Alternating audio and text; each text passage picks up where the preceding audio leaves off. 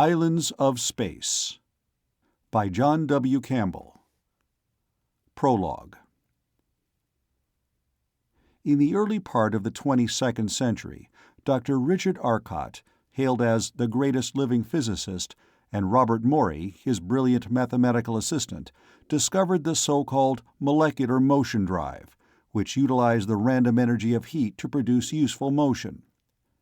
John Fuller, designer-engineer, helped the two men to build a ship which used the drive in order to have a weapon to seek out and capture the mysterious air pirate whose robberies were ruining transcontinental airways. The pirate, Wade, was a brilliant but neurotic chemist who had discovered, among other things, the secret of invisibility.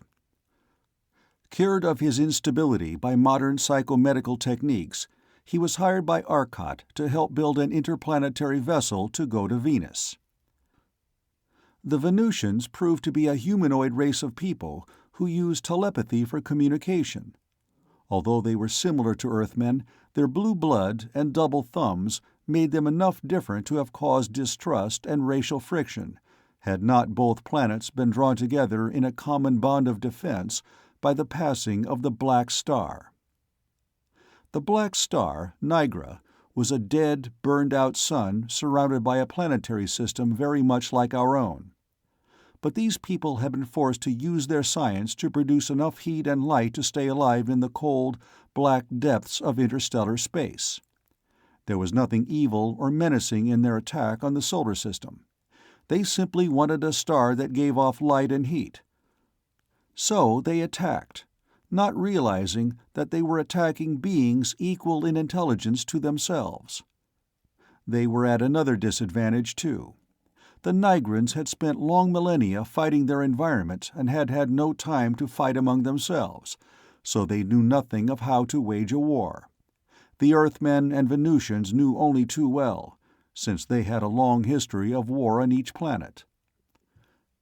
Inevitably, the Nigrans were driven back to the Black Star. The war was over, and things became dull, and the taste of adventure still remained on the tongues of Arcot, Wade, and Morey. Chapter 1. Three men sat around a table which was littered with graphs, sketches of mathematical functions, and books of tensor formulae. Beside the table stood a Munson-Bradley intergraph calculator, which one of the men was using to check some of the equations he had already derived. The results they were getting seemed to indicate something well above and beyond what they had expected.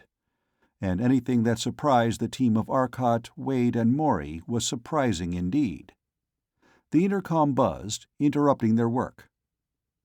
Dr. Richard Arcot reached over and lifted the switch. "Arcot speaking." The face that flashed on the screen was businesslike and determined. "Dr. Arcot, Mr. Fuller is here. My orders are to check with you on all visitors." Arcot nodded. "Send him up. But from now on, I'm not in to anyone but my father, or the interplanetary chairman, or the elder Mr. Morey. If they come, don't bother to call, just send them up. I will not receive calls for the next 10 hours. Got it? You won't be bothered, Dr. Arcot." Arcot cut the circuit and the image collapsed. Less than 2 minutes later, a light flashed above the door. Arcot touched the release, and the door slid aside. He looked at the men entering and said, with mock coldness, "If it isn't the late John Fuller. What did you do? Take a plane? It took you an hour to get here from Chicago." Fuller shook his head sadly. "Most of the time was spending in getting past your guards.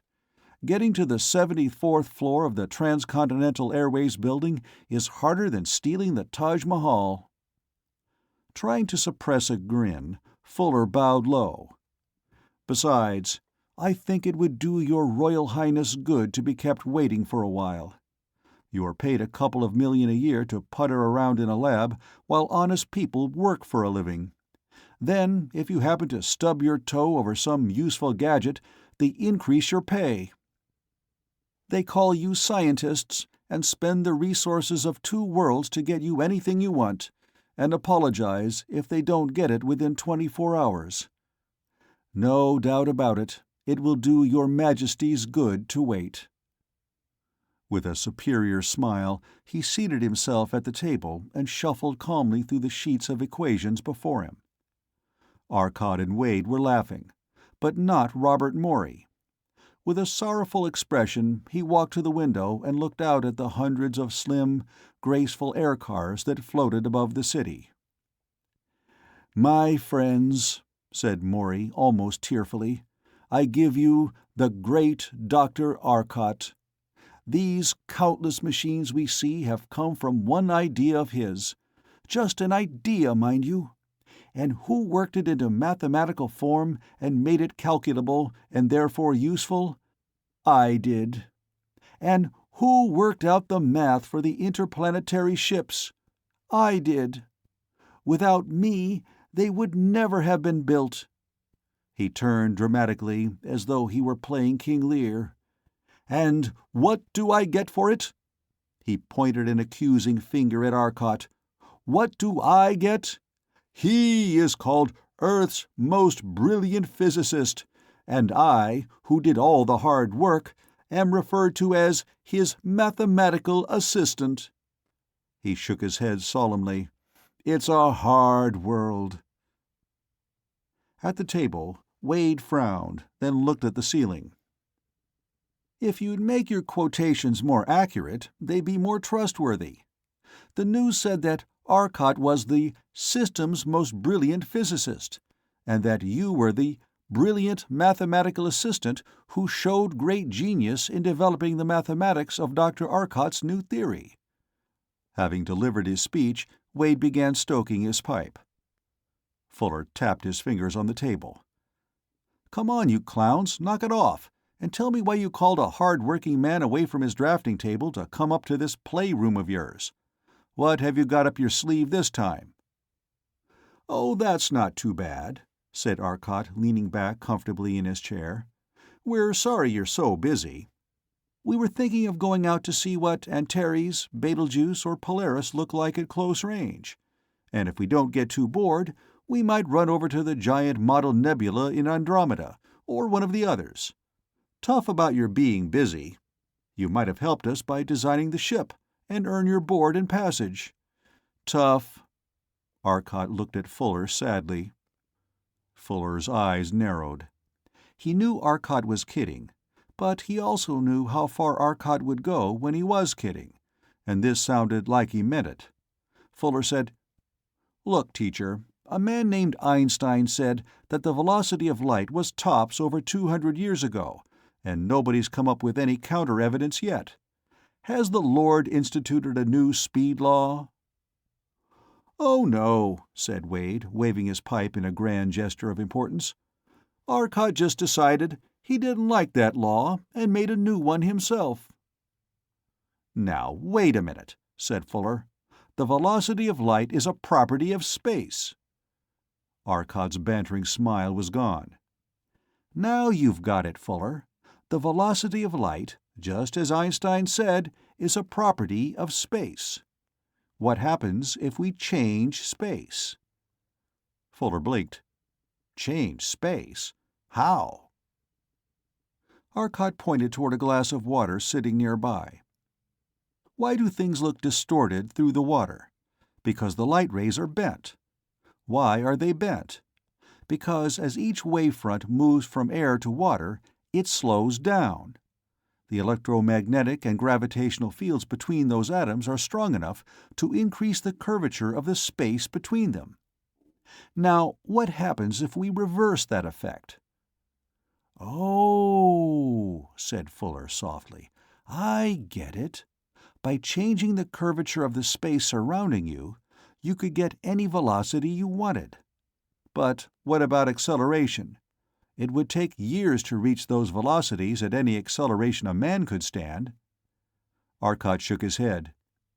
"Take a look at the glass of water again. What happens when the light comes out of the water? It speeds up again instantaneously. By changing the space around a spaceship, you instantaneously change the velocity of the ship to a comparable velocity in that space. And since every particle is accelerated at the same rate, You wouldn't feel it, any more than you'd feel the acceleration due to gravity in free fall." Fuller nodded slowly. Then suddenly a light gleamed in his eyes. "I suppose you figured out where you're going to get the energy to power a ship like that?" "He has," said Morey. "Uncle Arcot isn't the type to forget a little detail like that." "Okay, give," said Fuller. Arcot grinned and lit up his own pipe, joining Wade in an attempt to fill the room with impenetrable fog. "All right," Arcot began. "We needed two things: a tremendous source of power and a way to store it. For the first, ordinary atomic energy wouldn't do. It's not controllable enough, and uranium isn't something we could carry by the ton. So I began working with high-density currents. At the temperature of liquid helium, near absolute zero, lead becomes a nearly perfect conductor.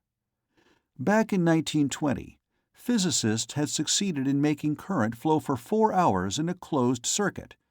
It was just a ring of lead, but the resistance was so low that the current kept on flowing. They even managed to get 600 amperes through a piece of lead wire no bigger than a pencil lead. I don't know why they didn't go on from there, but they didn't. Possibly it was because they didn't have the insulation necessary to keep down the corona effect. In a high-density current, the electrons tend to push each other sideways out of the wire. At any rate, I tried it using lux metal as an insulator around the wire." "Hold it," Fuller interrupted. "What, may I ask, is lux metal?" "That was Wade's idea," Arcot grinned. "You remember those two substances we found in the Nigran ships during the war?" "Sure," said Fuller. "One was transparent, and the other was a perfect reflector. You said they were made of light, photons so greatly condensed that they were held together by their gravitational fields." "Right. We called them light metal. But Wade said that was too confusing. With a specific gravity of 103.5, light metal was certainly not a light metal. So Wade coined a couple of words. Lux is the Latin for light, so he named the transparent one lux and the reflecting one relux." "It sounds peculiar," Fuller observed, "but so does every coined word when you first hear it. Go on with your story." Arcot relit his pipe and went on. "I put a current of 10,000 amps through a little piece of lead wire, and that gave me a current density of 10 to the 10th power, amps per square inch. Then I started jacking up the voltage, and modified the thing with a double polarity field somewhat similar to the molecular motion field, except that it works on a subnucleonic level. As a result, about half of the lead fed into the chamber became contraterrene lead. The atoms just turned themselves inside out, so to speak, giving us an atom with positrons circling a negatively charged nucleus. It even gave the neutrons a reverse spin, converting them into antineutrons. Result: total annihilation of matter. When the contraterrene lead atoms met the terrene lead atoms, mutual annihilation resulted, giving us pure energy. Some of this power can be bled off to power the mechanism itself. The rest is useful energy. We've got all the power we need, power literally by the ton." Fuller said nothing. He just looked dazed. He was well beginning to believe that these three men could do the impossible, and do it to order. "The second thing," Arcot continued, "was, as I said, a way to store the energy, so that it could be released as rapidly or as slowly as we needed it. That was Morey's baby. He figured it would be possible to use the space strain apparatus to store energy. It's an old method. Induction coils, condensers, and even gravity itself are storing energy by straining space. But with Morey's apparatus, we could store a lot more. A torus-shaped induction coil encloses all its magnetic field within it. The torus, or donut coil, has a perfectly enclosed magnetic field. We built an enclosed coil using Maury's principle, and expected to store a few watts of power in it to see how long we could hold it. Unfortunately, we made the mistake of connecting it to the city power lines, and it cost us $150 at a quarter of a cent per kilowatt-hour. We blew fuses all over the place. After that, we used the Relux plate generator. At any rate, the gadget can store power, and plenty of it, and it can put it out the same way." Arcot knocked the ashes out of his pipe and smiled at Fuller. "Those are the essentials of what we have to offer. We give you the job of figuring out the stresses and strains involved. We want a ship with a cruising radius of 1,000 million light-years." "Yes, sir. Right away, sir. Do you want a gross or only a dozen?" Fuller asked sarcastically. "You sure believe in big orders. And whence cometh the cold cash for this lovely dream of yours?" "That," said Maury darkly, "is where the trouble comes in. We have to convince Dad. As president of Transcontinental Airways, he's my boss. But the trouble is, he's also my father. When he hears that I want to go gallivanting off all over the universe with you guys, he is very likely to turn thumbs down on the whole deal. Besides, Arcot's dad has a lot of influence around here, too, and I have a healthy hunch he won't like the idea either." "I rather fear he won't," agreed Arcot gloomily. A silence hung over the room that felt almost as heavy as the pall of pipe smoke the air-conditioners were trying frantically to disperse. The elder Mr. Maury had full control of their finances. A ship that would cost easily hundreds of millions of dollars was well beyond anything the four men could get by themselves. Their inventions were the property of Transcontinental, but even if they had not been, not one of the four men would think of selling them to another company. Finally, Wade said, "I think we'll stand a much better chance if we show them a big, spectacular exhibition, something really impressive. We'll point out all the advantages and uses of the apparatus. Then we'll show them complete plans for the ship. They might consent." "They might," replied Maury, smiling. "It's worth a try, anyway. And let's get out of the city to do it. We can go up to my place in Vermont. We can use the lab up there for all we need. We've got everything worked out, so there's no need to stay here. Besides, I've got a lake up there in which we can indulge in a little atavism to the fish stage of evolution." "Good enough," Arcot agreed, grinning broadly. "And we'll need that lake, too. Here in the city, it's only 85 because the air cars are soaking up heat for their molecular drive, but out in the country, it'll be in the 90s. "To the mountains, then. Let's pack up." Chapter 2. The many books and papers they had collected were hastily put into the briefcases, and the four men took the elevator to the landing area on the roof. "We'll take my car," Maury said. "The rest of you can just leave yours here. They'll be safe for a few days." They all piled in as Maury slid into the driver's seat and turned on the power. They rose slowly, looking below them at the traffic of the great city. New York had long since abandoned her rivers as trade routes. They had been covered solidly by steel decks, which were used as public landing fields and ground-car routes. Around them loomed titanic structures of glistening colored tile. The sunlight reflected brilliantly from them, and the contrasting colors of the buildings seemed to blend together into a great, multicolored painting. The darting planes, the traffic of commerce down between the great buildings, and the pleasure cars above combined to give a series of changing, darting shadows that wove a flickering pattern over the city.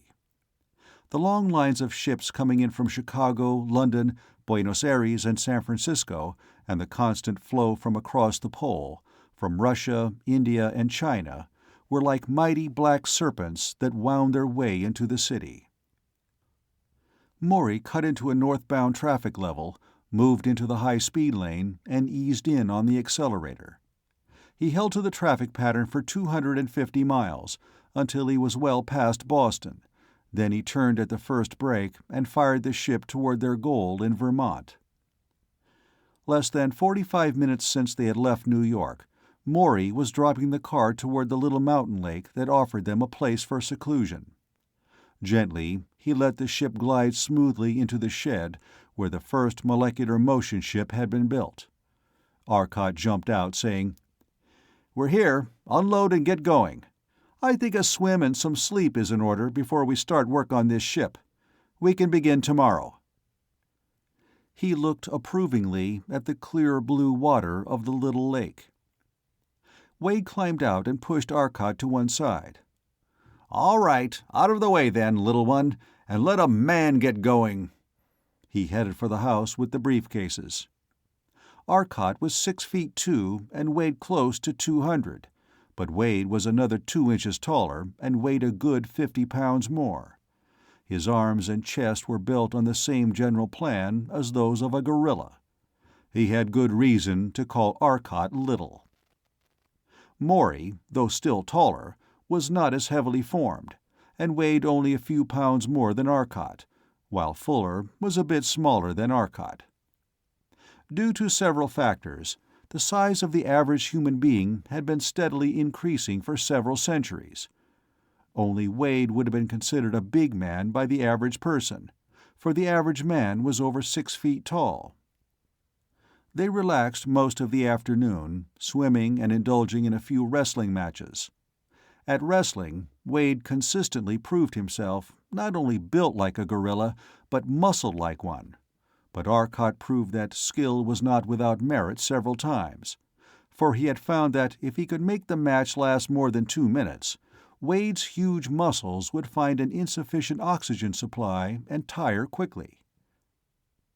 That evening, after dinner, Maury engaged Wade in a fierce battle of chess, with Fuller as an interested spectator. Arcot, too, was watching, but he was saying nothing. After several minutes of uneventful play, Maury stopped suddenly and glared at the board. "Now, why'd I make that move? I intended to move my queen over there to check your king on the red diagonal."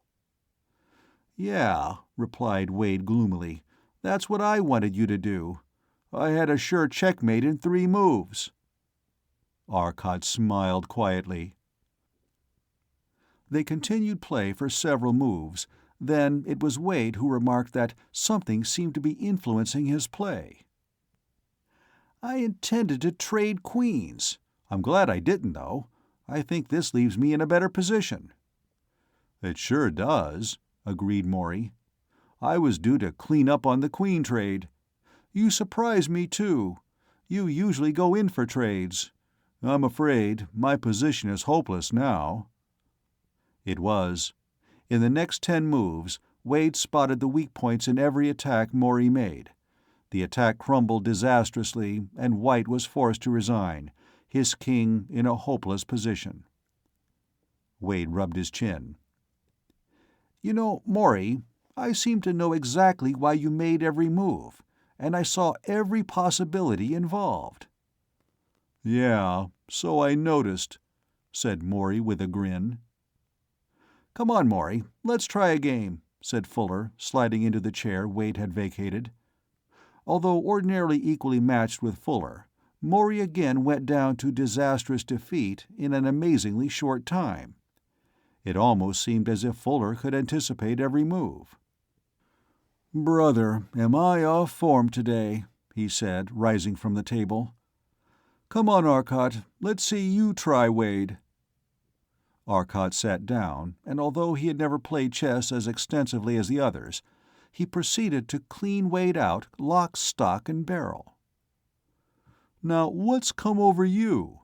asked Maury in astonishment as he saw a very complicated formation working out, a formation he knew was far better than Arcot's usual game. He had just worked it out and felt very proud of it. Arcot looked at him and smiled. "That's the answer, Maury." Maury blinked. "What?" What's the answer to what? Yes, I meant it. Don't be so surprised. You've seen it done before. I have. No, not under him, but a more experienced teacher. I figured it would come in handy in our explorations. Maury's face grew more and more astonished as Arcott's strange monologue continued. Finally, Arcott turned to Wade, who was looking at him and Maury in wide-eyed wonder. And this time it was Wade who began talking in a monologue. "You did?" he said in a surprised voice. "When?"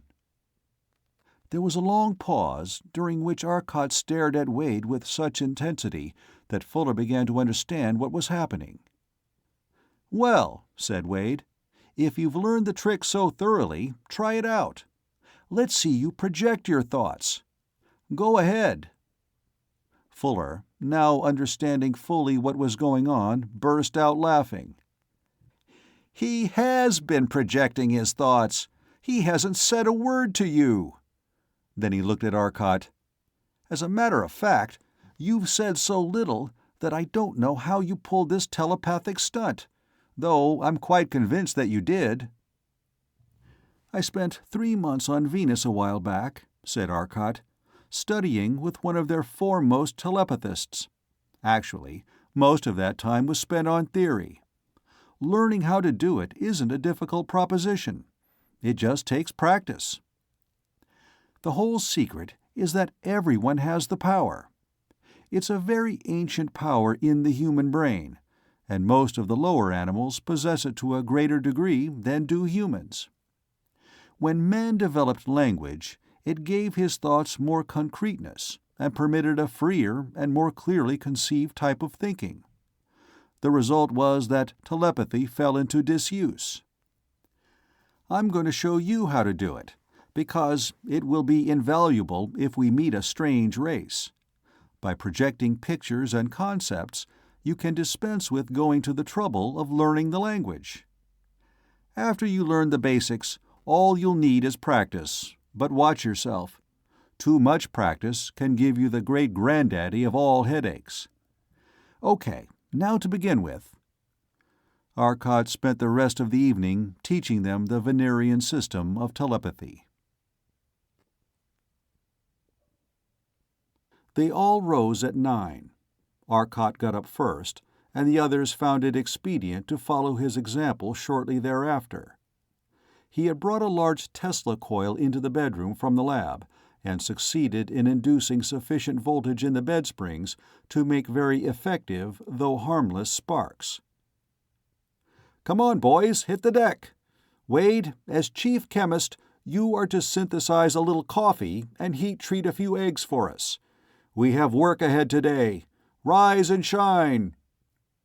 He didn't shut off the coil until he was assured that each of them had gotten a considerable distance from his bed. "Ouch!" yelled Maury. "Okay, shut it off. I want to get my pants. We're all up. You win." After breakfast, they all went into the room they used as a calculating room. They had 2 different types of intergraph calculators and plenty of paper and equipment to do their own calculations and draw graphs. "To begin with," said Fuller, "let's decide what shape we want to use. As a designer, I'd like to point out that a sphere is the strongest, a cube easiest to build, and a torpedo shape the most efficient aerodynamically. However, we intend to use it in space, not air. And remember, we'll need it more as a home than as a ship during the greater part of the trip."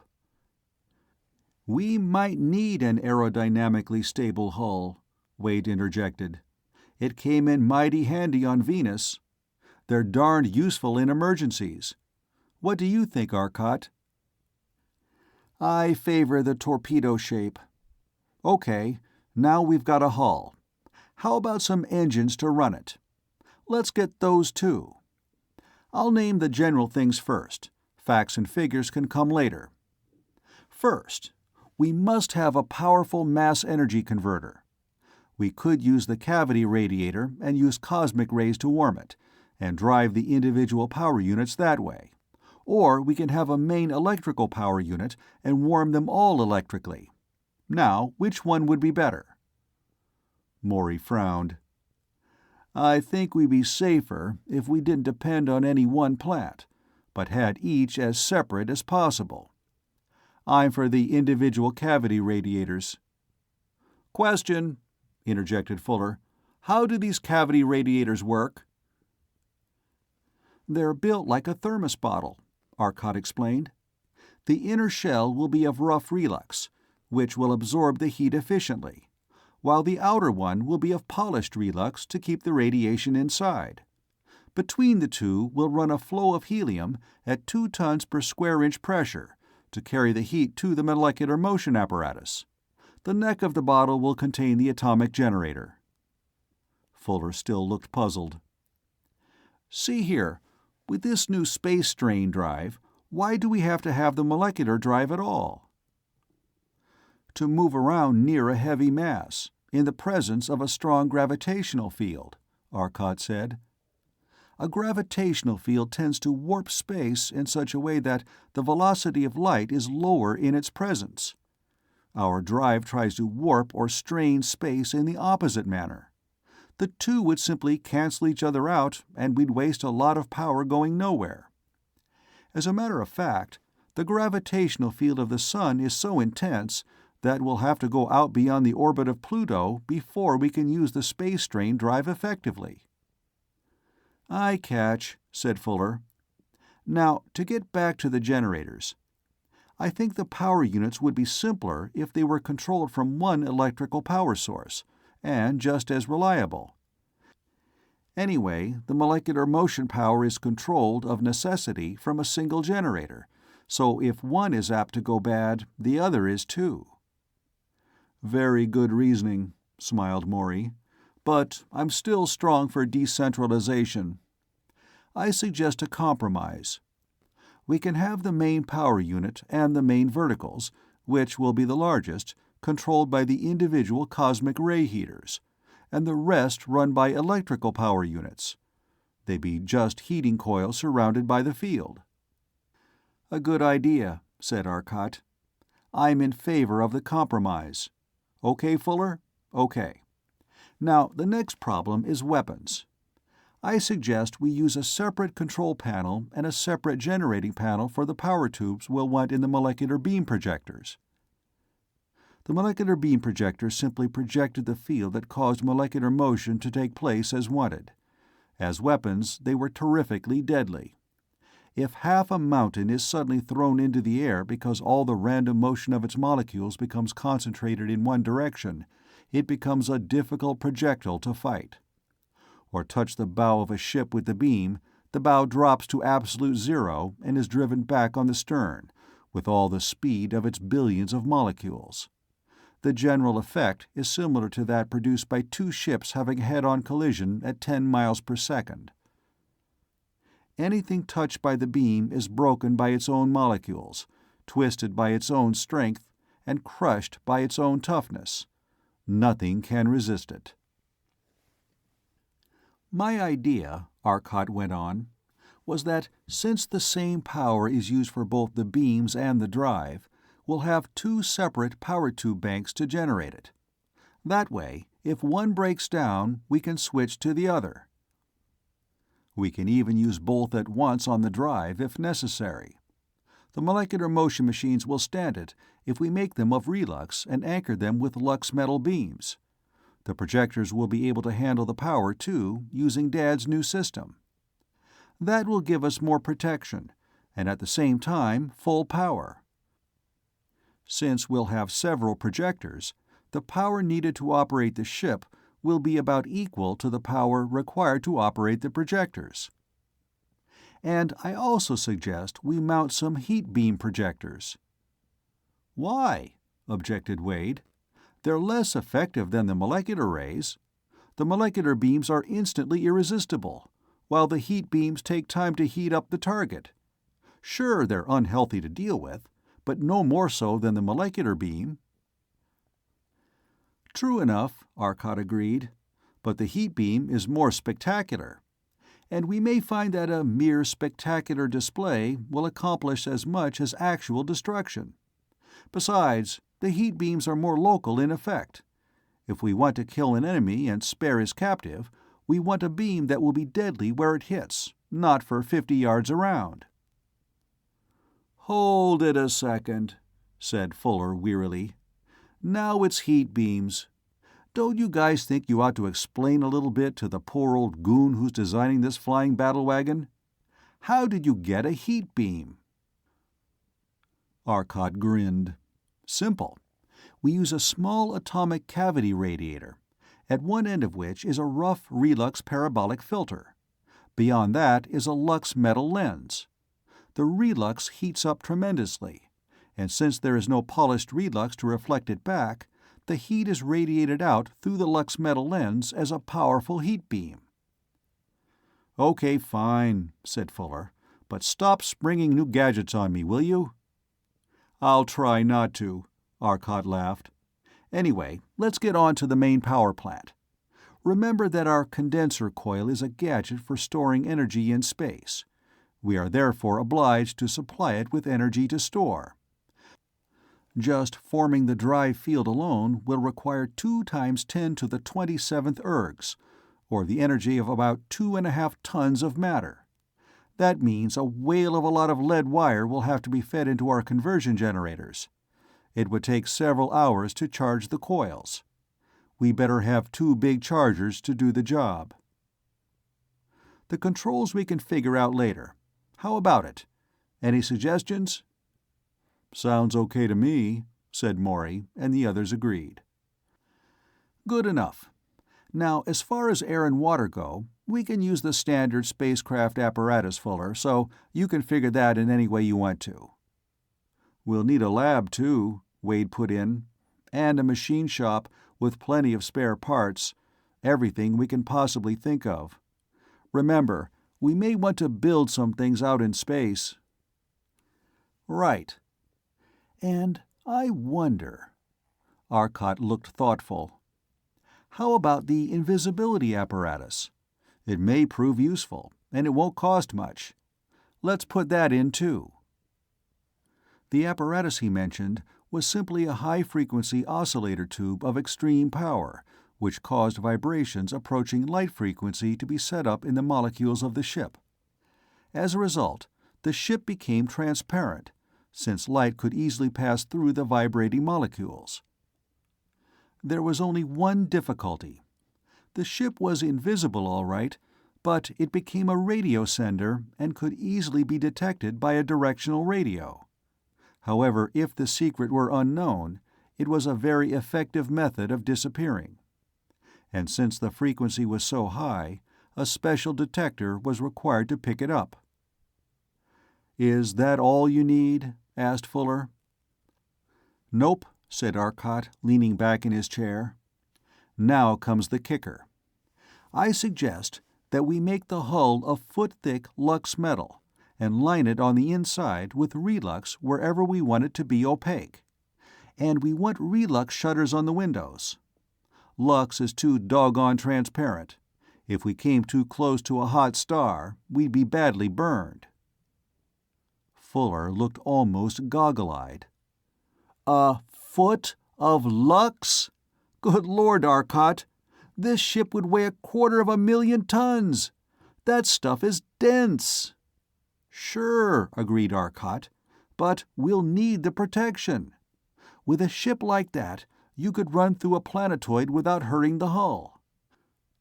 We'll make the relux inner wall about 1 inch thick, with a vacuum between them for protection in a warm atmosphere. And if some tremendous force did manage to crack the outer wall, we wouldn't be left without protection." "Okay, you're the boss," Fuller said resignedly. "It's going to have to be a big ship, though. I figure a length of about 200 feet, and a diameter of around 30 feet.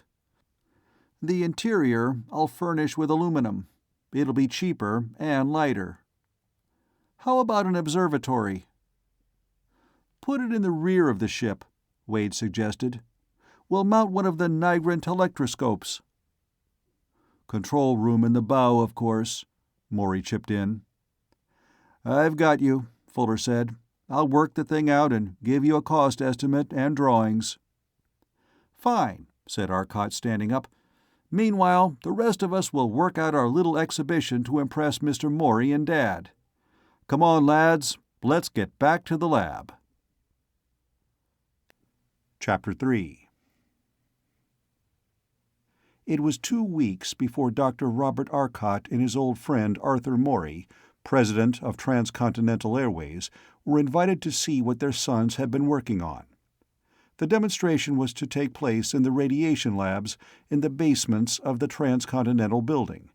Arcot, Wade, Morey, and Fuller had brought the equipment in from the country place in Vermont and set it up in one of the heavily lined, vault-like chambers that were used for radiation experiments.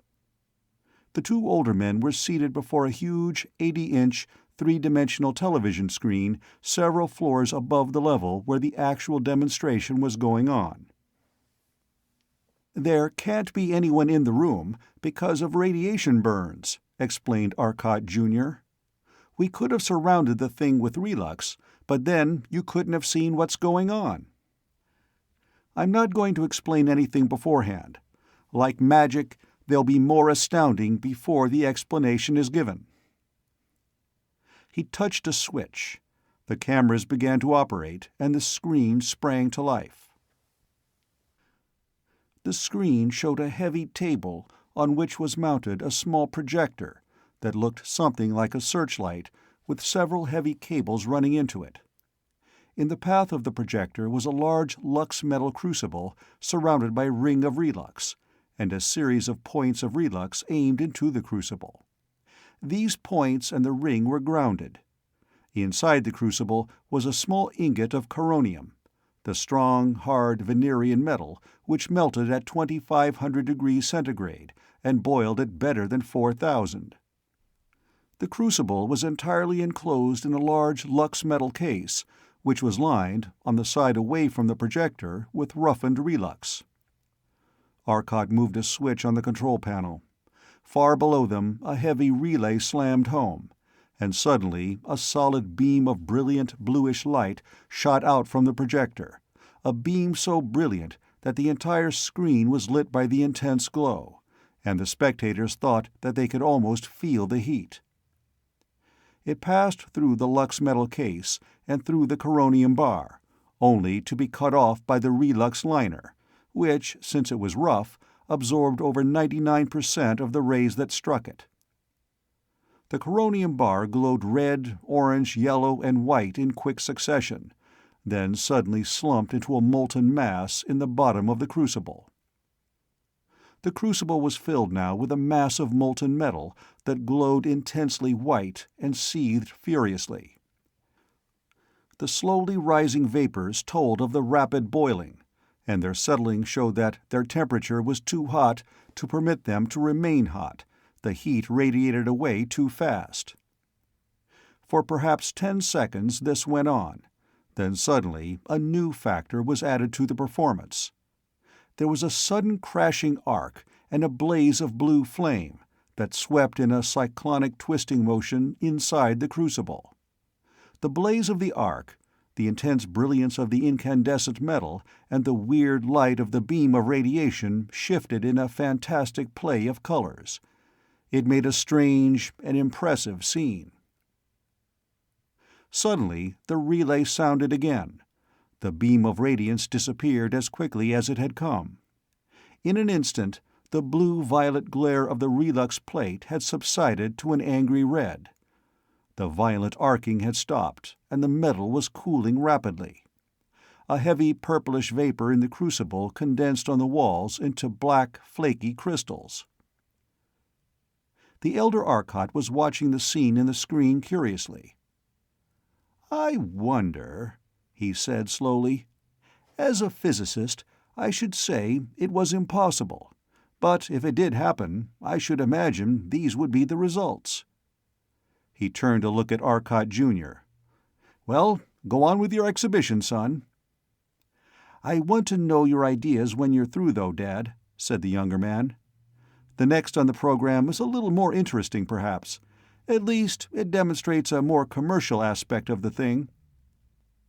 The younger Maury was operating the controls of the handling robots. On the screen, a machine rolled in on caterpillar treads, picked up the Lux case and its contents, and carried them off. A minute later, it reappeared with a large electromagnet and a relux plate, to which were attached a huge pair of silver bus bars. The relux plate was set in a stand directly in front of the projector, and the big electromagnet was set up directly behind the relux plate. The magnet leads were connected, and a coil, in the form of two toruses intersecting at right angles, enclosed in a form-fitting relux case, had been connected to the heavy terminals of the relux plate. An ammeter and a heavy coil of coronium wire were connected in series with the coil, and a kilovoltmeter was connected across the terminals of the relux plate. As soon as the connections were completed, the robot backed swiftly out of the room, and Arcot turned on the magnet and the ray projector. Instantly, there was a sharp deflection of the kilovoltmeter. "I haven't yet closed the switch leading into the coil," he explained, "so there's no current." The ammeter needle hadn't moved. Despite the fact that the voltmeter seemed to be shorted out by the relux plate, the needle pointed steadily at 22. Arcot changed the current through the magnet, and the reading dropped to 20. The rays had been on at very low power, the air only slightly ionized. But as Arcot turned a rheostat, the intensity increased, and the air in the path of the beam shone with an intense blue. The relux plate, subject now to eddy currents, since there was no other path for the energy to take, began to heat up rapidly. "I'm going to close the switch into the coil now," said Arcot. "Watch the meters." A relay snapped, and instantly the ammeter jumped to read 4,500 amperes. The voltmeter gave a slight kick, then remained steady. The heavy coronium spring grew warm and began to glow dully, while the ammeter dropped slightly because of the increased resistance. The relux plate cooled slightly, and the voltmeter remained steady. "The coil you see is storing the energy that is flowing into it," Arcot explained. "Notice that the coronium resistor is increasing its resistance, but otherwise there is little increase in the black EMF. The energy is coming from the rays which strike the polarized relux plate to give the current." He paused a moment to make slight adjustments in the controls, then turned his attention back to the screen. The kilovoltmeter still read 20. 4,500 amperes at 20,000 volts, the elder Arcot said softly. "Where is it going?" "Take a look at the space within the right angle of the torus coils," said Arcot Jr. "It's getting dark in there, despite the powerful light shed by the ionized air." Indeed, the space within the twin coils was rapidly growing dark. It was darkening the image of the things behind it, oddly blurring their outlines.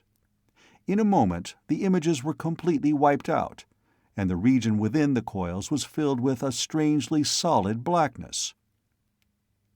"According to the instruments," young Arcot said, "we have stored 15,000 kilowatt-hours of energy in that coil, and there seems to be no limit to how much power we can get into it. Just from the power it contains, that coil is worth about $40 right now, figured at 1/4 cent per kilowatt-hour. I haven't been using anywhere near the power I can get out of this apparatus either. Watch."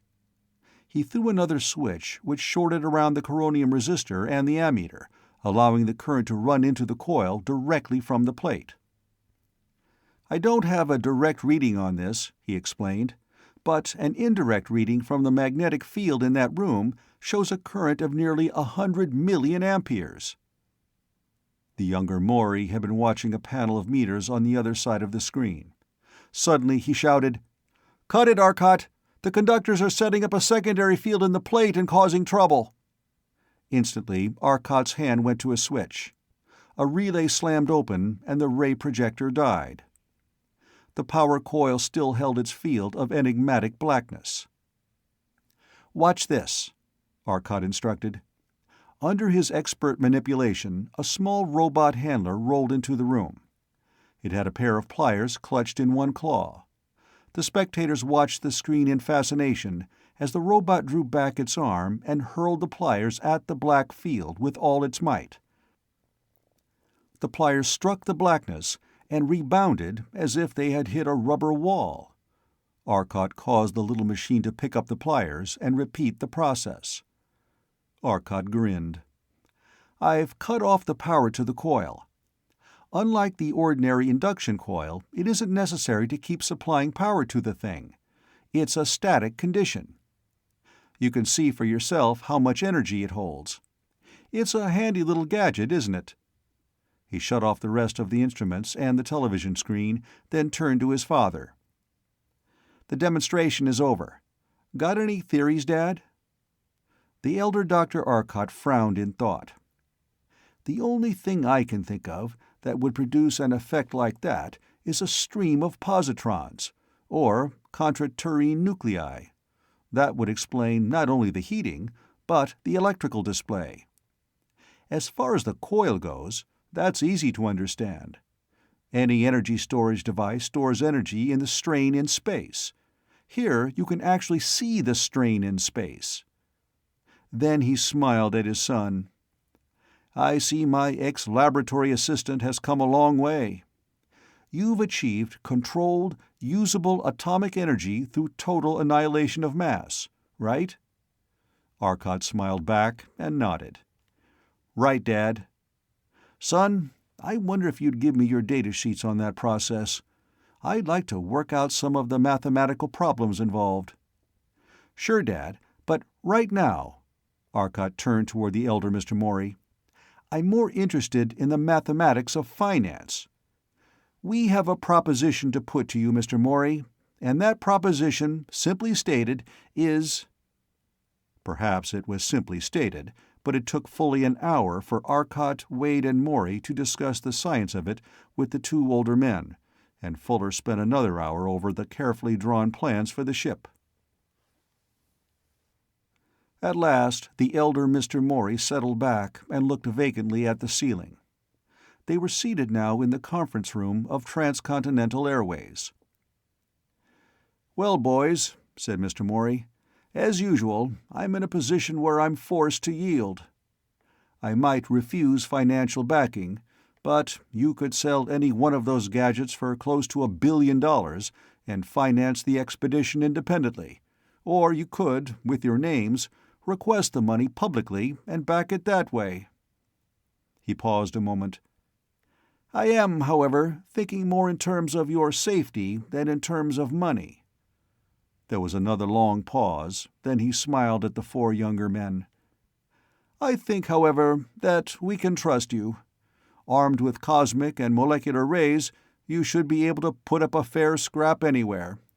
Also, I have never detected any signs of feeble-mindedness in any of you. I don't think you'll get yourselves in a jam you can't get out of. I'll back you." "I hate to interrupt your exuberance," said the elder Dr. Arcot, "but I should like to know the name of this remarkable ship." "What?" asked Wade. "Name? Oh, it hasn't any." The elder Morey shook his head sadly. "That is indeed an important oversight. If a crew of men can overlook so fundamental a thing, I wonder if they are to be trusted." "Well, what are we going to call it, then?" asked Arcot. "Solarite II might do," suggested Morey. "It will still be from the solar system."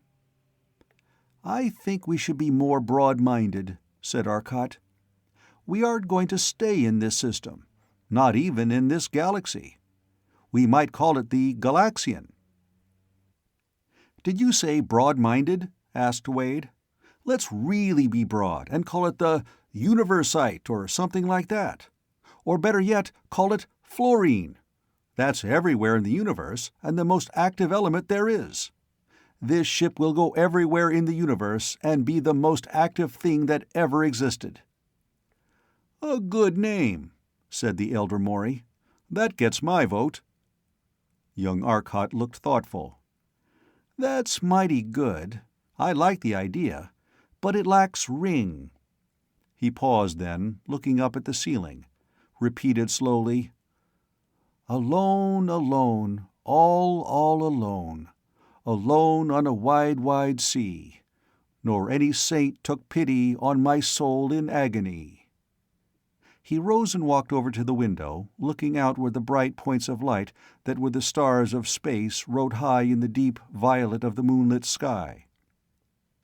The sea of all space, the sea of vastness that lies between the far-flung nebulae, the mighty void, alone on the sea, the vastness of which no man can imagine, alone, alone where no other man has been, alone, so far from all matter, from all mankind, that not even light, racing at billions of miles each day, could reach home in less than 1,000,000 years.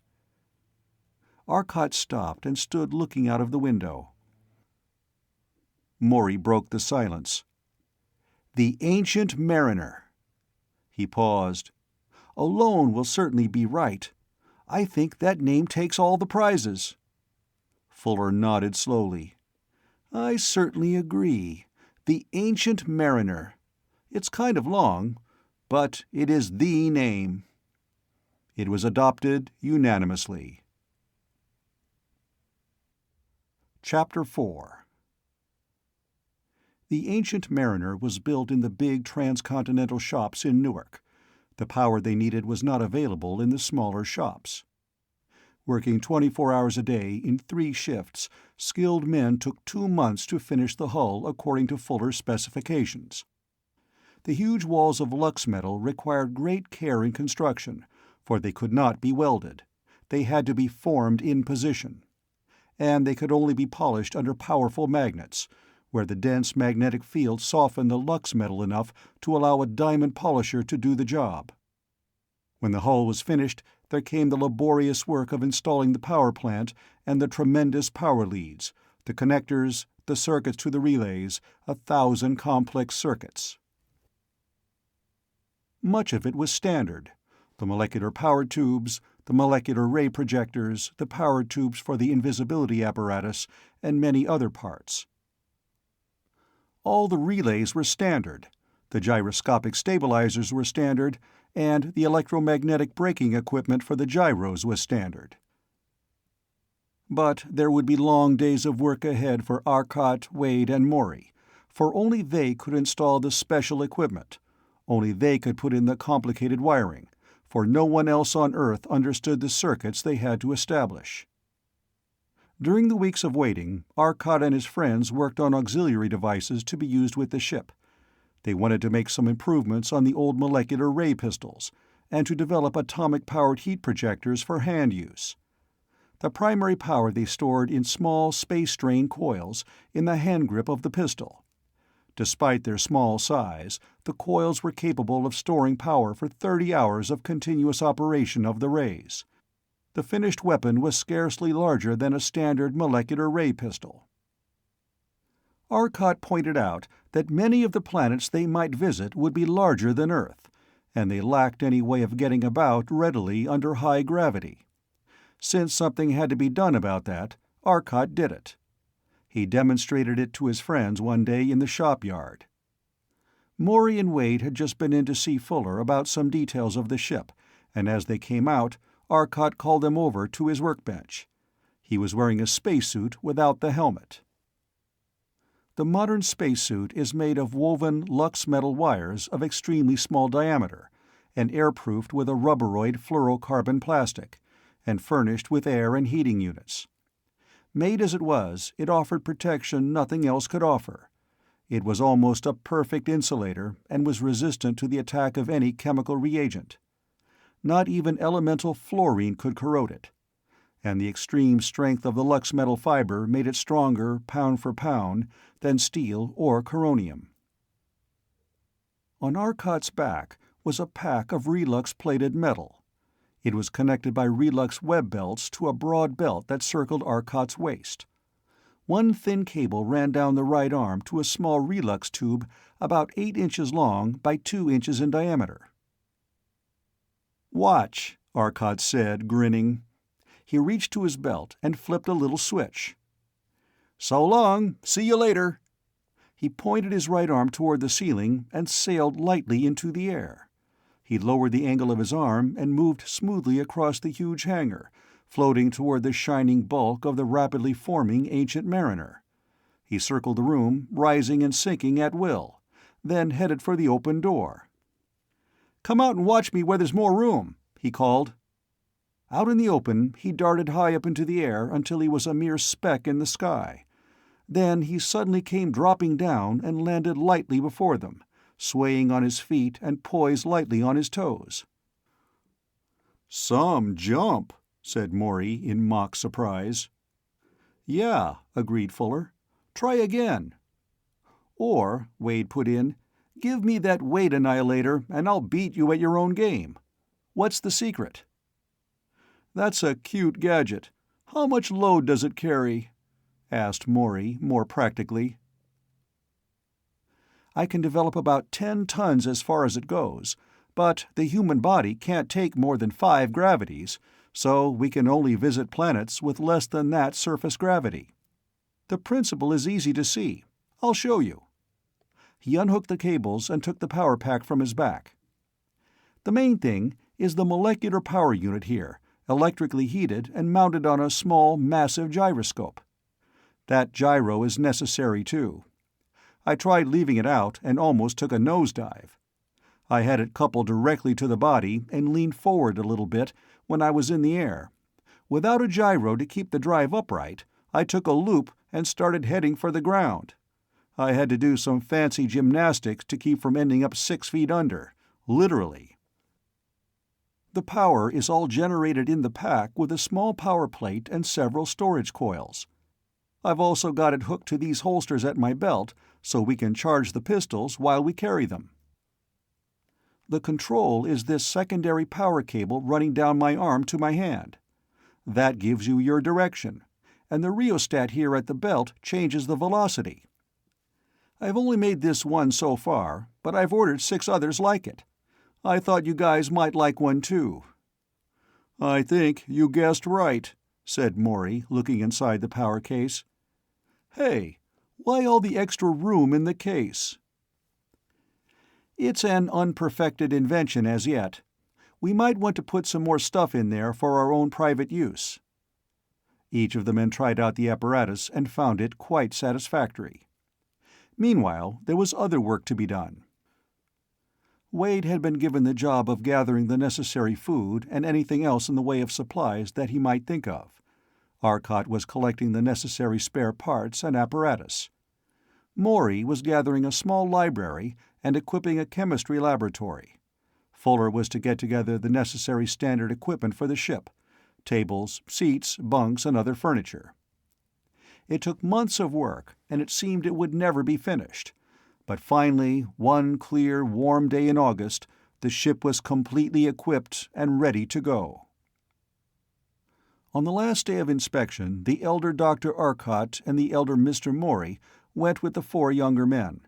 They stood beside the great intergalactic cruiser, looking up at its shining hull. "We came a bit later than we expected, son," said Dr. Arcot, "but we still expect a good show." He paused and frowned. "I understand you don't intend to take any trial trip. What's the idea?" Arcot had been afraid his father would be worried about that, so he framed his explanation carefully. "Dad, we figured this ship out to the last decimal place. It's the best we can make it. Remember, the molecular motion drive will get a trial first. We'll give it a trial trip when we leave the sun. If there's any trouble, naturally, we'll return. But the equipment is standard, so we're expecting no trouble. The only part that would require a trial trip is the space control apparatus, and there's no way to give that a trial trip. Remember, we have to get far enough out from the sun so that the gravitational field will be weak enough for the drive to overcome it.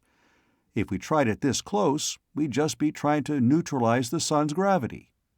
We'd be pouring out energy, wasting a great deal of it, but out away from the sun, we'll get most of the energy back. On the other hand, When we do get out and get started, we will go faster than light, and we'd be hopelessly beyond the range of the molecular motion drive in an instant. In other words, if the space control drive doesn't work, we can't come back. And if it does work, there's no need to come back. And if anything goes wrong, we're the only ones who could fix it anyway. If anything goes wrong, I'll radio Earth. You ought to be able to hear from me in about a dozen years." He smiled suddenly. "Say, we might go out and get back here in time to hear ourselves talking." But you can see why we felt that there was little reason for a trial trip. If it's a failure, we'll never be back to say so. If it isn't, we'll be able to continue." His father still looked worried, but he nodded in acquiescence. "Perfect logic, son, but I guess we may as well give up the discussion. Personally, I don't like it. Let's see this ship of yours." The great hull was 200 feet long and 30 feet in diameter. The outer wall, 1 foot of solid lux metal, was separated from the inner 1-inch relux wall by a 2-inch gap that would be evacuated in space. The two walls were joined in many places by small lux metal cross braces. The windows consisted of spaces in the relux wall, allowing the occupants to see through the transparent lux hull. From the outside, it was difficult to detect the exact outline of the ship, for the clear lux metal was practically invisible, and the foot of it that surrounded the more visible part of the ship gave a curious optical illusion. The perfect reflecting ability of the relux made the inner hull difficult to see, too. It was more by absence than presence that one detected it. It blotted out things behind it. The great window of the pilot room disclosed the pilot seats and the great switchboard to one side. Each of the windows was equipped with a relux shield that slid into position at the touch of a switch, and these were already in place over the observatory window, so only the long, narrow portholes showed the lighted interior. For some minutes the elder men stood looking at the graceful beauty of the ship. "Come on in, see the inside," suggested Fuller. They entered through the airlock close to the base of the ship. The heavy lux door was opened by automatic machinery from the inside, but the combination depended on the use of a molecular ray and the knowledge of the correct place, which made it impossible for anyone to open unless they had the ray and knew where to use it. From the airlock they went directly to the power room. Here they heard the soft purring of a large oscillator tube and the indistinguishable murmur of smoothly running AC generators, powered by large contraturine reactors. The elder Dr. Arcot glanced in surprise at the heavy-duty ammeter in a control panel. 500 million amperes! Good Lord, where is all that power going? He looked at his son. "Into the storage coils. It's going in at 10 kilovolts, so that's a 5 billion kilowatt supply.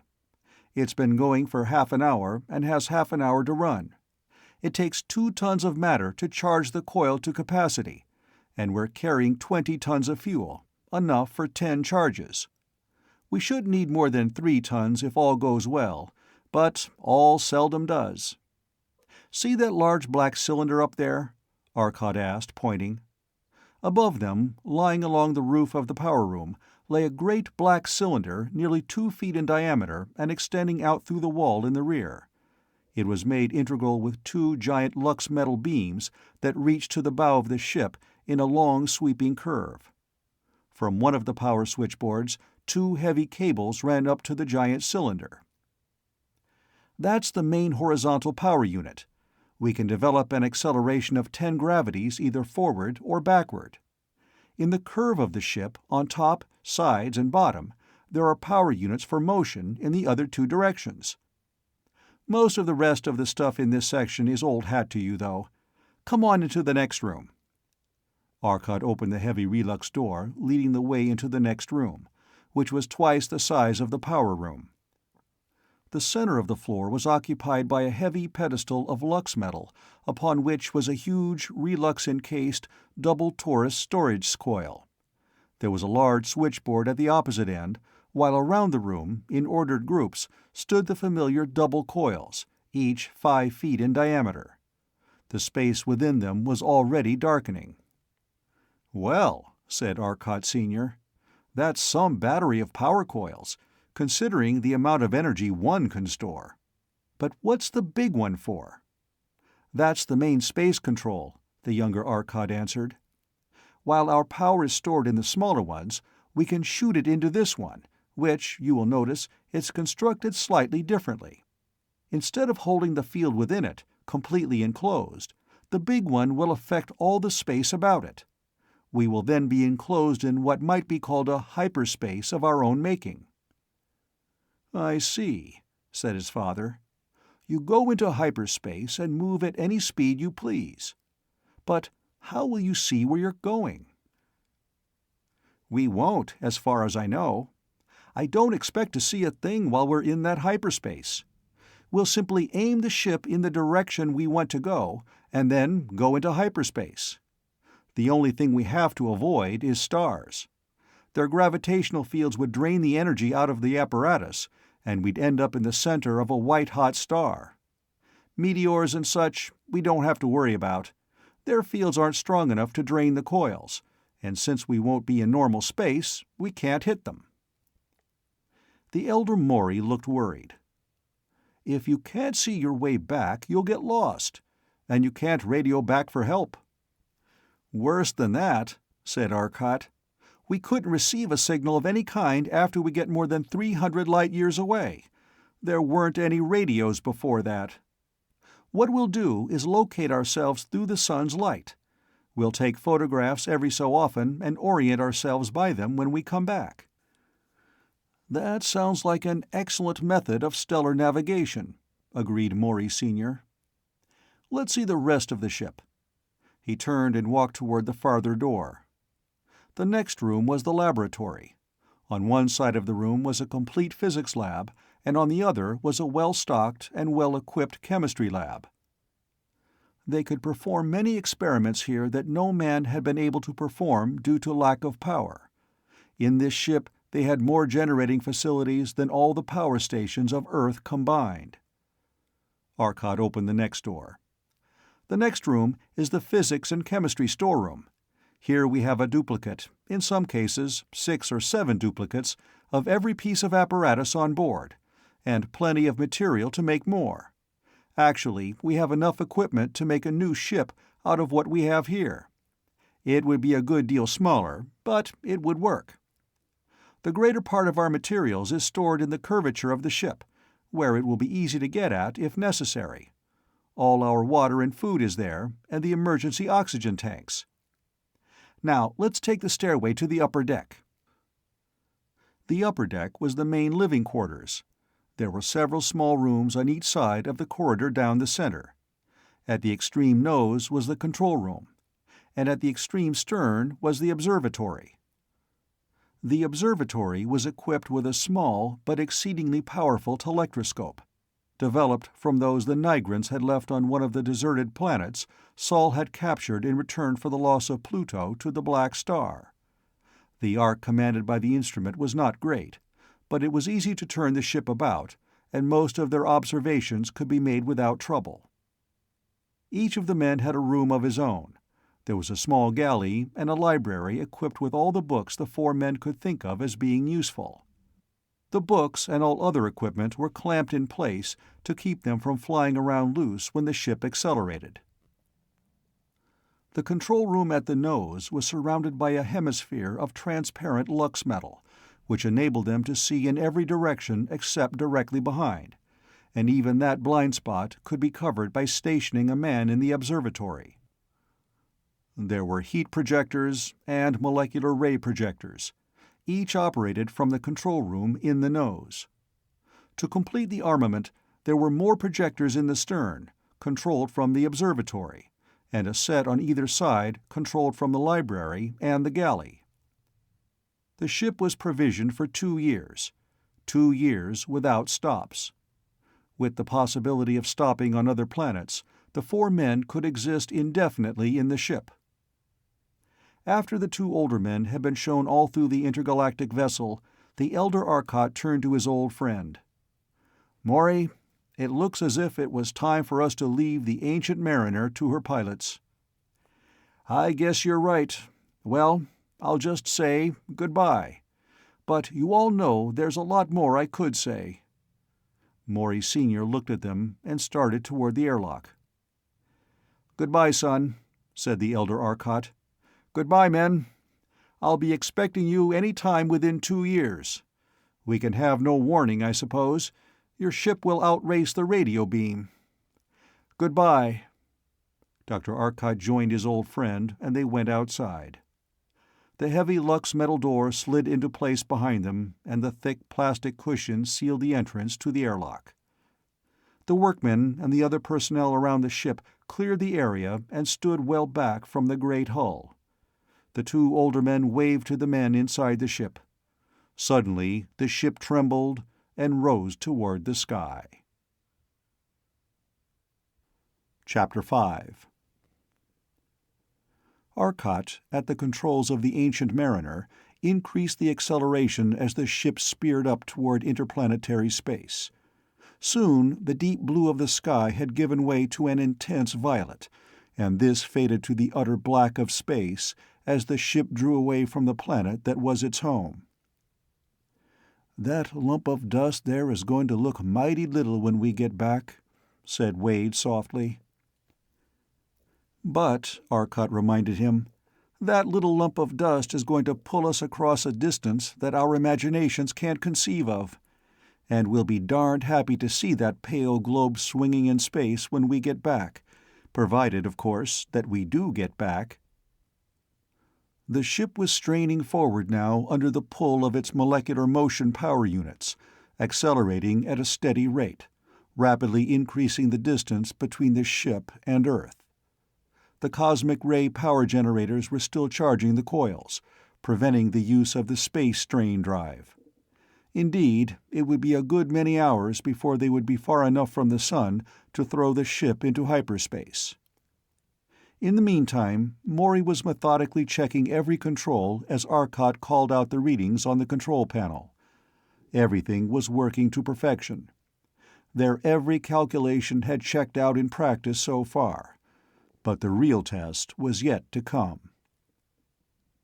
They were well beyond the orbit of Pluto when they decided they would be safe in using the space strain drive and throwing the ship into hyperspace. Maury was in the hyperspace control room, watching the instruments there. They were ready. "Hold on," called Arcot. "Here we go, if at all." He reached out to the control panel before him and touched the green switch that controlled the molecular motion machines. The big power tubes cut off, and their acceleration ceased. His fingers pushed a brilliant red switch. There was a dull, muffled thud as a huge relay snapped shut. Suddenly, a strange tingling feeling of power ran through them. Space around them was suddenly black. The lights dimmed for an instant as the titanic current that flowed through the gigantic conductors set up a terrific magnetic field, reacting with the absorption plates. The power seemed to climb rapidly to a maximum, then, quite suddenly, it was gone. The ship was quiet. No one spoke. The meters, which had flashed over to their limits, had dropped back to zero once more, except those which indicated the power stored in the giant coil. The stars that had shone brilliantly around them in a myriad of colors were gone. The space around them glowed strangely, and there was a vast cloud of strange, violet or pale green stars before them. Directly ahead was one green star that glowed big and brilliant. Then it faded rapidly and shrank to a tiny dot, a distant star. There was a strange tenseness about the men. They seemed held in an odd, compelled silence. Arcot reached forward again. "Cutting off power, Maury." The red tumbler snapped back. Again space seemed to be charged with a vast surplus of energy that rushed in from all around, coursing through their bodies, producing a tingling feeling. Then space rocked in a gray cloud about them. The stars leaped out at them in a blazing glory again. "Well, it worked once. breathed Arcot with a sigh of relief. "Lord, I made some errors in calculation, though. I hope I didn't make any more. Maury, how was it? I only used 1/16th power." "Well, don't use any more, then," said Maury. "We sure traveled. The things worked perfectly. By the way, it's a good thing we had all the relays magnetically shielded. The magnetic field down here was so strong that my pocket kit tried starting running circles around it. According to your magnetic drag meter, the conductors were carrying over 50 billion amperes. The small coils worked perfectly. They're charged again. The power went back into them from the big coil with only a 5% loss of power, about 20,000 megawatts. "Hey, Arcot," Wade said. "I thought you said we wouldn't be able to see the stars." Arcot spread his hands. "I did say that, and all my apologies for it. But we're not seeing them by light. The stars all have projections, shadows, in this space because of their intense gravitational fields. There are probably slight fluctuations in the field, perhaps one every minute or so. Since we were approaching them at 20,000 times the speed of light, the Doppler effect gives us what looks like violet light. We saw the stars in front of us as violet points. The green ones were actually behind us, and the green light was tremendously reduced in frequency. It certainly can't be anything less than gamma rays, and probably even of greater frequency. Did you notice there were no stars off to the side? We weren't approaching them, so they didn't give either effect." "How did you know which was which?" asked Fuller skeptically. "Did you see that green star directly ahead of us?" Arcot asked. "The one that dwindled so rapidly? That could only have been the sun, since the sun was the only star close enough to show up as a disk. Since it was green, and I knew it was behind us, I decided that all the green ones were behind us. It isn't proof, but it's a good indication." "You win, as usual," admitted Fuller. "Well, where are we?" asked Wade. "I think that's more important." "I haven't the least idea," confessed Arcot. "Let's see if we can find out. I've got the robot pilot on, so we can leave the ship to itself. Let's take a look at Old Sol from a distance that no man ever reached before." They started for the observatory. Maury joined them, and Arcot put the view of Sol and his family on the telectroscope screen. He increased the magnification to maximum, and the four men looked eagerly at the system. The sun glowed brilliantly, and the planet showed plainly. Now, if we wanted to take the trouble, we could calculate when the planets were in that position and determine the distance we have come. However, I noticed that Pluto is still in place, so that means we are seeing the solar system as it was before the passing of the black star. We're at least 2 light-years away." "More than that," said Maury. He pointed at the screen. "See here how Mars is placed in relation to Venus and Earth? The planets were in that configuration 7 years ago. We're 7 light-years from Earth." "Good enough," Arcot grinned. "That means we're within 2 light-years of Sirius, since we were headed in that direction. Let's turn the ship so we can take a look at it with the telectroscope." Since the power had been cut off, the ship was in free fall, and the men were weightless. Arcot didn't try to walk toward the control room. He simply pushed against the wall with his feet and made a long, slow dive for his destination. The others reached for the hand grips in the walls, while Arcot swung the ship gently around so that its stern was pointed toward Sirius. Because of its brilliance and relative proximity to Sol, Sirius is the brightest star in the heavens as seen from Earth.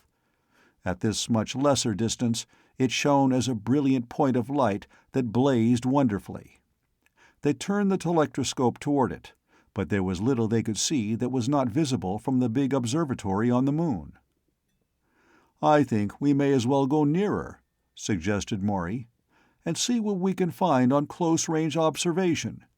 Meanwhile, turn the ship back around, and I'll take some pictures of the sun and its surrounding star field from this distance. Our only way of getting back is going to be this series of pictures, so I think we had best make it complete. For the first light century, we ought to take a picture every 10 light years, and after that, one each light century until we reach a point where we are only getting diminishing pictures of the local star cluster. After that, we can wait until we reach the edge of the galaxy." "Sounds all right to me," agreed Arcot. "After all, you're the astronomer, I'm not. To tell you the truth, I'd have to search a while to find old Sol again. I can't see just where he is. Of course, I could locate him by means of the gyroscope settings, but I'm afraid I wouldn't find him so easily visually." "Say, you sure are a fine one to pilot an expedition in space," cried Wade in mock horror. "I think we ought to demote him for that. Imagine, he plans a trip of 1,000 million light-years and then gets us out 7 light-years and says he doesn't know where he is. Doesn't even know where home is. I'm glad we have a cautious man like Maury along." He shook his head sadly. They took a series of 6 plates of the sun, using different magnifications. "These plates will help prove our story, too," said Maury as he looked at the finished plates. "We might have gone only a little way into space, up from the plane of the ecliptic, and taken plates through a wide-angle camera. But we'd have had to go at least 7 years into the past to get a picture like this."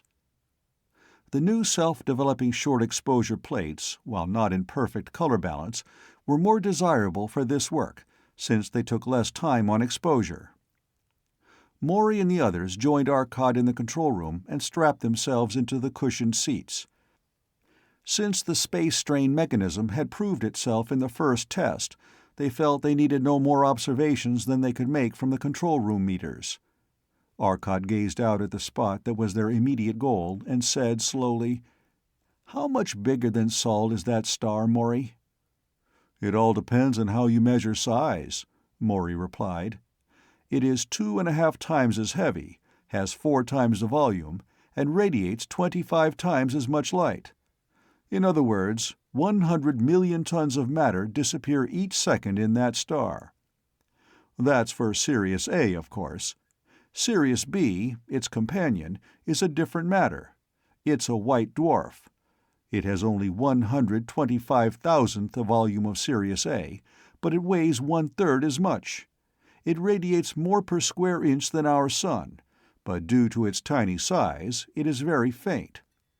That star, though almost as massive as the sun, is only about the size of Earth."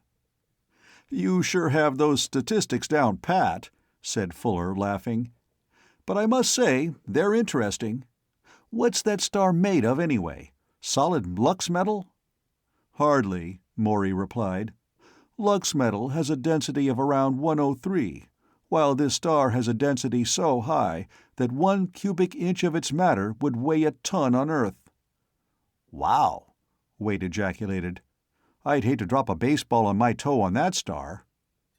"It wouldn't hurt you," Arcot said, smiling. "If you could lift the darn thing, you ought to be tough enough to stand dropping it on your toe. Remember, it would weigh about 200 tons. Think you could handle it?" "At any rate, here we go. When we get there, you can get out and try it." Again came the shock of the start. The heavens seemed to reel about them.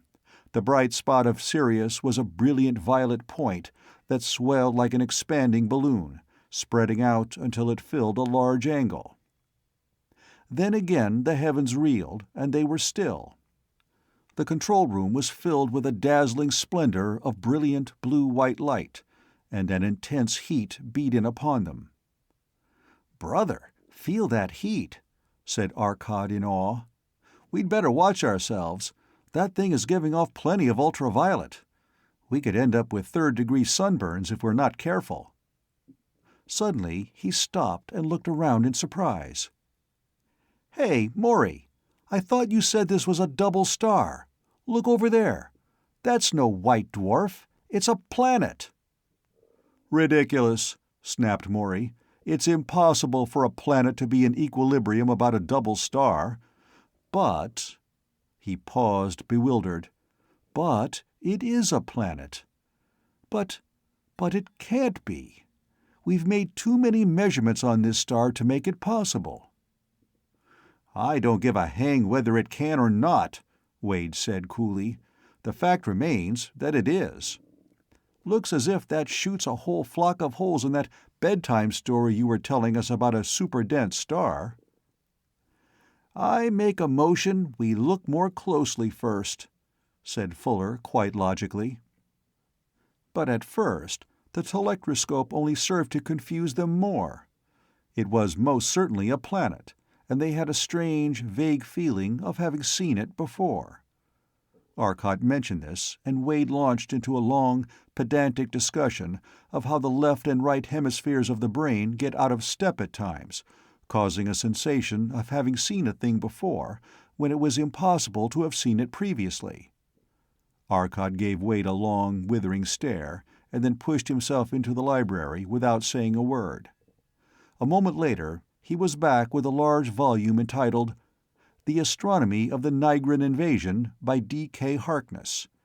He opened the volume to a full-page photograph of the third planet of the Black Star, as taken from a space cruiser circling the planet. Silently he pointed to it and to the image swimming on the screen of the telectroscope. "Good Lord!" said Wade in astonished surprise. "It's impossible.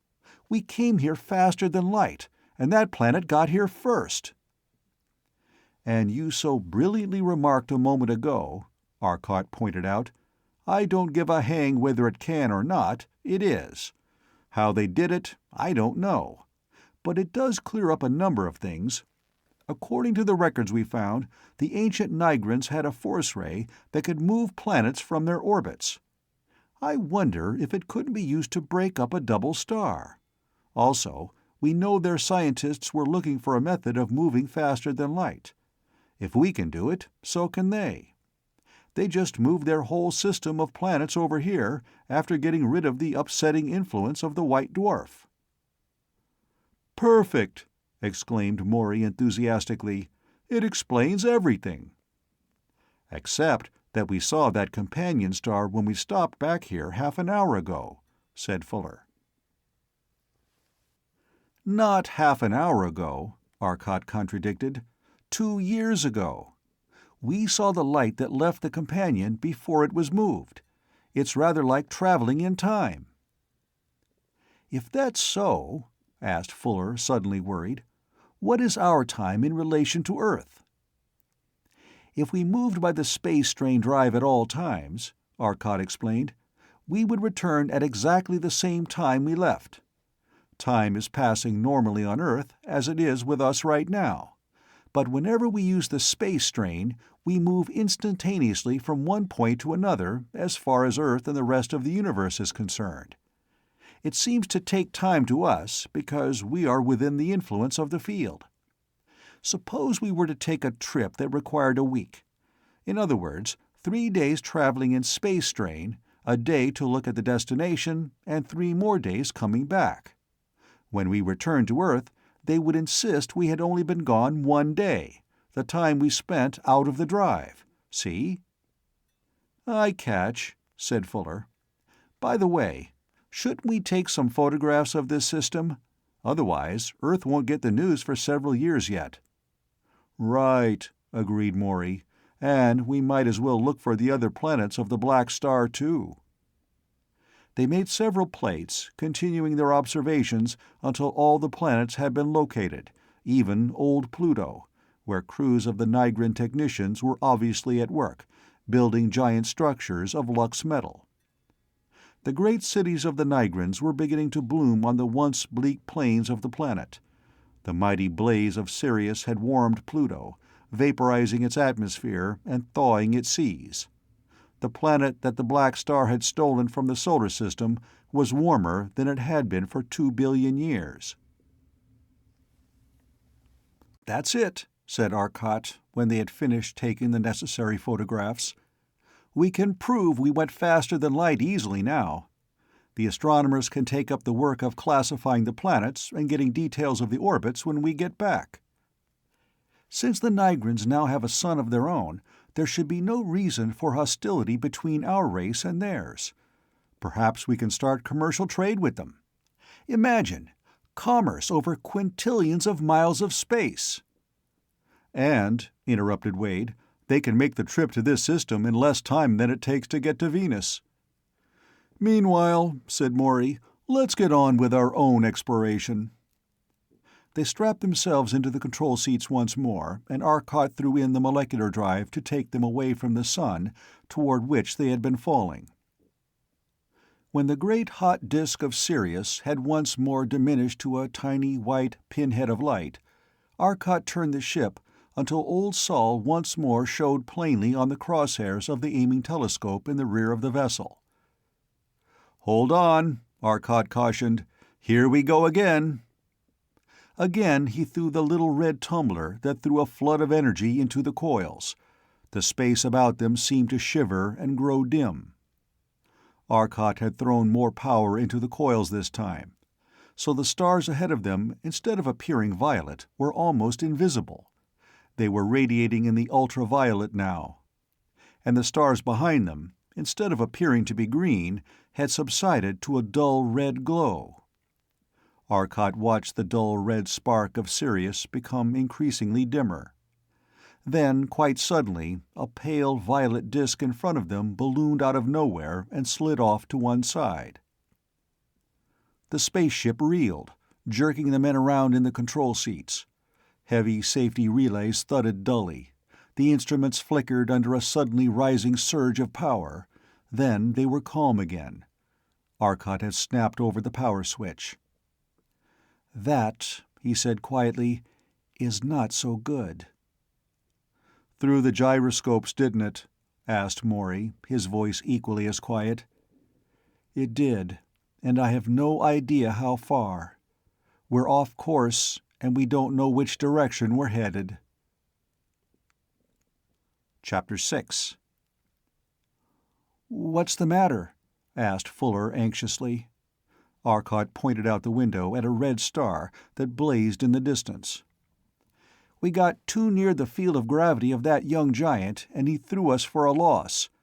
We drained out 3/4 of the energy from our coils and lost our bearings in the bargain. The attraction turned the gyroscopes and threw the ship out of line, so we no longer know where the sun is. Well, come on, Maury. All we can do is start a search. At this distance, we'd best go by Sirius. It's brighter and nearer." He looked at the instrument panel. "I was using the next lowest power, and I still couldn't avoid that monster. This ship is just a little too hot to handle."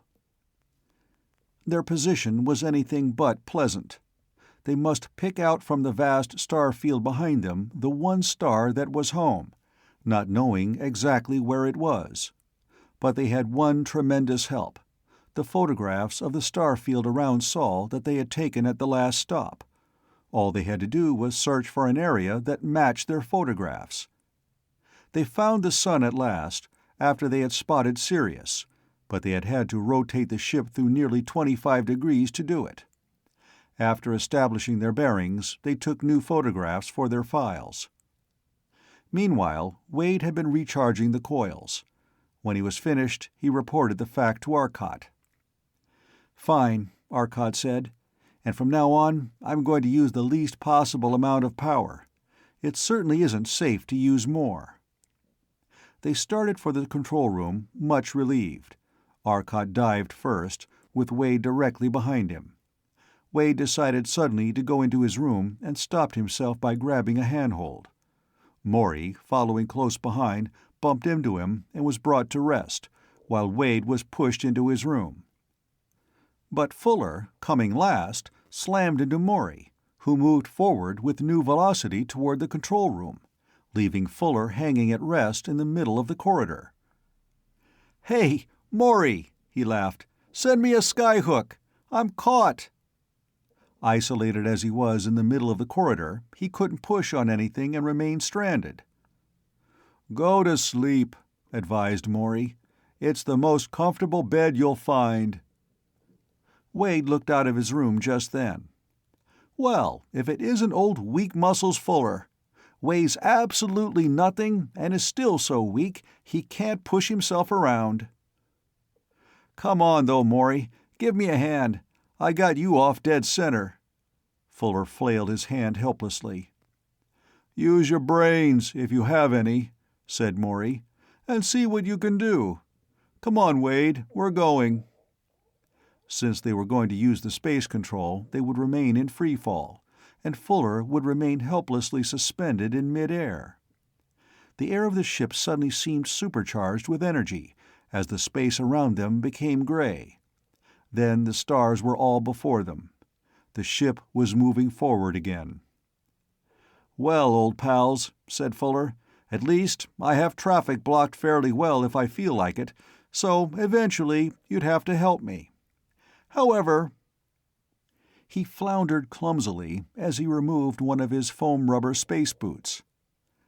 "My brains tell me that action is equal and opposite to reaction." And he threw the boot with all possible velocity toward Maury. The reaction of the motion brought him slowly but surely to a handhold in the wall. In the meantime, the flying boot caught Maury in the chest with a pronounced smack, as he struggled vainly to avoid it. Handicapped by the lack of friction, his arms were not quite powerful enough to move his mass as quickly as his legs might have done, for his inertia was as great as ever, so he didn't succeed in ducking. "Round one," called Arcot, laughing. "Won by Kid Fuller on a TKO. It appears he has brains and knows how to use them." "You win," laughed Maury. "I concede this battle." Arcot had cut off the space drain drive by the time Fuller reached the control room, and the men set about making more observations. They took additional photographs and turned on the drive again. Time passed monotonously after they had examined a few stars. There was little difference. Each was but a scene of flaming matter.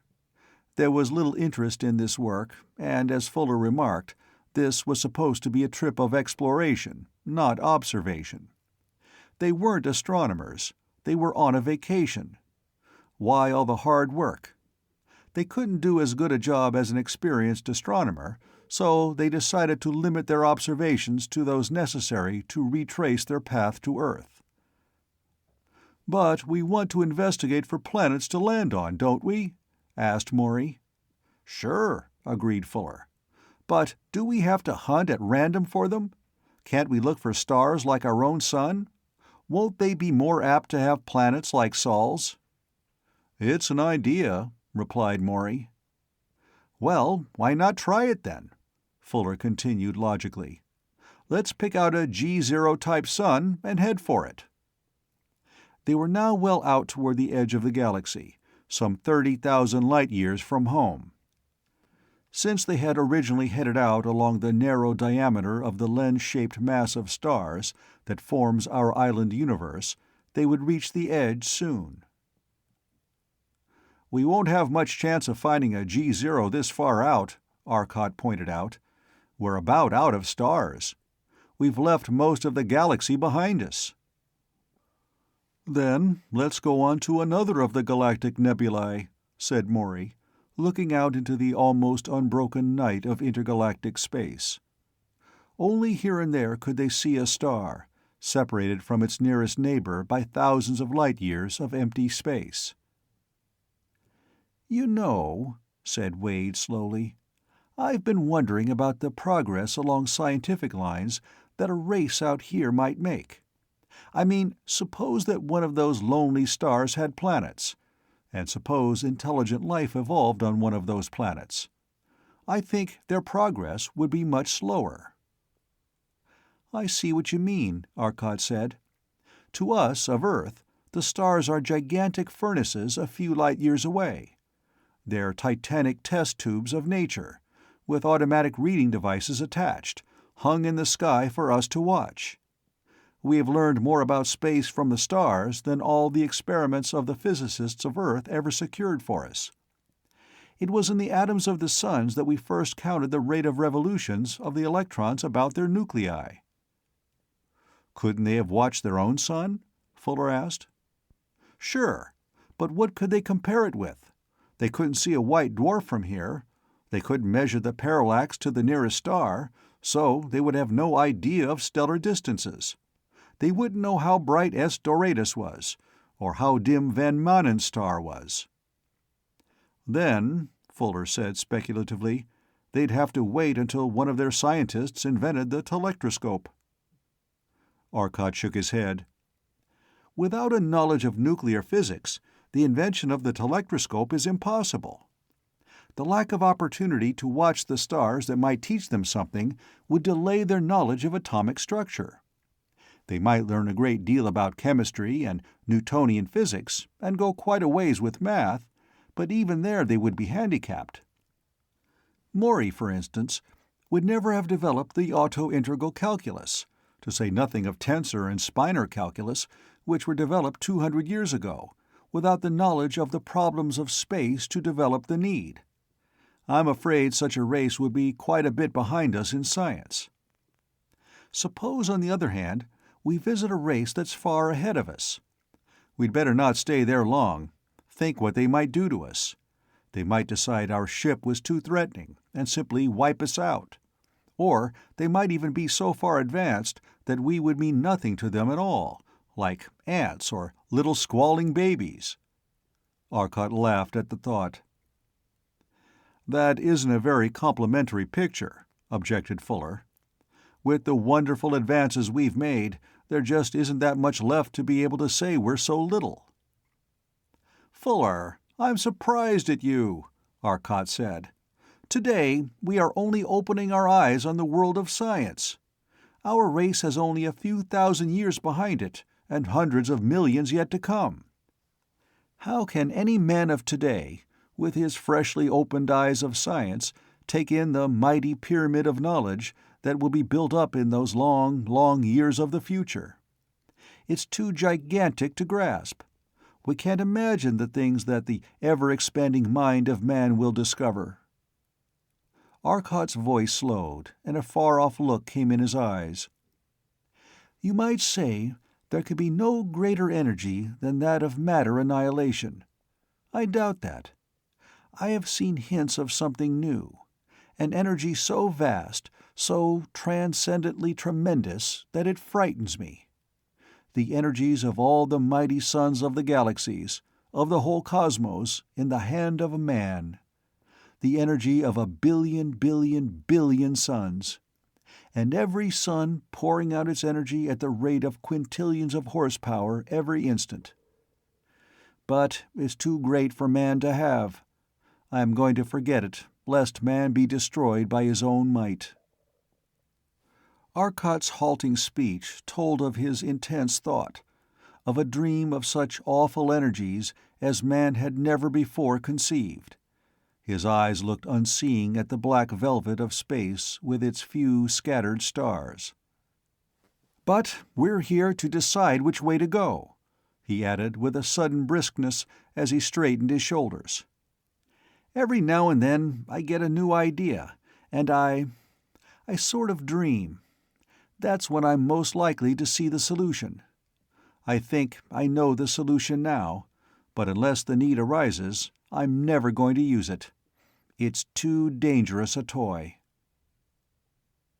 There was silence for a moment, then Maury said quietly, "I've got a course plotted for us. We'll leave this galaxy at a steep angle, about 45 degrees from the galactic plane, to give us a good view of our own galaxy. And we can head for one of the nebulae in that general area. What do you say?" "I say," remarked Fuller, "that some of the great void without seems to have leaked into my own poor self. It's been 30,000 years since I'm going to have a meal this morning, whatever it is, I mean, and I want another." He looked meaningfully at Wade, the official cook of the expedition. Arcot suddenly burst out laughing.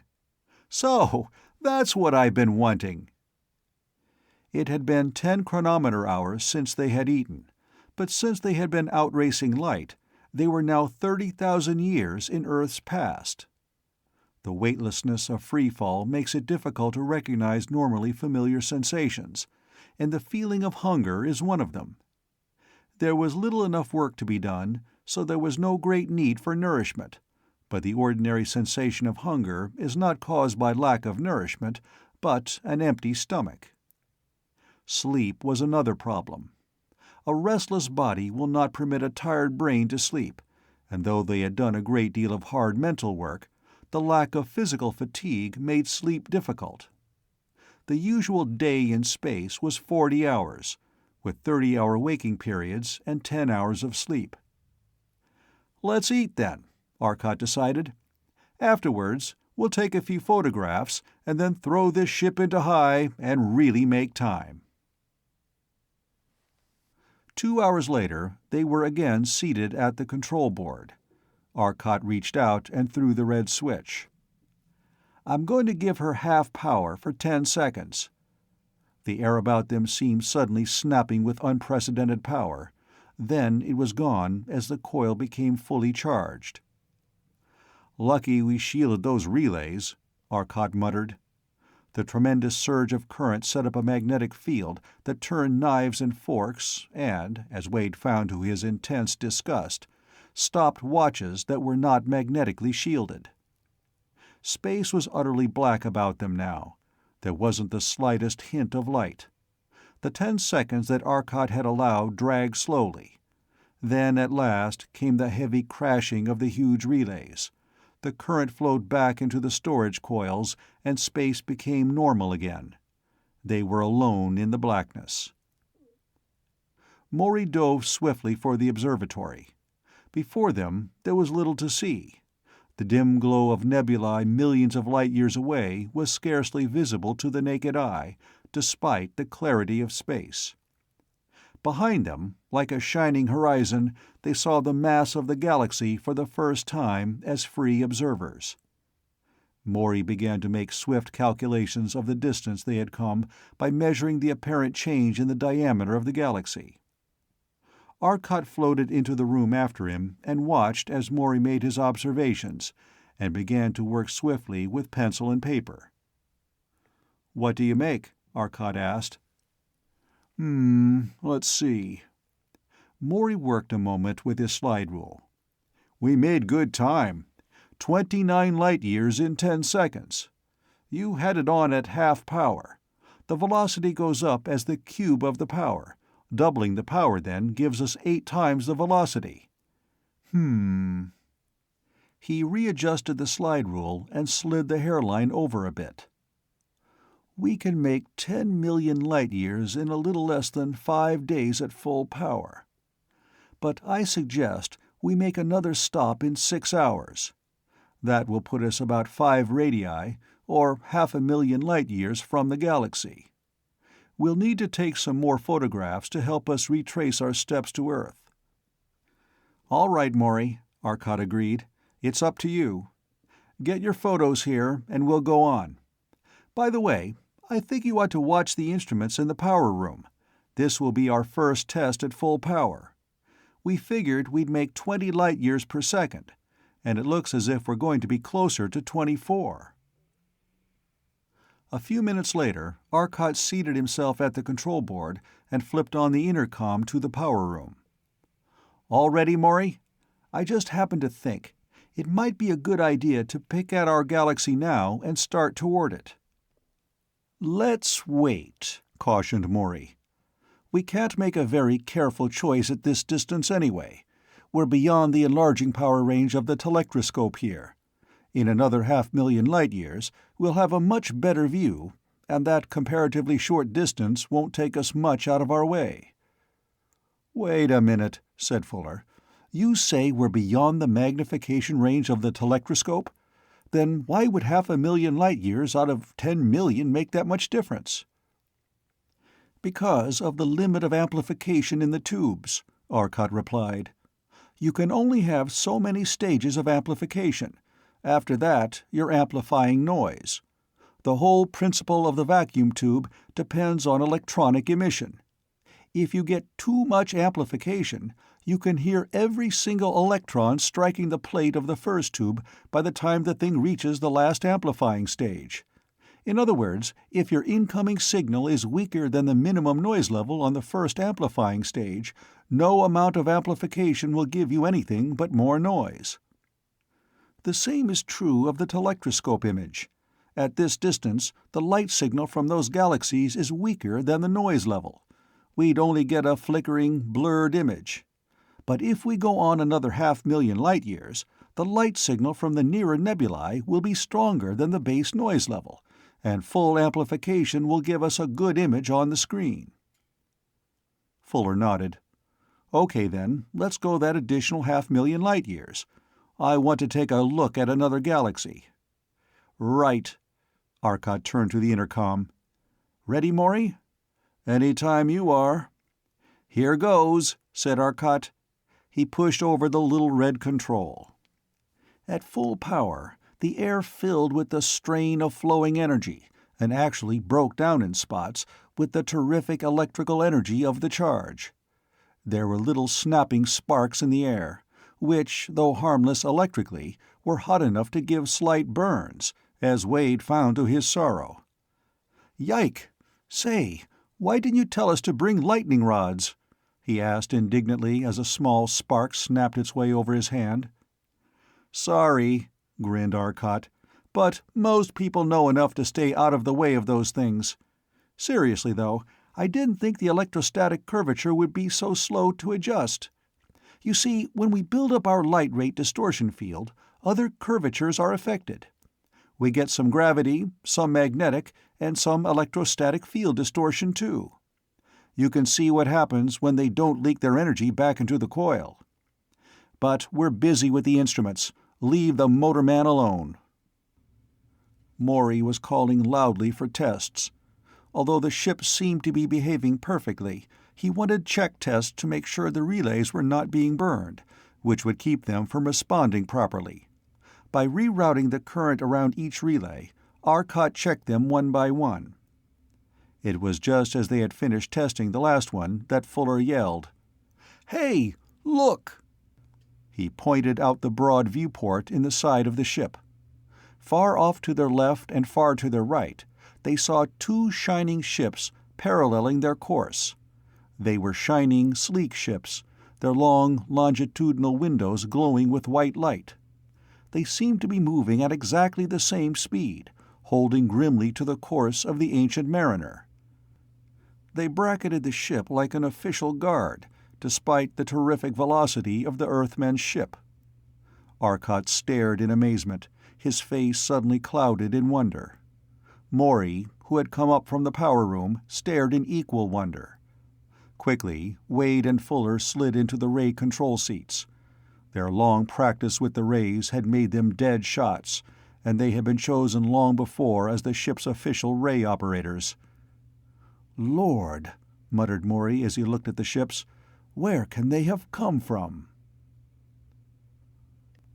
Chapter 7.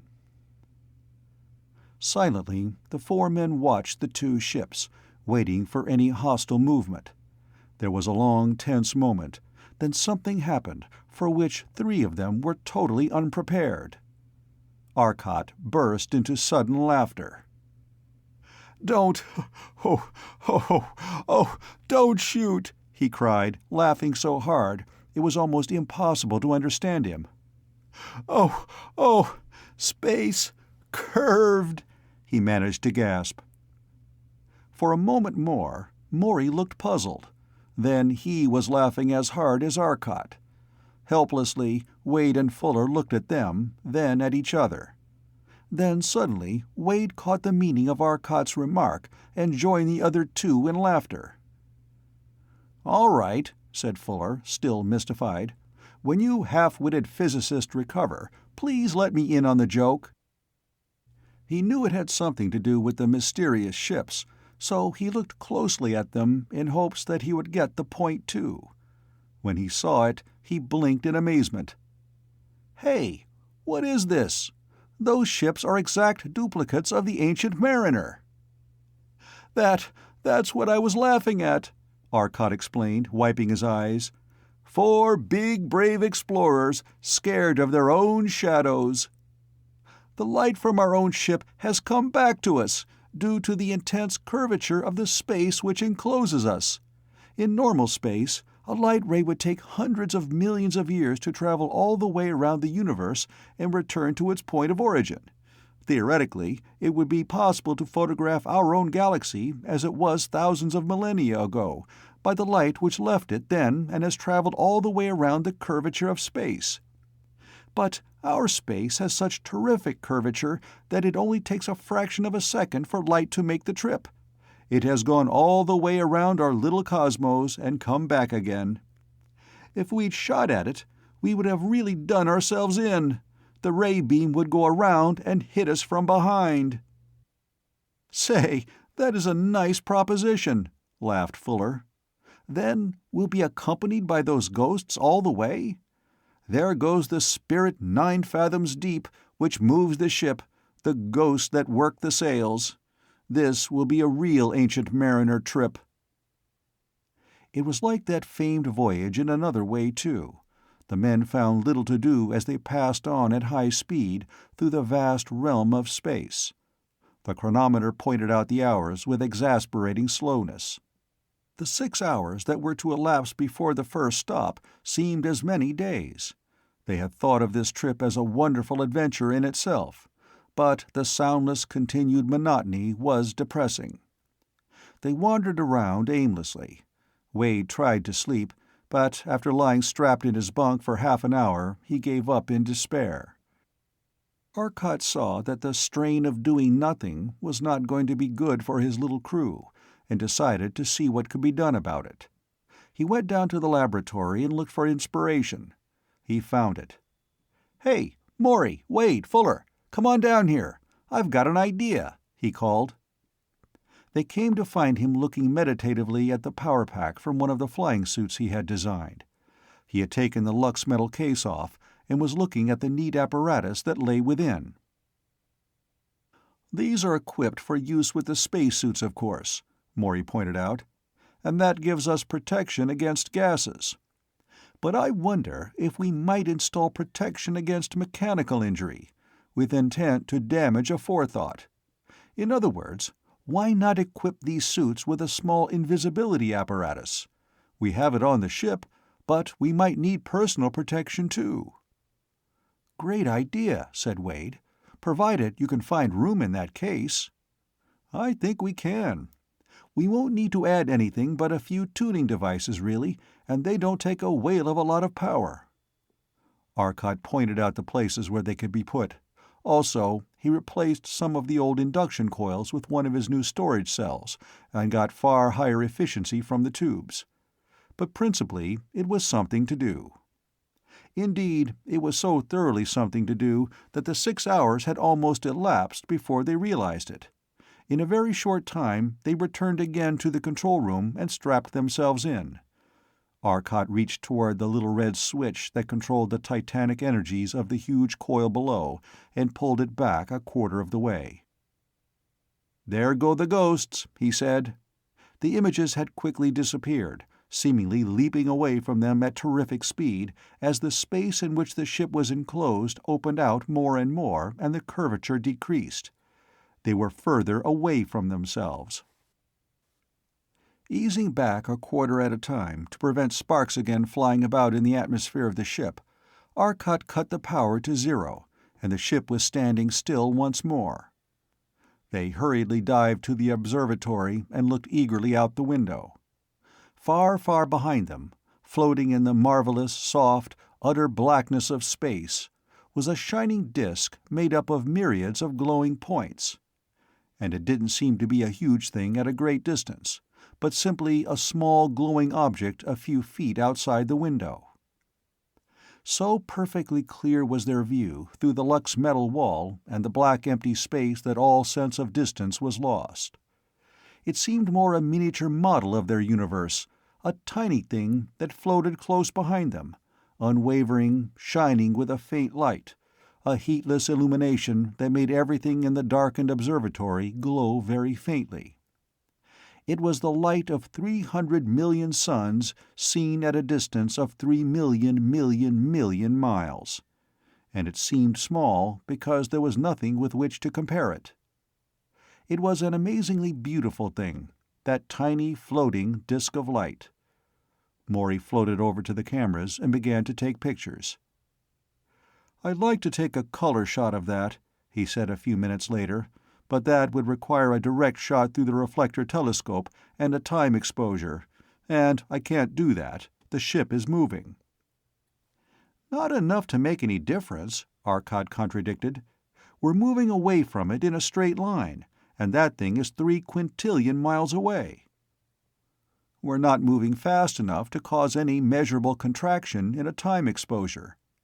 As for having a steady platform, this ship weighs 250,000 tons and is held by gyroscopes. We won't shake it." Morey took the time exposure. Arcot looked at the enlarged image in the telectroscope and tried to make angular measurements from the individual stars. This he found impossible. Although he could spot Betelgeuse and Antares because of their tremendous radiation, they were too close together for measurements. The angle subtended was too small. Finally, he decided to use the distance between Antares and S Doradus in the Lesser Magellanic Cloud, one of the 2 clouds of stars which flowed as satellites to the galaxy itself. To double-check, he used the radius of the galaxy as base to calculate the distance. The distances checked. The ship was 500,000 light-years from home.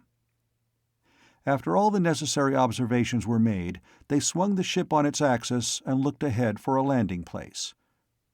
The nebulae ahead were still invisible to the naked eye except as points, but the telectroscope finally revealed one as decidedly nearer than the rest.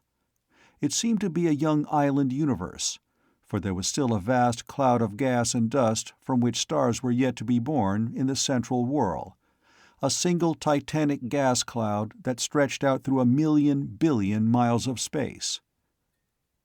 "Shall we head for that?" asked Arcot at last, as Morey finished his observations. "I think it would be as good as any. There are more stars there than we can hope to visit." "Well then, here we go." Arcot dived for the control room, while Morey shut off the telectroscope and put the latest photographs in the file. Suddenly, space was snapping about him. They were off again. Another shock of surging energy. Another. The ship leaped forward at tremendous speed. Still greater. Then they were rushing at top speed, and beside them ran the ghost ships of the Ancient Mariner. Morey pushed himself into the control room just as Arcot, Wade, and Fuller were getting ready to start for the lab. "We're off for quite a while now," he said. "Our goal is about 5 days away. I suggest we stop at the end of 4 days, make more accurate measurements, then plan a closer stop. I think from now on we ought to sleep in relays, so that there will be 3 of us awake at all times. I'll turn in now for 10 hours, and then someone else can sleep. Okay?" It was agreed, and in the meantime the 3 on duty went down to the lab to work. Arcot had finished the installation of the invisibility apparatus in his suit at the end of 10 hours, much to his disappointment. He tested it, then cast about for something to do, while Wade and Morey added the finishing touches to theirs. Morey came down, and when Wade had finished his, which took another quarter of an hour, he took the off-duty shift. Arcot had gone to the library, and Morey was at work down below. Fuller had come up, looking for something to do, and had hit upon the excellent idea of fixing a meal. He had just begun his preparations in the kitchen when suddenly the Ancient Mariner gave a violent leap, and the men, not expecting any weight, suddenly fell in different ways with terrific force. Fuller fell half the length of the galley and was knocked out by the blow. Wade, asleep in bed, was awakened violently by the shock, and Morey, who had been strapped in his chair, was badly shaken. Everyone cried out simultaneously, and Arcot was on his way to the control room. The first shock was but a forerunner of the storm. Suddenly the ship was hurled violently about. The air was shot through with great burning sparks. The snapping hiss of electricity was everywhere, and every pointed metal object was throwing streamers of blue electric flame into the air. The ship rocked, heaved, and cavorted wildly, as though caught in the play of titanic forces. Scrambling wildly along the handholds, Arcot made his way towards the control room, which was now above, now below, and now to one side of him as the wildly variable acceleration shook the ship. Doggedly, he worked his way up, frequently getting severe burns from the flaming sparks. Below, in the power room, the relays were crashing in and out wildly. Then suddenly a new sound was added just as Arcot pulled himself into the control chair and strapped himself down. The radiation detector buzzed out its screaming warning. "Cosmic rays!" Arcot yelled. "High concentration!" He slapped at the switch which shot the heavy relux screens across every window in the ship. There was a sudden crash, and a fuse went out below, a fuse made of a silver bar 2 feet thick. In an instant, the flames of the burning sparks flared up and died. The ship cavorted madly, shaking mightily in the titanic, cosmic forces that surrounded it, the forces that made the highest energy form in the universe. Arcot knew that nothing could be done with the power coil. It was drained. The circuit was broken. He shifted in the molecular drive, pushing the acceleration to 4 gravities, as high as the men could stand. And still the powerful ship was being tossed about, the plaything of inconceivable forces. They lived only because the forces did not try to turn the ship more violently, not because of the strength of the ship, for nothing could resist the awful power around them. As a guide, Arcot used the compass gyroscope, the only one not twisted far out of its original position. With it, he managed to steer a fairly straight course. Meanwhile, in the power room, Wade and Morey were working frantically to get the space-strain drive coil recharged.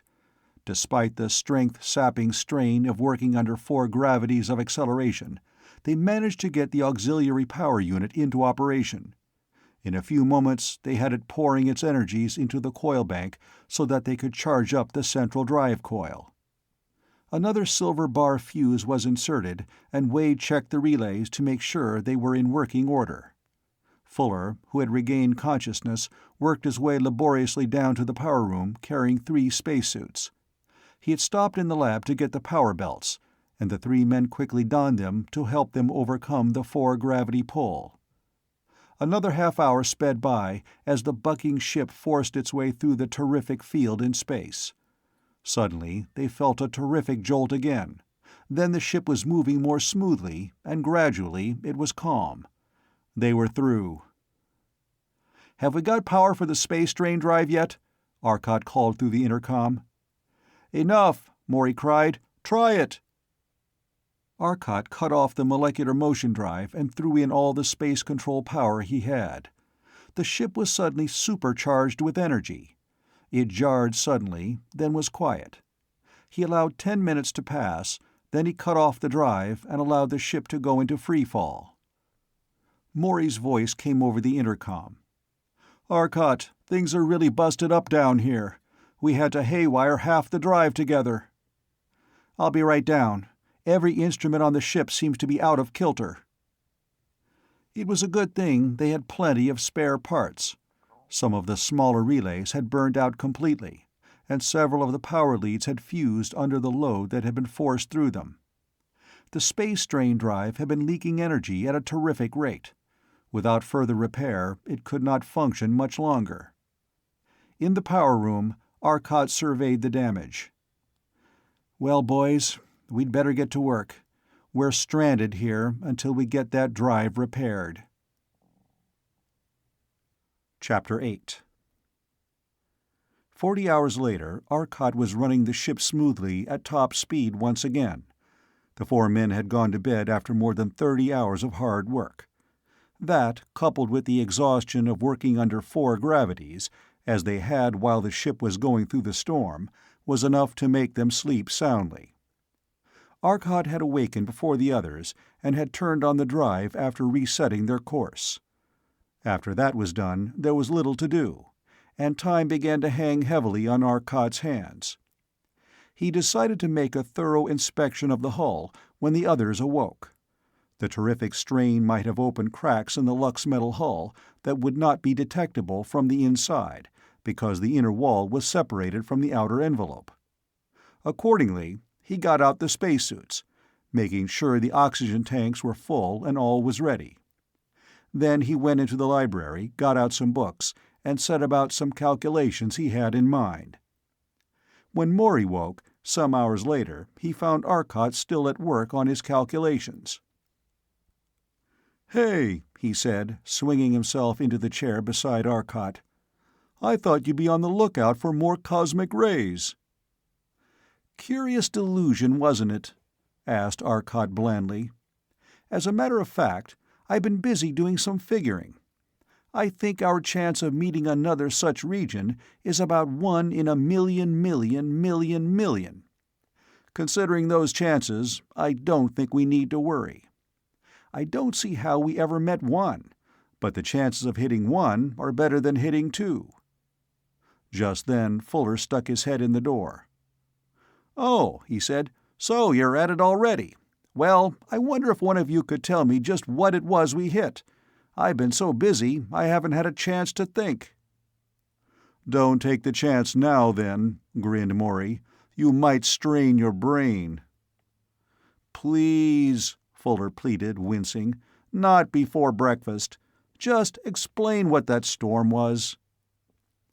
"We simply came into a region in space where cosmic rays are created," explained Arcot. Fuller frowned. "But there's nothing out here to generate cosmic rays." Arcot nodded. "True, I think I know their real source, but I believe I'll merely say they are created here. I want to do more work on this. My idea for an energy source greater than any other in the universe has been confirmed. At any rate, they are created in that space, a perfect vacuum, and the space there is distorted terrifically by the titanic forces at work. It is bent and twisted far out of the normal, even curvature, and it was that bumpy spot in space that threw us about so. When we first entered, using the space strain drive, the space around the ship, distorted as it was, conflicted with the region of the cosmic ray generation, and the ship lost out. The curvature of space that the ship caused was sometimes reinforced and sometimes cancelled out by the twisted space around it. And the tremendous surges of current back and forth from the power coil to the storage coils caused the electric discharges that kept burning through the air. I noticed we all got a few burns from that. The field was caused by the terrific surges of current, and that magnetic field caused the walls of the ship to heat up due to the generation of electric current in the walls." Fuller looked around at the walls of the ship. "Well, the Ancient Mariner sure took a beating." "As a matter of fact, I was worried about that," said Arcot. "Strong as that hull is, it might easily have been strained in that field of terrific force. If it happened to hit 2 space waves at once, it might have given it an acceleration in 2 different directions at once, which would strain the walls with a force amounting to thousands of tons. I laid out the suits up front, and I think we might reasonably get out there and take a look at the old boat. When Wade gets up, well, well, speak of the devil. My, doesn't he look energetic!" Wade's huge body was floating in through the library door. He was yawning sleepily and rubbing his eyes. It was evident he had not yet washed, and his growing beard, which was heavy and black on his cheeks, testified to his need for a shave. The others had shaved before coming into the library. "Wade," said Arcot, "we're going outside, and we have to have someone in here to operate the airlock.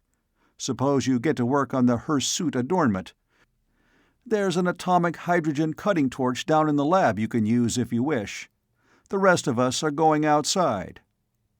Then Arcot's voice became serious. "By the way, don't try any little jokes like starting off with a little acceleration. I don't think you would. You've got good sense. But I like to make certain. If you did, we'd be left behind, and you'd never find us in the vast immensity of intergalactic space." It wasn't a pleasant idea to contemplate. Each of the suits had a radio for communication with each other and with the ship, but they would only carry a few hundred miles. A mere step in space. Wade shook his head, grinning. "I have no desire to be left all by myself on this ship, thank you. You don't need to worry." A few minutes later, Arcot, Maury, and Fuller stepped out of the airlock and set to work, using power flashlights to examine the outer hull for any signs of possible strain. The flashlights, equipped as they were with storage coils for power, were actually powerful searchlights, but in the airlessness of space, the rays were absolutely invisible. They could only be seen when they hit the relux inner wall at such an angle that they were reflected directly into the observer's eyes. The Lux metal wall, being transparent, was naturally invisible, and the smooth relux reflecting 100% of the incident light did not become illuminated, for illumination is the result of the scattering of light. It was necessary to look closely and pass the beams over every square inch of the surface. However, a crack would be rough, and hence would scatter light and be even more readily visible than otherwise. To their great relief, after an hour and a half of careful inspection, none of them had found any signs of a crack, and they went back into the ship to resume the voyage. Again they hurled through space, the twin ghost ships following them closely. Hour after hour the ship went on. Now they had something else to do. They were at work calculating some problems that Arcot had suggested in connection with the velocities of motion that had been observed in the stars at the edge of the island universe they were approaching. Since these stars revolved about the mass of the entire galaxy, it was possible to calculate the mass of the entire universe by averaging the values from several stars. Their results were not exact, but they were reliable enough.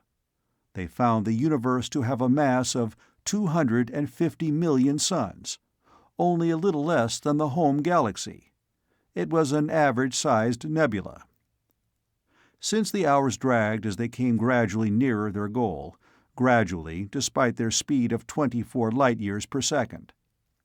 At the end of the second day after their trouble with the cosmic ray field, they stopped for observation. They were now so near the island universe that the stars spread out in a huge disk ahead of them. "About 300,000 light-years distant, I should guess," said Maury. "We know our velocity fairly accurately," said Wade.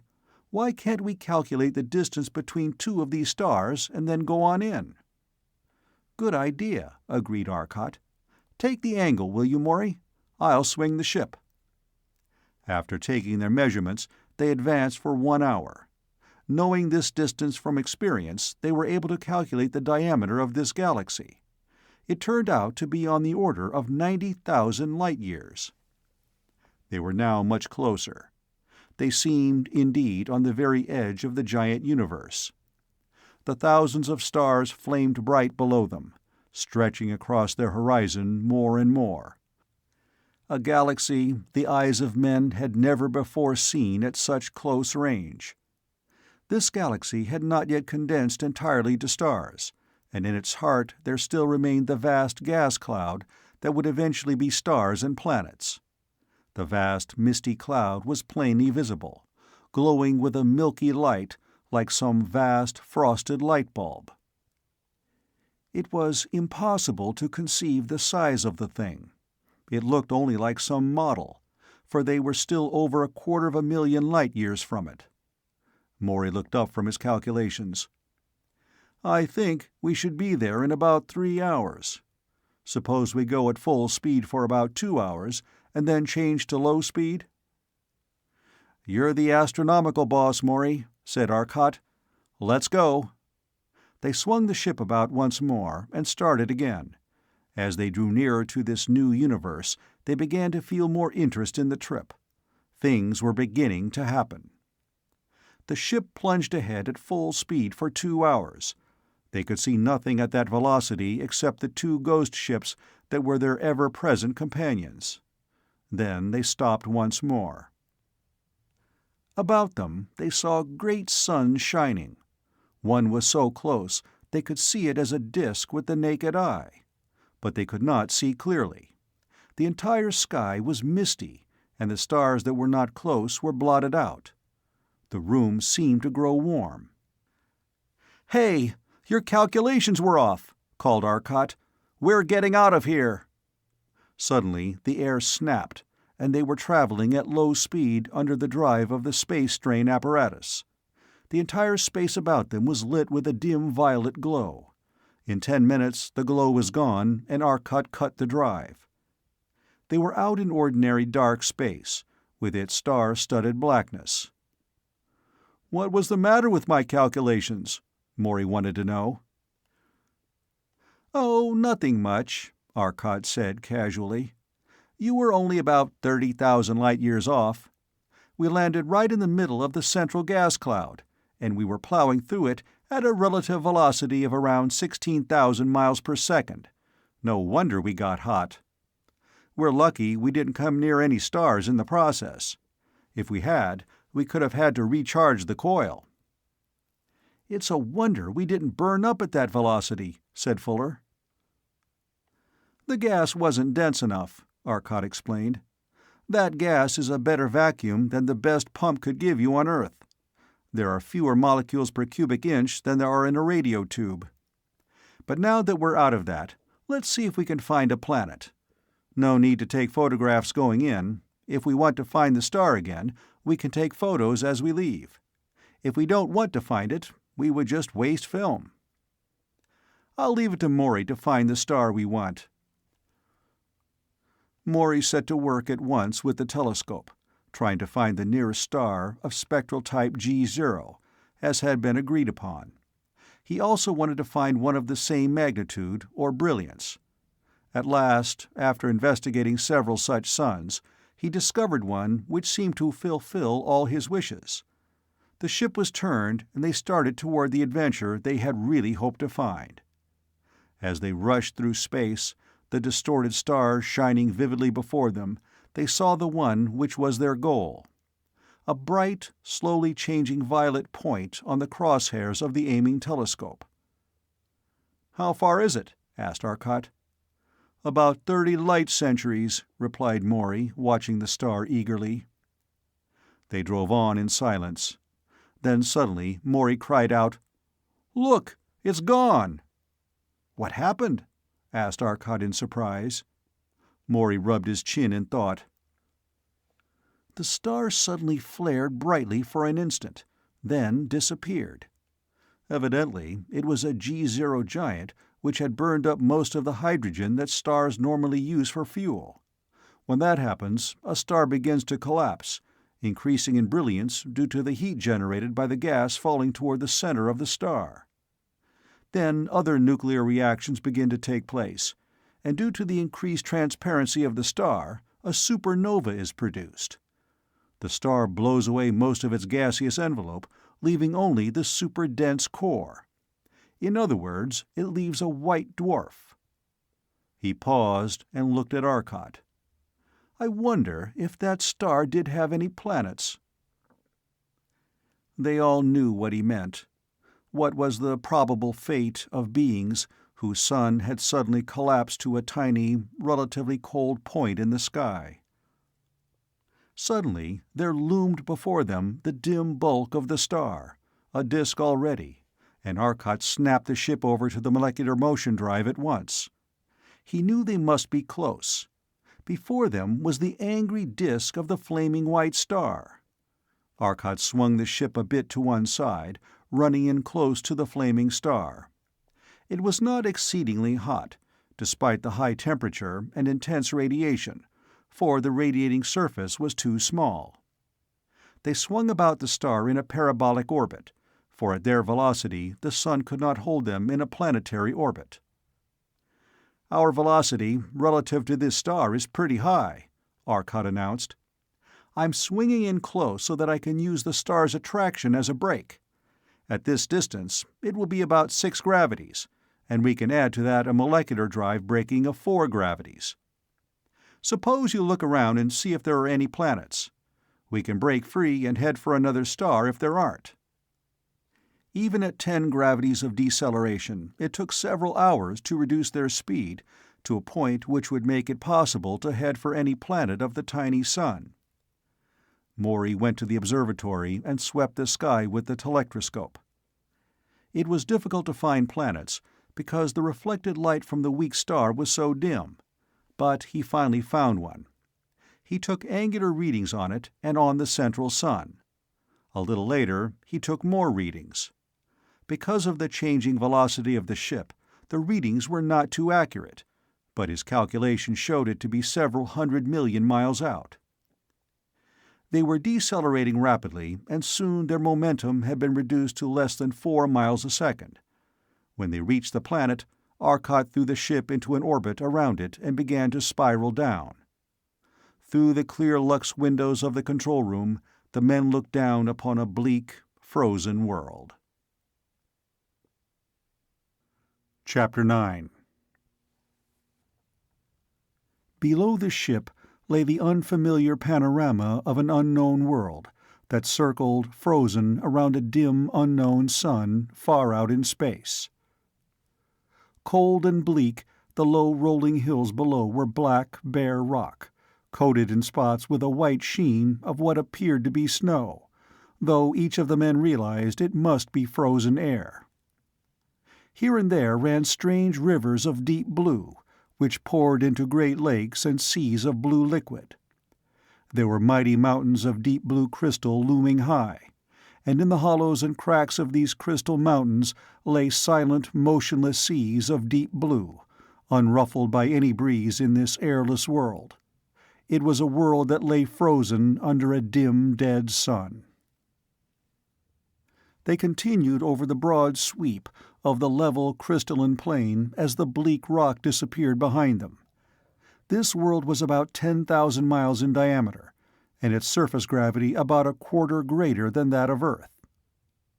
On and on they swept, swinging over the planet at an altitude of less than 1,000 feet, viewing the unutterable desolate scene of the cold, dead world.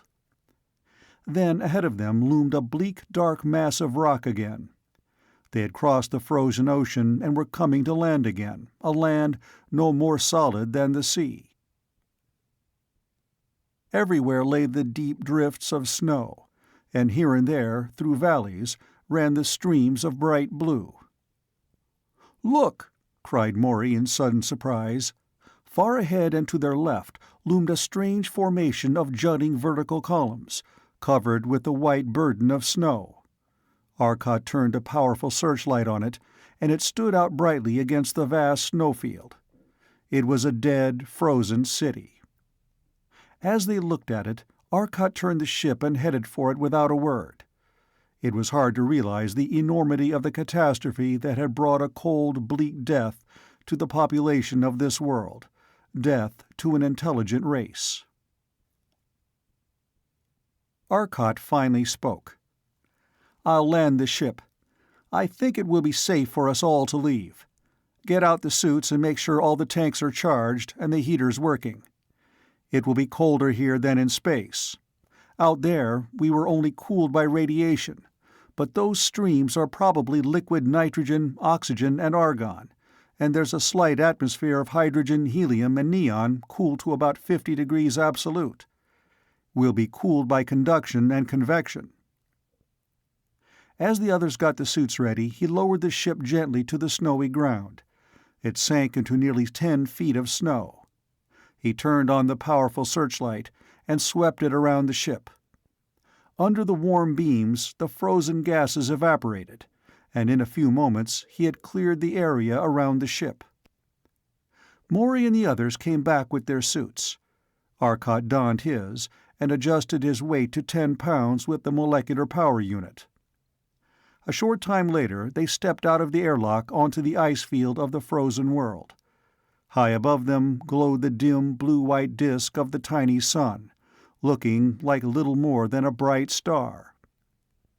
Adjusting the controls on the suits, The four men lifted into the tenuous air and headed toward the city, moving easily about 10 feet above the frozen wastes of the snowfield.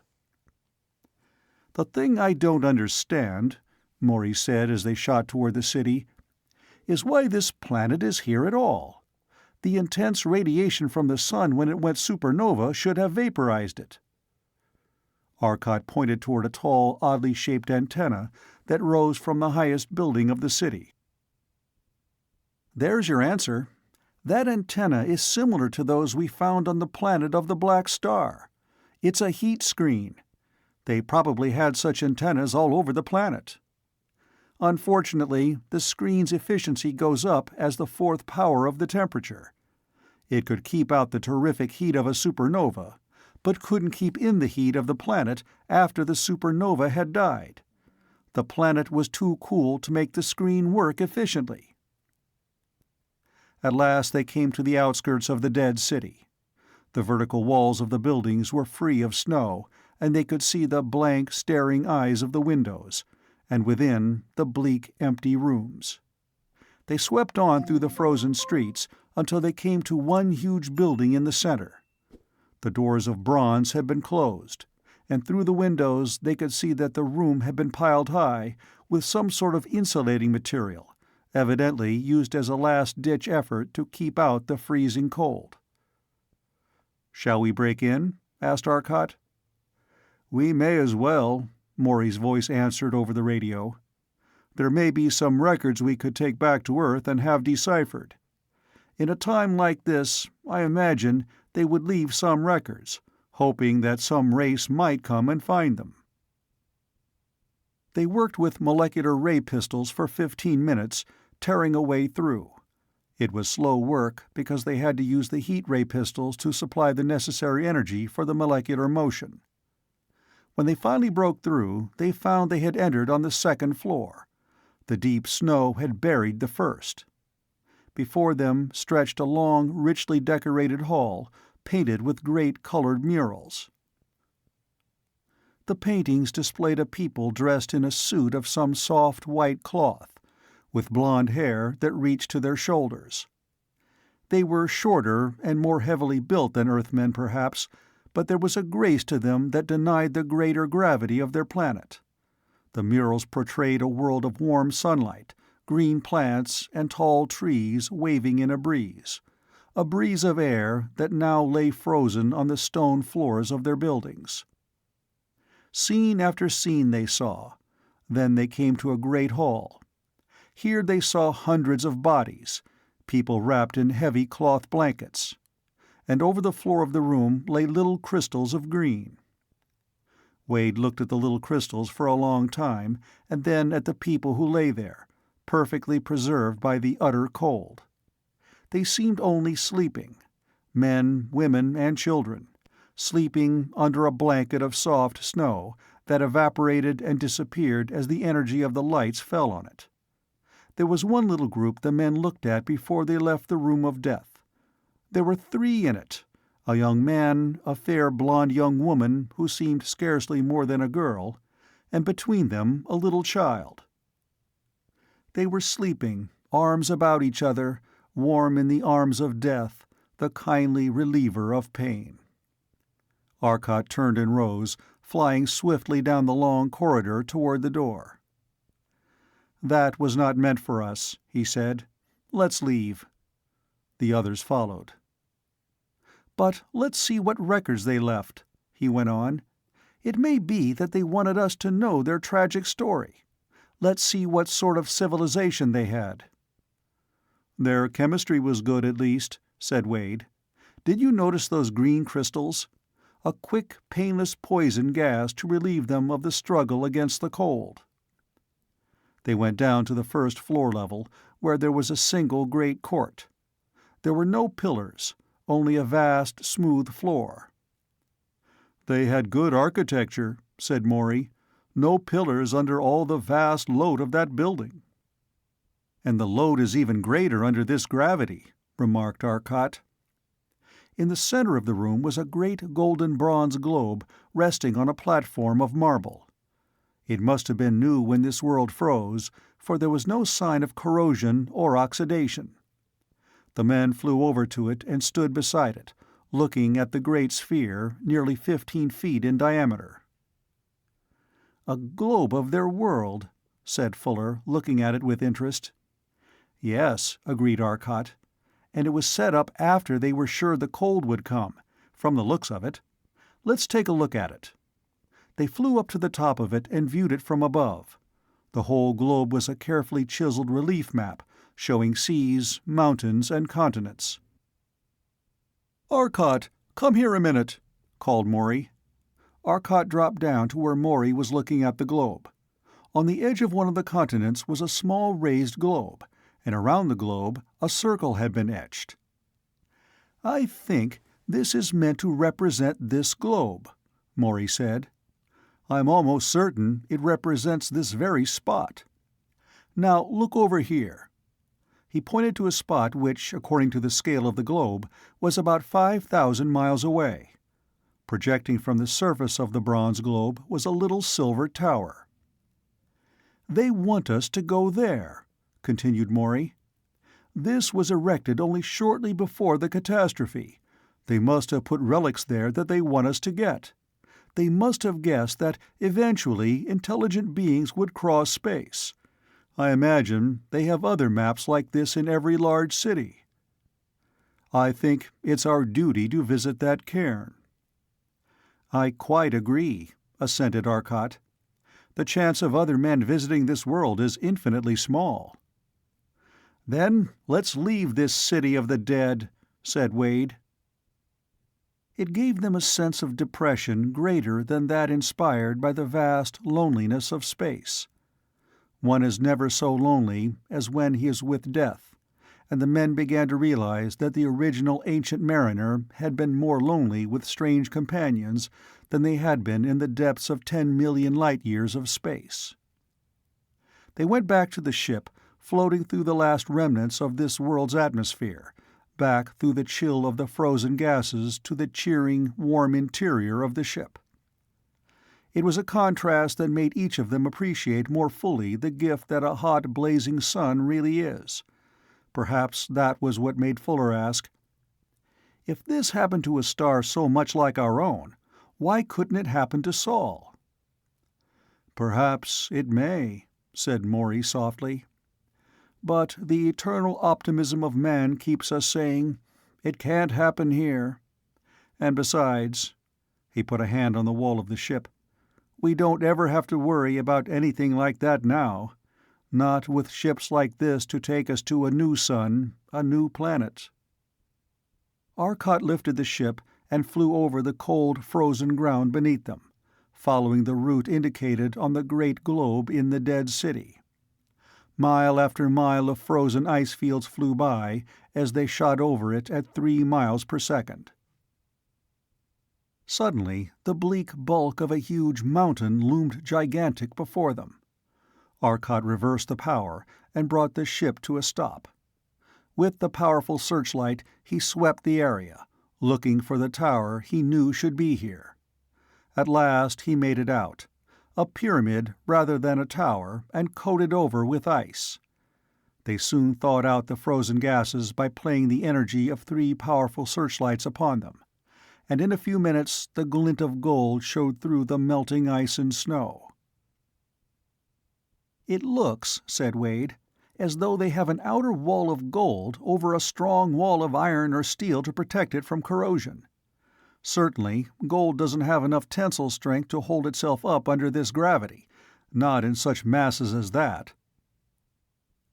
Arcot brought the ship down beside the tower, and the men once more went out through the airlock into the cold of the almost airless world. They flew across to the pyramid and looked for some means of entrance. In several places they noticed hieroglyphics carved in great, foot-high characters. They searched in vain for a door until they noticed that the pyramid was not perfect, but truncated, leaving a flat area on top. The only joint in the wall seemed to be there, but there was no handle or visible methods of opening the door. Arcot turned his powerful light on the surface and searched carefully for some opening device. He found a bas-relief engraving of a hand pointing to a corner of the door. He looked more closely and found a small, jewel-like lens set in the metal. Suddenly the men felt a vibration. There was a heavy click, and the door panel began to drop slowly. "Get on it!" Arcot cried. "We can always break our way out if we're trapped." The four men leaped on it and sank slowly with it. The massive walls of the tower were nearly 5 feet thick, and made of some tough white metal. "Pure iron," diagnosed Wade.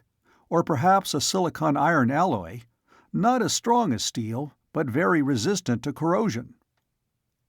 When the elevator stopped, they found themselves in a great chamber that was obviously a museum of the lost race.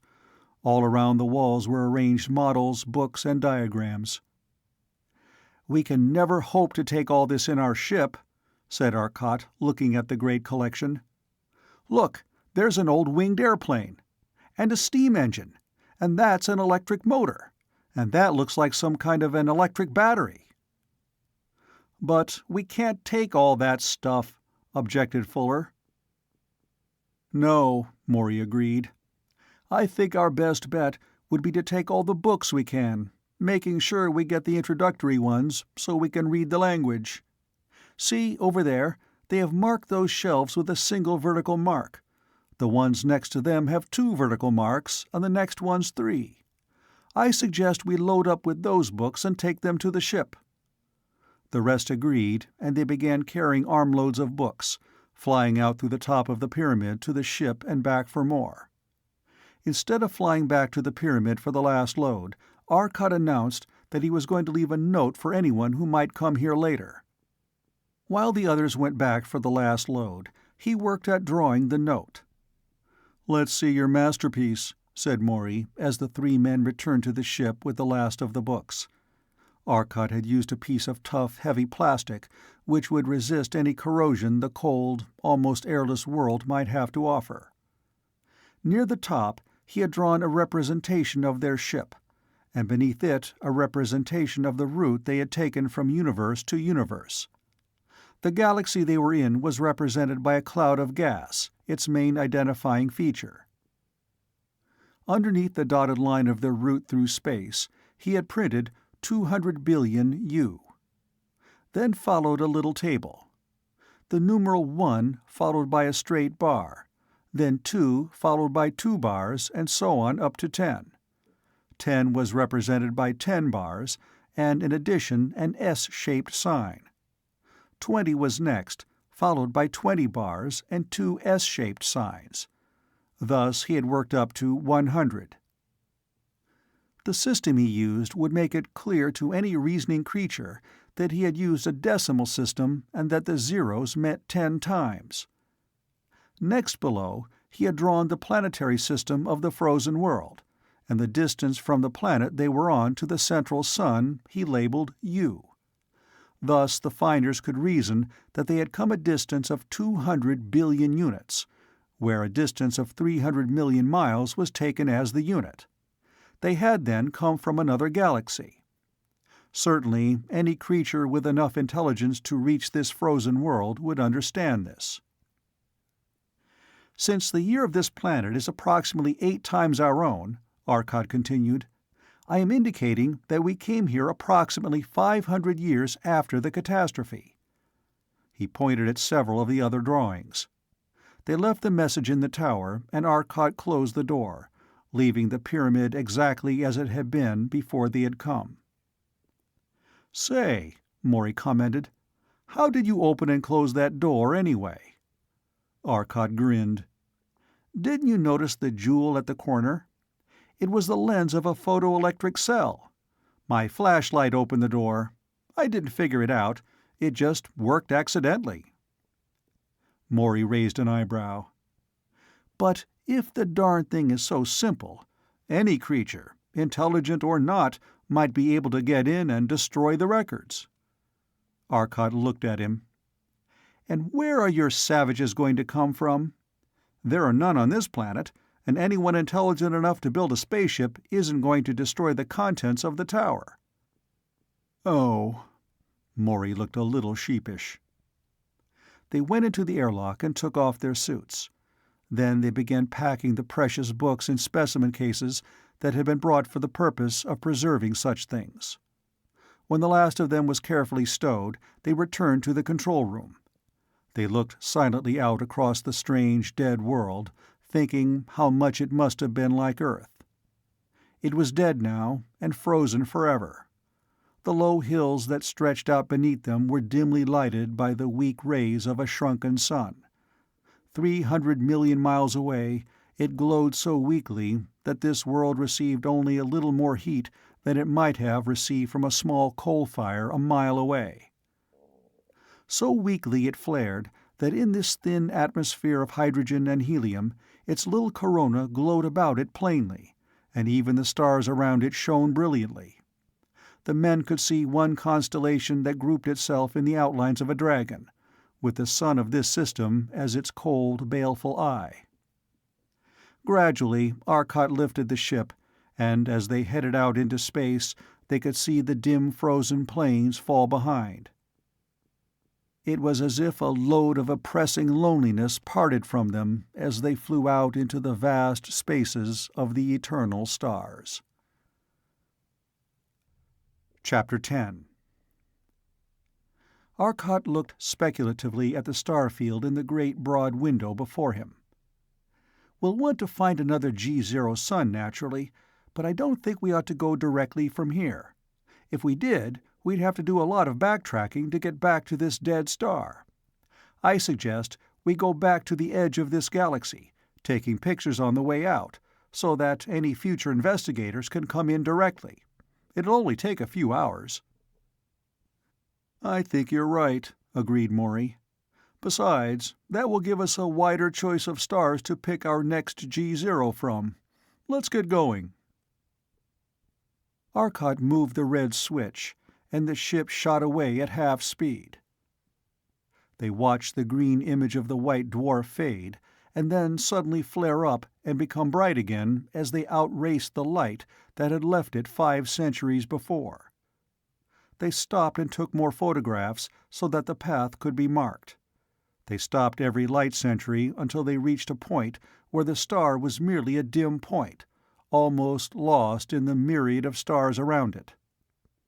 Then out to the edge of the galaxy they went, out toward their own universe. "Arcot," Maury called out, "let's go out, say, 1,000,000 light-years into space, at an angle to this galaxy, and see if we can get both galaxies on one plate. It will make navigation between them easier." "Good idea. We can get out and back in 1 day, and this time won't count back on Earth anyway." Since they would travel in the space strain all the time, it would not count as Earth time. Arcot pushed the red control all the way forward, and the ship began to move at its top velocity of 24 light-years per second. The hours dragged heavily, as they had when they were coming in, and Arcot remained alone on watch while the others went to their rooms for some sleep, strapping their weightless bodies securely in the bunks. It was hours later when Maury awoke with a sudden premonition of trouble. He looked at the chronometer on the wall. He had slept 12 hours. They had gone beyond the 1,000,000 light-year mark. It didn't matter, except it showed that something had happened to Arcot. Something had.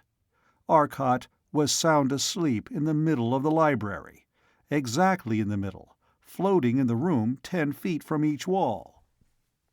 Maury called out to him, and Arcot awoke with a guilty start. "A fine sentry you make," said Maury caustically. "Can't even keep awake when all you have to do is sit here and see that we don't run into anything. We've gone more than our 1,000,000 light-years already, and we're still going strong. Come on, snap out of it." "I'm sorry. I apologize.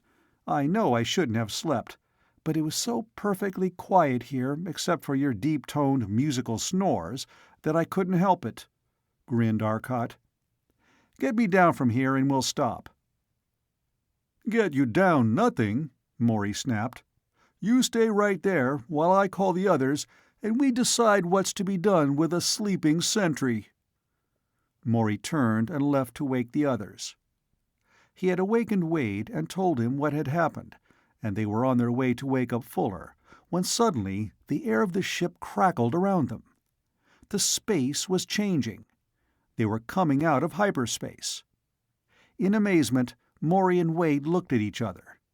They knew that Arcot was still floating helplessly in the middle of the room, but— "Hold on, you brainless apes! We're turning around!" came Arcot's voice, full of suppressed mirth. Suddenly they were both plastered against the wall of the ship under 4 gravities of acceleration. Unable to walk, they could only crawl laboriously toward the control room, calling to Arcot to shut off the power. When Morey had left him stranded in the library, Arcot had decided it was high time he got to the floor. Quickly, he looked around for a means of doing so. Near him, floating in the air, was the book he had been reading, but it was out of reach. He had taken off his boots when he started to read, so the Fuller rocket method was out. It seemed hopeless. Then suddenly came the inspiration. Quickly, he slipped off his shirt and began waving it violently in the air. He developed a velocity of about 2 inches a second, not very fast, but fast enough. By the time he had put his shirt back on, he had reached the wall. After that, it was easy to shoot himself over to the door, out into the corridor, and into the control room without being seen by Morey, who was in Wade's room. Just as Wade and Morey reached the doorway to the control room, Arcot decided it was time to shut the power off. Both of the men, laboring under more than 800 pounds of weight, were suddenly weightless. All the strength of their powerful muscles were expended in hurling them against the far wall. The complaints were loud, but they finally simmered down to an earnest demand to know how in the devil Arcot had managed to get off dead center. "Why, that was easy," he said airily. "I just turned on a little power. I fell under the influence of the weight, and then it was easy to get to the control room." "Come on," Wade demanded. "The truth. How did you get here?" "Why, I just pushed myself here." "Yes, no doubt. But how did you get hold of anything to push?"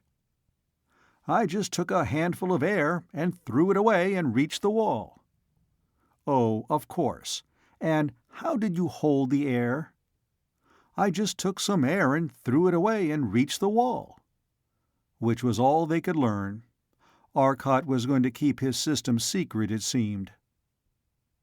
"At any rate," Arcot continued, "I am back in the control room where I belong, and you are not in the observatory where you belong. Now, get out of my territory." Morey pushed himself back to the observatory, and after a few minutes his voice came over the intercom. "Let's move on a bit more, Arcot. We still can't get both galaxies on the same plate. Let's go on for another hour and take our pictures from that point." Fuller had awakened and come in the meantime, and he wanted to know why they didn't take some pictures from this spot. "No point in it," said Morey. "We have the ones we took coming in. What we want is a wide-angle shot." Arcot threw on the space-strain drive once more, and they headed on at top speed. They were all in the control room, watching the instruments and joking, principally the latter, when it happened. One instant they were moving smoothly, weightlessly along. The next instant the ship rocked as though it had been struck violently. The air was a snapping inferno of shooting sparks, and there came the sharp crash of the suddenly volatilized silver bar that was their main power fuse. Simultaneously, they were hurled forward with terrific force. The straps that held them in place creaked with the sudden strain, and the men felt weak and faint. Consciousness nearly left them. They had been burned in a dozen places by the leaping sparks. Then it was over. Except that the ghost ships no longer followed them. The Ancient Mariner seemed unchanged. Around them they could see the dim glowing of the galaxies. "Brother, we came near something," Arcot cried. "It may be a wandering star. Take a look around, quick!" But the dark of space seemed utterly empty around them as they coasted weightlessly through space. Then Arcot snapped off the lights of the control room, and in a moment his eyes had become accustomed to the dim lights. It was dead ahead of them. It was a dull red glow, so dim it was scarcely visible. Arcot realized it was a dead star. "There it is, Maury," he said. "A dead star, directly ahead of us. Good God, how close are we?" They were falling straight toward the dim red bulk. "How far are we from it?" Fuller asked. "At least several million," Maury began. Then he looked at the distance recorded on the meteor detector. "Arcot, for heaven's sake, do something! That thing is only a few 100 miles away!" "There's only one thing to do," Arcot said tightly. "We can never hope to avoid that thing. We haven't got the power. I'm going to try for an orbit around it. We'll fall toward it and give the ship all the acceleration she'll take. There's no time to calculate. I'll just pile on the speed until we don't fall into it." The others, strapped into the control chairs, prepared themselves for the acceleration to come. If the Ancient Mariner had dropped toward the star from an infinite distance, Arcot could have applied enough power to put the ship in a hyperbolic orbit, which would have carried them past the star. But they had come in on the space drive, and had gotten fairly close before the gravitational field had drained the power from the main coil, and it was not until the space field had broken that they had started to accelerate toward the star. Their velocity would not be great enough to form an escape orbit. Even now, they would fall short of enough velocity to get into an elliptical orbit unless they used the molecular drive. Arcot headed toward one edge of the star and poured power into the molecular drive. The ship shot forward under an additional 5.5 gravities of acceleration. Their velocity had been 5,000 miles per second when they entered hyperspace, and they were swiftly adding to their original velocity. They did not, of course, feel the pull of the sun, since they were in free fall in its field. They could only feel the 5.5 gravities of the molecular drive. Had they been able to experience the pull of the star, they would have been crushed by their own weight. Their speed was mounting as they drew nearer to the star, and Arcot was forcing the ship on with all the additional power he could get. But he knew that the only hope they had was to get the ship in a closed ellipse around the star, and a closed ellipse meant that they would be forever bound to the star as a planet. Helpless, for not even the titanic power of the Ancient Mariner could enable them to escape. As the dull red of the dead sun ballooned toward them, Arcot said, "I think we'll make an orbit all right, but we're going to be awfully close to the surface of that thing." The others were quiet. They merely watched Arcot and the star as Arcot made swift movements with the controls, doing all he could to establish them in an orbit that would be fairly safe. It seemed like an eternity. 5.5 gravities of acceleration held the men in their chairs almost as well as the straps of the anti-acceleration units that bound them. When a man weighs better than half a ton, he doesn't feel like moving much. Fuller whispered to Maury out of the corner of his sagging mouth, "What on earth, I mean, what in space is that thing? We're within only a few 100 miles, you said, so it must be pretty small. How could it pull us around like this?" "It's a dead white dwarf, a black dwarf, you might say," Maury replied. "As the density of such matter increases, the volume of the star depends less and less on its temperature. In a dwarf, with the mass of the sun, the temperature effect is negligible. It's the action of the forces within the electron-nucleon gas which makes up the star that reigns supreme. It's been shown that if a white dwarf, or a black one, is increased in mass, it begins to decrease sharply in volume after a certain point is reached. In fact, no cold star can exist with a volume greater than about 1.5 times the mass of the sun. As the mass increases and the pressure goes up, the star shrinks in volume because of the degenerate matter in it. In a little better than 1.4 times the mass of the sun, our sun, I mean, Old Sol, the star would theoretically collapse to a point. That has almost happened in this case. The actual limit is when the star has reached the density of a neutron, but this star hasn't collapsed that far by a long shot. But that star is only 40 kilometers, or less than 25 miles in diameter. It took nearly 2 hours of careful juggling to get an orbit which Arcot considered reasonably circular. And when they finally did, Wade looked at the sky above them and shouted, "Say, look!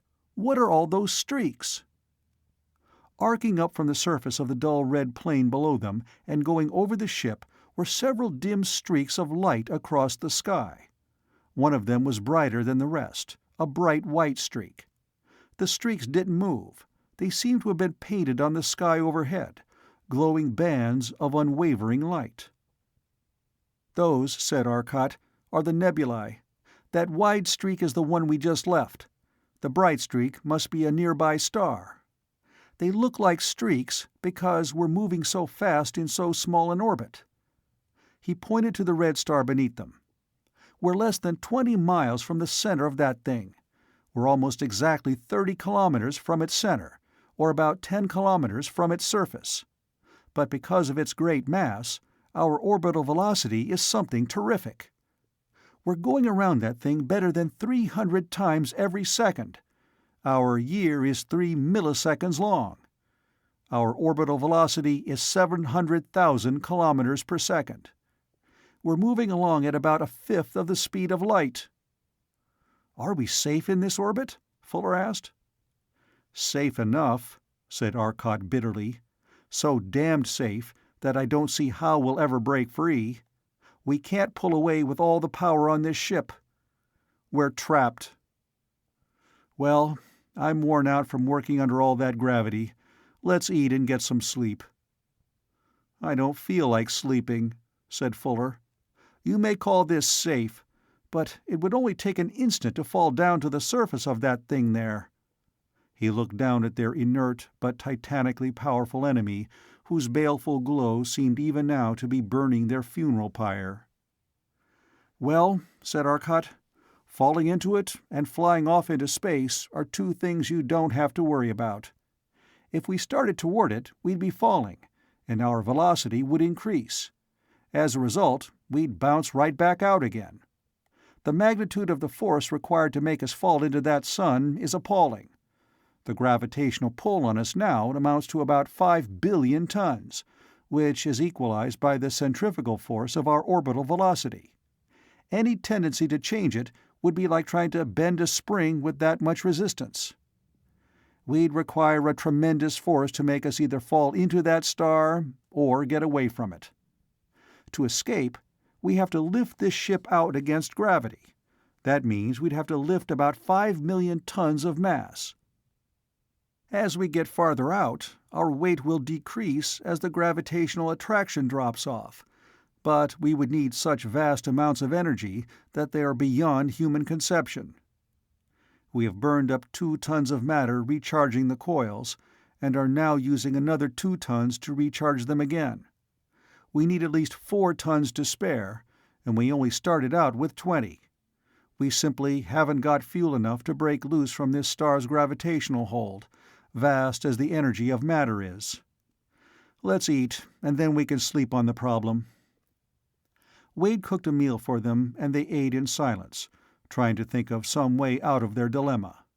Then they tried to sleep on the problem, as Arcot had suggested, but it was difficult to relax. They were physically tired. They had gone through such great strains, even in the short time that they had been maneuvering, that they were very tired. Under a pull 5 times greater than normal gravity, they had tired in 1/5 the time they would have at 1 gravity, but their brains were still wide awake, trying to think of some way, any way, to get away from the dark sun. But at last sleep came.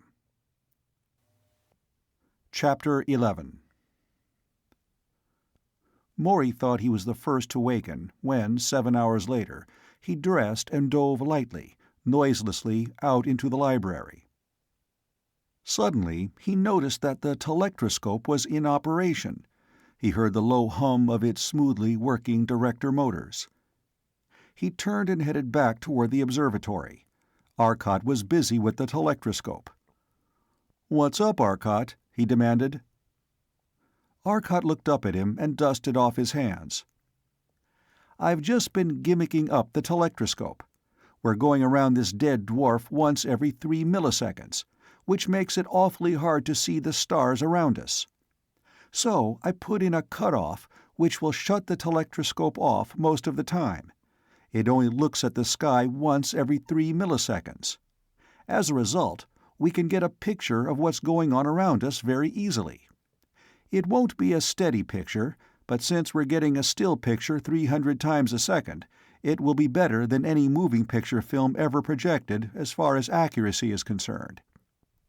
I did it because I want to take a look at that bright streak in the sky. I think it'll be the means to our salvation, if there is any." Morey nodded. "I see what you mean. If that's another white dwarf, which it most likely is, we can use it to escape. I think I see what you're driving at." "If it doesn't work," Arcot said coolly, "we can profit by the example of the people we left back here. Suicide is preferable to dying of cold." Morey nodded. "The question is, how helpless are we?" "Depends entirely on that star. Let's see if we can get a focus on it." At the orbital velocity of the ship, focusing on the star was indeed a difficult thing to do. It took them well over an hour to get the image centered in the screen without its drifting off toward one edge. It took even longer to get the focus close enough to a sphere to give them a definite reading on the instruments. The image had started out as a streak, but by taking smaller and smaller sections of the streak at the proper times, they managed to get a good, solid image. But to get it bright enough was another problem. They were only picking up a fraction of the light, and it had to be amplified greatly to make a visible image. When they finally got what they were looking for, Morey gazed steadily at the image. "Now the job is to figure the distance, and we haven't got much parallax to work with." "If we compute in the timing in our blinker system at the opposite sides of the orbit, I think we can do it," Arcot said. They went to work on the problem. When Fuller and Wade showed up, they were given work to do. Morey gave them equations to solve without telling them to what the figures applied. Finally, Arcot said, "Their period about the common center of gravity is 39 hours, as I figure it." Morey nodded. "Check, and that gives us a distance of 2 million miles apart." "Just what are you two up to?" asked Fuller. "What good is another star? The one we're interested in is this freak underneath us." "No," Arcot corrected. "We're interested in getting away from the one beneath us, which is an entirely different matter. If we were midway between this star and that one, the gravitational effects of the two would be cancelled out, since we would be pulled as hard in one direction as the other. Then we'd be free of both pulls and could escape. If we could get into that neutral area long enough to turn on our space strain drive, we could get away between them fast. Of course, a lot of our energy would be eaten up, but we'd get away. That's our only hope," Arcot concluded. "Yes, and what a whale of a hope it is," Wade snorted sarcastically. "How are you going to get out to a point halfway between these two stars when you don't have enough power to lift this ship a few miles?" "If Mahomet cannot go to the mountain," misquoted Arcot, "then the mountain must come to Mahomet." "What are you going to do?" Wade asked in exasperation. "Beat Joshua? He made the sun stand still, but this is a job of throwing them around." "It is," agreed Arcot quietly, "and I intend to throw that star in such a way that we can escape between the twin fields. We can escape between the hammer and the anvil as millions of millions of millions of tons of matter crash into each other." "And you intend to swing that?" asked Wade in awe as he thought of the spectacle there would be when two suns fell into each other. "Well, I don't want to be around." "You haven't any choice," Arcot grinned. Then his face grew serious. "What I want to do is simple. We have the molecular ray. Those stars are hot. They don't fall into each other because they are rotating about each other. Suppose that rotation were stopped suddenly and completely. The molecular ray acts catalytically. We won't supply the power to stop that star. That star itself will. All we have to do is cause the molecules to move in a direction opposite to the rotation. We'll supply the impulse, and the star will supply the energy. Our job will be to break away when the stars get close enough. We are really going to hitch our wagon to a star. The mechanics of the job are simple. We will have to calculate when and how long to use the power, and when and how quickly to escape. We'll have to use the main power board to generate the ray and project it instead of the little ray units. With luck, we ought to be free of this star in 3 days. Work was started at once. They had a chance of life in sight, and they had every intention of taking advantage of it. The calculating machines they had brought would certainly prove worth their mass in this one use. The observations were extremely difficult, because the ship was rocketing around the star in such a rapid orbit. The calculations of the mass and distance and orbital motion of the other star were therefore very difficult, but the final results looked good. The other star and this one formed a binary, the two being of only slightly different mass and rotating about each other at a distance of roughly 2 million miles. The next problem was to calculate the time of fall from that point, assuming that it would stop instantaneously, which would be approximately true. The actual fall would take only 7 hours under the tremendous acceleration of the two masses. Since the stars would fall toward each other, the ship would be drawn toward the falling mass, and since their orbit around the star took only a fraction of a second to complete, they had to make sure they were in the right position at the halfway point just before collision occurred. Also, their orbit would be greatly perturbed as the star approached, and it was necessary to calculate that in too. Arcot calculated that in 22 hours, 46 minutes, they would be in the most favorable position to start the fall. They could have started sooner, but there were some changes that had to be made in the wiring of the ship before they could start using the molecular ray at full power. "Well," said Wade as he finally finished the laborious computations, "I hope we don't make a mistake and get caught between the two. And what happens if we find we haven't stopped the star at all?" "If we don't hit it exactly the first time," Morley replied, "we'll have to juggle the ray until we do." They set to work at once, installing the heavy leads to the ray projectors, which were on the outside of the hull in countersunk recesses. Morey and Wade had to go outside the ship to help attach the cables. Out in space, floating about the ship, they were still weightless, for they too were supported by centrifugal force. The work of readjusting the projectors for greater power was completed in an hour and a quarter, which still left over 20 hours before they could use them. During the next 10 hours, they charged the great storage coils to capacity, leaving the circuits to them open, controlled by the relays only. That would keep the coils charged, ready to start. Finally, Wade dusted off his hands and said, "We're all ready to go mechanically, and I think it would be wise if we were ready physically too.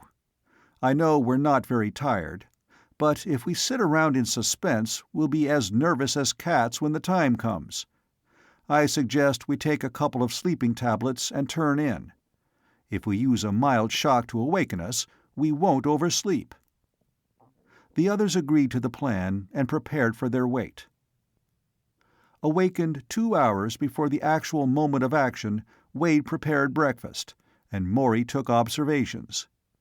He knew just where the star should be according to their calculations, and looked for it there. He breathed a sigh of relief. It was exactly in place. Their mathematics they had been sure of, but on such a rapidly moving machine it was exceedingly difficult to make good observations. The 2 hours seemed to drag interminably, but at last Arcot signaled for the full power of the molecular rays. They waited breathlessly for some response. Nearly 20 seconds later, the other sun went out. "We did it," said Wade in a hushed voice. It was almost a shock to realize that this ship had power enough to extinguish a sun. Arcot and Morey weren't awed. They didn't have time. There were other things to do, and do fast. They had checked the time required for them to see that the white dwarf had gone out. Half of this gave them the distance from the star in light seconds. The screen had already been rigged to flash the information into a computer, which in turn gave a time signal to the robot pilot that would turn on the drive at precisely the right instant. There was no time for human error here. The velocities were too great and the time for error too small. Then they waited. They had to wait for 7 hours spinning dizzily around an improbably tiny star with an equally improbably titanic gravitational field. A star only a couple of dozens of miles across, and yet so dense that it weighed 500,000 times as much as the Earth. And they had to wait while another star like it, chilled now to absolute zero, fell toward them. "I wish we could stay around to see the splash," Arcot said. "It's going to be something to see. All the kinetic energy of those two masses slamming into each other is going to be a blaze of light that will really be something." Wade was looking nervously at the telectroscope plate. "I wish we could see that other sun. I don't like the idea of a thing that big creeping up on us in the dark." "Calm down," Morey said quietly. "It's out of our hands now. We took a chance, and it was a chance we had to take. If you want to watch something, watch Junior down there. It's going to start doing some pretty interesting tricks." As the dense black sun approached them, Junior, as Morey had called it, did begin to do tricks. At first they seemed to be optical effects, as though the eye itself were playing tricks. The red, glowing ball beneath them began to grow transparent around its surface, leaving an opaque red core which seemed to be shrinking slowly. "What's happening?" Fuller asked. "Our orbit around the star is becoming more and more elliptical," Arcot replied. "As the other sun pulls us, the star beneath us grows smaller with the distance. Then, as we begin to fall back toward it, it grows larger again. Since this is taking place many hundreds of times per second, the visual pictures all seem to blend in together." "Watch the clock," Morey said suddenly, pointing. The men watched tensely as the hand moved slowly around. 10, 9, 8, 7, 6, 5, 4, 3, 2, 1, 0. A relay slammed home, and almost instantaneously everyone on the ship was slammed into unconsciousness. Chapter 12. Hours later, Arcot regained consciousness. It was quiet in the ship. He was still strapped in his seat in the control room. The relux screens were in place, and all was perfectly peaceful. He didn't know whether the ship was motionless or racing through space at a speed faster than light, and his first semi-conscious impulse was to see. He reached out with an arm that seemed to be made of dry dust, ready to crumble, an arm that would not behave. His nerves were jumping wildly.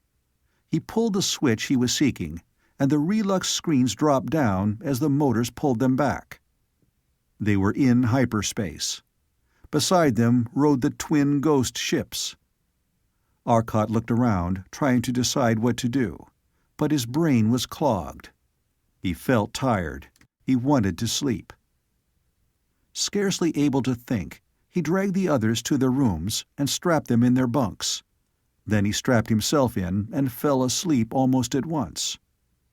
Still more hours passed. Then Arcot was waking slowly to insistent shaking by Maury. "Hey, Arcot, wake up! Arcot, hey!" Arcot's ears sent the message to his brain, but his brain tried to ignore it. At last, he slowly opened his eyes. "Huh?" he said in a low, tired voice. "Thank God! I didn't know whether you were alive or not. None of us remembered going to bed. We decided you must have carried us there, but you sure look dead." "Uh-uh," came Arcot's unenthusiastic rejoinder. "Boy, is he sleepy," said Wade as he drifted into the room. "Use a wet cloth and some cold water, Maury." A brisk application of cold water brought Arcot more nearly awake. He immediately clamored for the wherewithal to fill an aching void that was making itself painfully felt in his midsection. "He's all right," laughed Wade. "His appetite is just as healthy as ever." They had already prepared a meal, and Arcot was promptly hustled to the galley. He strapped himself into the chair so that he could eat comfortably, and then looked around at the others. "Where the devil are we?" "That," replied Maury seriously, "was just what we wanted to ask you. We haven't the beginnings of an idea. We slept for 2 days, all told, and by now we're so far from all the island universes that we can't tell one from another. We have no idea where we are. I've stopped the ship. We're just floating. I'm sure I don't know what happened, but I hoped you might have an idea." "I have an idea," said Arcot. "I'm hungry. You wait until after I've eaten, and I'll talk." He fell to on the food. After eating, he went to the control room and found that every gyroscope in the place had been thrown out of place by the attractions they had passed through. He looked around at the meters and coils. It was obvious what had happened. Their attempt to escape had been successful. They had shot out between the stars into the space. The energy had been drained from the power coil, as they had expected. Then the power plant had automatically cut in, recharging the coils in 2 hours. Then the drive had come on again, and the ship had flashed on into space. But with the gyroscopes as erratic as they were, there was no way of knowing which direction they had come. They were lost in space. "Well, there are lots of galaxies we can go to," said Arcot. "We ought to be able to find a nice one and stay there, if we can't get home again." "Sure," Wade replied, "but I like Earth. If only we hadn't all passed out. What caused that, Arcot?" Arcot shrugged. "I'm sure I don't know. My only theory is that the double gravitational field, plus our own power field, produced a sort of cross-product that affected our brains. At any rate, here we are." "We certainly are," agreed Maury. "We can't possibly backtrack. What we have to do is identify our own universe. What identifying features does it have that will enable us to recognize it?" "Our galaxy has 2 satellites, the Greater and Lesser Magellanic Clouds. If we spent 10 years photographing and studying and comparing with the photographs we already have, we might find it. We know that system will locate the galaxy, but we haven't the time. Any other suggestions?" "We came out here to visit planets, didn't we?" asked Arcot. "Here's our chance, and our only chance, of getting home as far as I can see. We can go to any galaxy in the neighborhood, within 20 or 30 million light-years, and look for a planet with a high degree of civilization. Then we'll give them the photographs we have, and ask them if they've any knowledge of a galaxy with 2 such satellites. We just keep trying until we find a race which has learned through their research. I think that's the easiest, quickest, and most satisfactory method. What do you think?" It was the obvious choice, and they all agreed. The next proposition was to select a galaxy. "We can go to any one we wish," said Maury. "But we're now moving at 30,000 miles per second. It would take us quite a while to slow down, stop, and go in the other direction. There's a nice big galactic nebula right in front of us, about 3 days away, 6 million light-years. Any objections to heading for that?" The rest looked at the glowing point of the nebula. Out in space, a star is a hard, brilliant, dimensionless point of light. But a nebula glows with a faint mistiness. They are so far away that they never have any bright glow, such as stars have, but they are so vast, their dimensions so great, that even across millions of light-years of space they appear as tiny glowing disks with faint, indistinct edges. As the men looked out of the clear lux-metal windows, they saw the tiny blur of light on the soft black curtain of space. It was as good a course as any, and the ship's own inertia recommended it. They had only to redirect the ship with greater accuracy. Setting the damaged gyroscopes came first, however. There were a number of things about the ship that needed readjustment and replacement after the strain of escaping from the giant star. After they had made a thorough inspection, Arcot said, "I think we'd best make all our repairs out here. That flame that hit us burned off our outside microphone and speaker, and probably did a lot of damage to the ray projectors. I'd rather not land on a planet unarmed. The chances are about 50-50 that we be greeted with open cannon muzzles instead of open arms." The work inside was left to Arcot and Fuller, while Maury and Wade put on spacesuits and went out onto the hull. They found surprisingly little damage, far less than they had expected. True, the loudspeaker, the microphone, and all other instruments made of ordinary matter had been burned off clean. They didn't even have to clean out the spaces where they had been recessed into the wall. At a temperature of 10,000 degrees, the metals had all boiled away.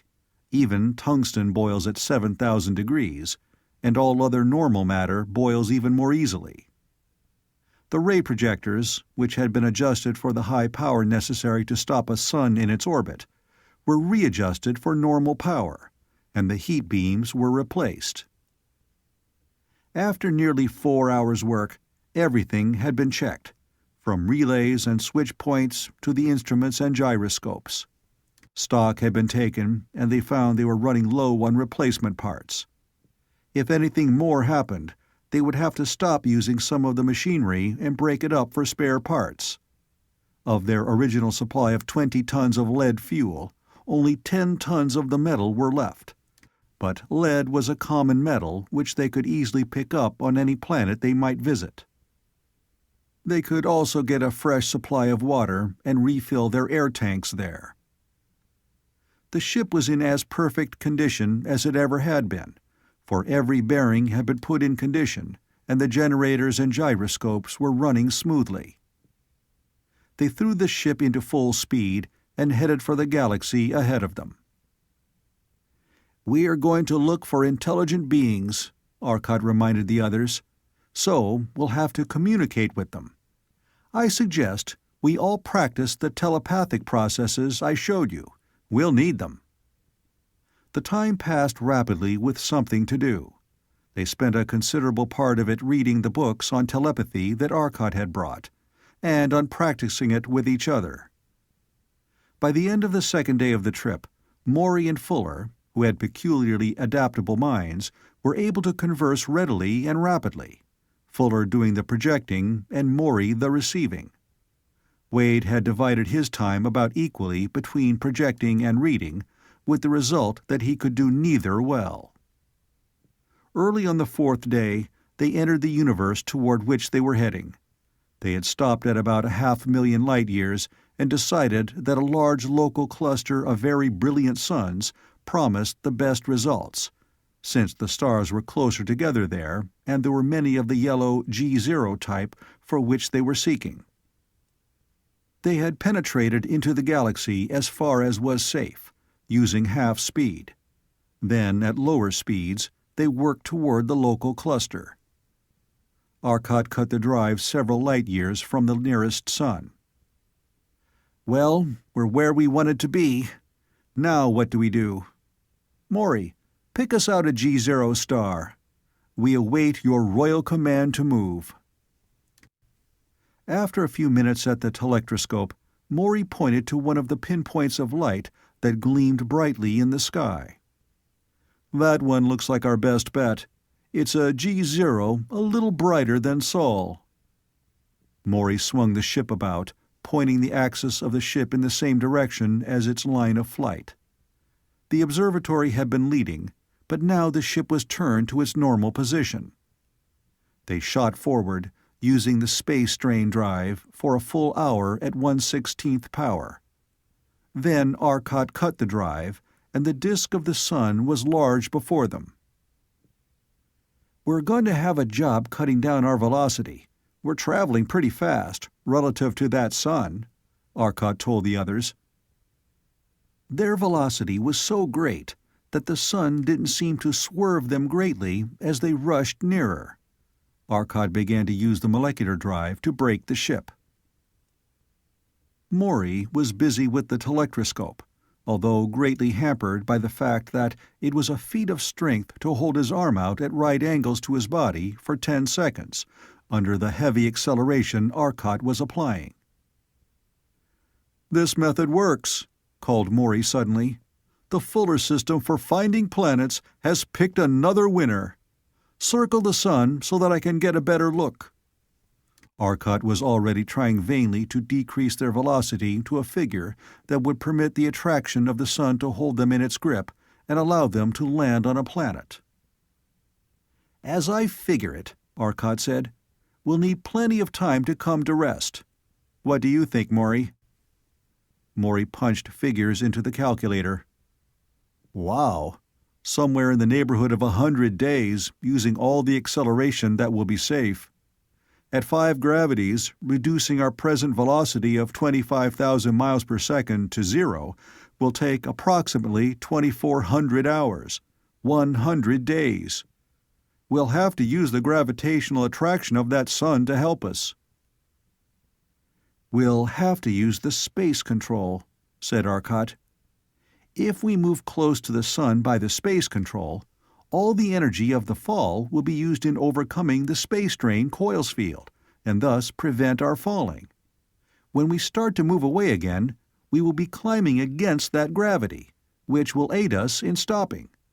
But even so, it will take us about 3 days to stop. We wouldn't get anywhere using molecular power. That giant sun was just too damn generous with his energy of fall." They started the cycles, and as Arcot had predicted, they took a full 3 days of constant slowing to accomplish their purpose, burning up nearly 3 tons of matter in doing so. They were constantly oppressed by a load of 5 gravities, except for the short intervals when they stopped to eat and when they were moving in the space control field. Even in sleeping, they were forced to stand the load. The massive sun was their principal and most effective brake. At no time did they go more than a few dozen million miles from the primary, for the more intense the gravity, the better effect they got. Maury divided his time between piloting the ship while Arcot rested and observing the system. By the end of the 3rd day, he had made very creditable progress with his map. He had located only 6 planets, but he was certain there were others. For the sake of simplicity, he had assumed circular orbits, and calculated their approximate orbital velocities from their distance from the sun. He had determined the mass of the sun from direct weighings aboard their ship. He soon had a fair diagram of the system constructed mathematically, and experimental observation showed it to be a very close approximation. The planets were rather more massive than those of Sol. The innermost planet had a third again the diameter of Mercury, and was 4 million miles farther from the primary. He named it Hermes. The next one, which he named Aphrodite, the Greek goddess corresponding to the Roman Venus, was only a little larger than Venus and was some 8 million miles farther from its primary, 75 million miles from the central sun. The next, which Maury called Terra, was very much like Earth. At a distance of 124 million miles from the sun, it must have received almost the same amount of heat that the Earth does, for this sun was considerably brighter than Sol. Terra was 8,200 miles in diameter, with a fairly clear atmosphere and a varying albedo, which indicated clouds in the atmosphere. Maury had every reason to believe that it might be inhabited, but he had no proof, because his photographs were constantly poor due to the glare of the sun. The rest of the planets proved to be of little interest. In the place where, according to Bode's law, another planet, corresponding to Mars, should have been, there was only a belt of asteroids. Beyond this was still another belt, and on the other side of the double asteroid belt was the fourth planet, a 50,000-mile-in-diameter methane-ammonia giant, which Maury named Zeus in honor of Jupiter. He had picked up a couple of others on his plates, but he had not been able to tell anything about them as yet. In any case, the planets Aphrodite and Terra were by far the most interesting. "I think we picked the right angle to come into this system," said Arcot, looking at Maury's photographs of the wide bands of asteroids. They had come into the planetary group at right angles to the plane of the ecliptic, which had allowed them to miss both asteroid belts. They started moving toward the planet Terra, reaching their objective in less than 3 hours. The globe beneath them was lit brightly, for they had approached it from the daylight side. Below them they could see wide green plains and gently rolling mountains, and in a great cleft in one of the mountain ranges was a shimmering lake of clearest blue. The air of the planet screamed about them as they dropped down, and the roar in the loudspeaker grew to a mighty cataract of sound. Maury turned down the volume. The sparkling little lake passed beneath them as they shot on, 75 miles above the surface of the planet. When they had first entered the atmosphere, they had the impression of looking down on a vast, inverted bowl, whose edge rested on a vast, smooth table of deep violet velvet. But as they dropped, and the violet became bluer and bluer, they experienced the strange optical illusion of flopping of the scene. The bowl seemed to turn itself inside out, and they were looking down at its inner surface. They shot over a mountain range, and a vast plain spread out before them. Here and there, in the far distance, they could see darker spots caused by buckled geological strata. Arcot swung the ship around, and they saw the vast horizon swing about them, as their sensation of down changed with the acceleration of the turn. They felt nearly weightless, for they were lifting again in a high arc. Arcot was heading back toward the mountains they had passed over. He dropped the ship again, and the foothill seemed to rise to meet them. "I'm heading for that lake," Arcot explained. "It seems absolutely deserted, and there are some things we want to do. I haven't had any decent exercise for the past 2 weeks, except for straining under high gravity. I want to do some swimming, and we need to distill some water for drink. We need to refill the tanks in case of emergencies. If the atmosphere contains oxygen, fine. If it doesn't, we can get it out of the water by electrolysis. But I hope that air is good to breathe, because I've been wanting a swim and a sun bath for a long time." Chapter 13. The Ancient Mariner hung high in the air, poised 25 miles above the surface of the little lake. Wade, as chemist, tested the air while the others readied the distillation and air condensation apparatus. By the time they had finished, Wade was ready with his report. Air pressure about 20 psi at the surface. Temperature about 95 Fahrenheit. Composition 18% oxygen, 75% nitrogen, 0.4% carbon dioxide, residue inert gases. That's not including water vapor, of which there is a fair amount. I put a canary into the air, and the bird liked it, so I imagine it's quite safe except for bacteria, perhaps. Naturally, at this altitude the air is germ-free. "Good," said Morey. "Then we can take our swim and work without worrying about spacesuits." "Just a minute," Fuller objected. "What about those germs Wade mentioned? If you think I'm going out in my shorts, where some flock of bacteria can get at my tender anatomy, you've got another think coming." "I wouldn't worry about it," Wade said. "The chances of organisms developing along the same evolutionary line is quite slim. We may find the inhabitants of the same shape as those of another world, because the human body is fairly well constructed anatomically. The head is in a place where it will be able to see over a wide area, and it's in a safe place. The hand is very useful and can be improved upon but little. True, the Venerians have a second thumb, but the principle is the same. But chemically, the bodies are probably very different. The people of Venus are widely different chemically. The bacteria that can make a Venerian deathly ill is killed the instant it enters our body, or else it starves to death because it can't find the kind of chemical food it needs to live. And the same thing happens when a Venerian is attacked by an earthly microorganism. Even on Earth, evolution has produced such widely varying types of life that an organism that can feed on one is totally incapable of feeding on another. You, for instance, couldn't catch tobacco mosaic virus, and the tobacco plant can't catch the measles virus. You couldn't expect a microorganism to evolve here that was capable of feeding on Earth-type tissues. They would have starved to death long ago." "What about bigger animals?" Fuller asked cautiously. "That's different. You would probably be indigestible to an alien carnivore, but he'd probably kill you first to find out. If he ate you, it might kill him in the end, but that would be small consolation. That's why we're going to go out armed."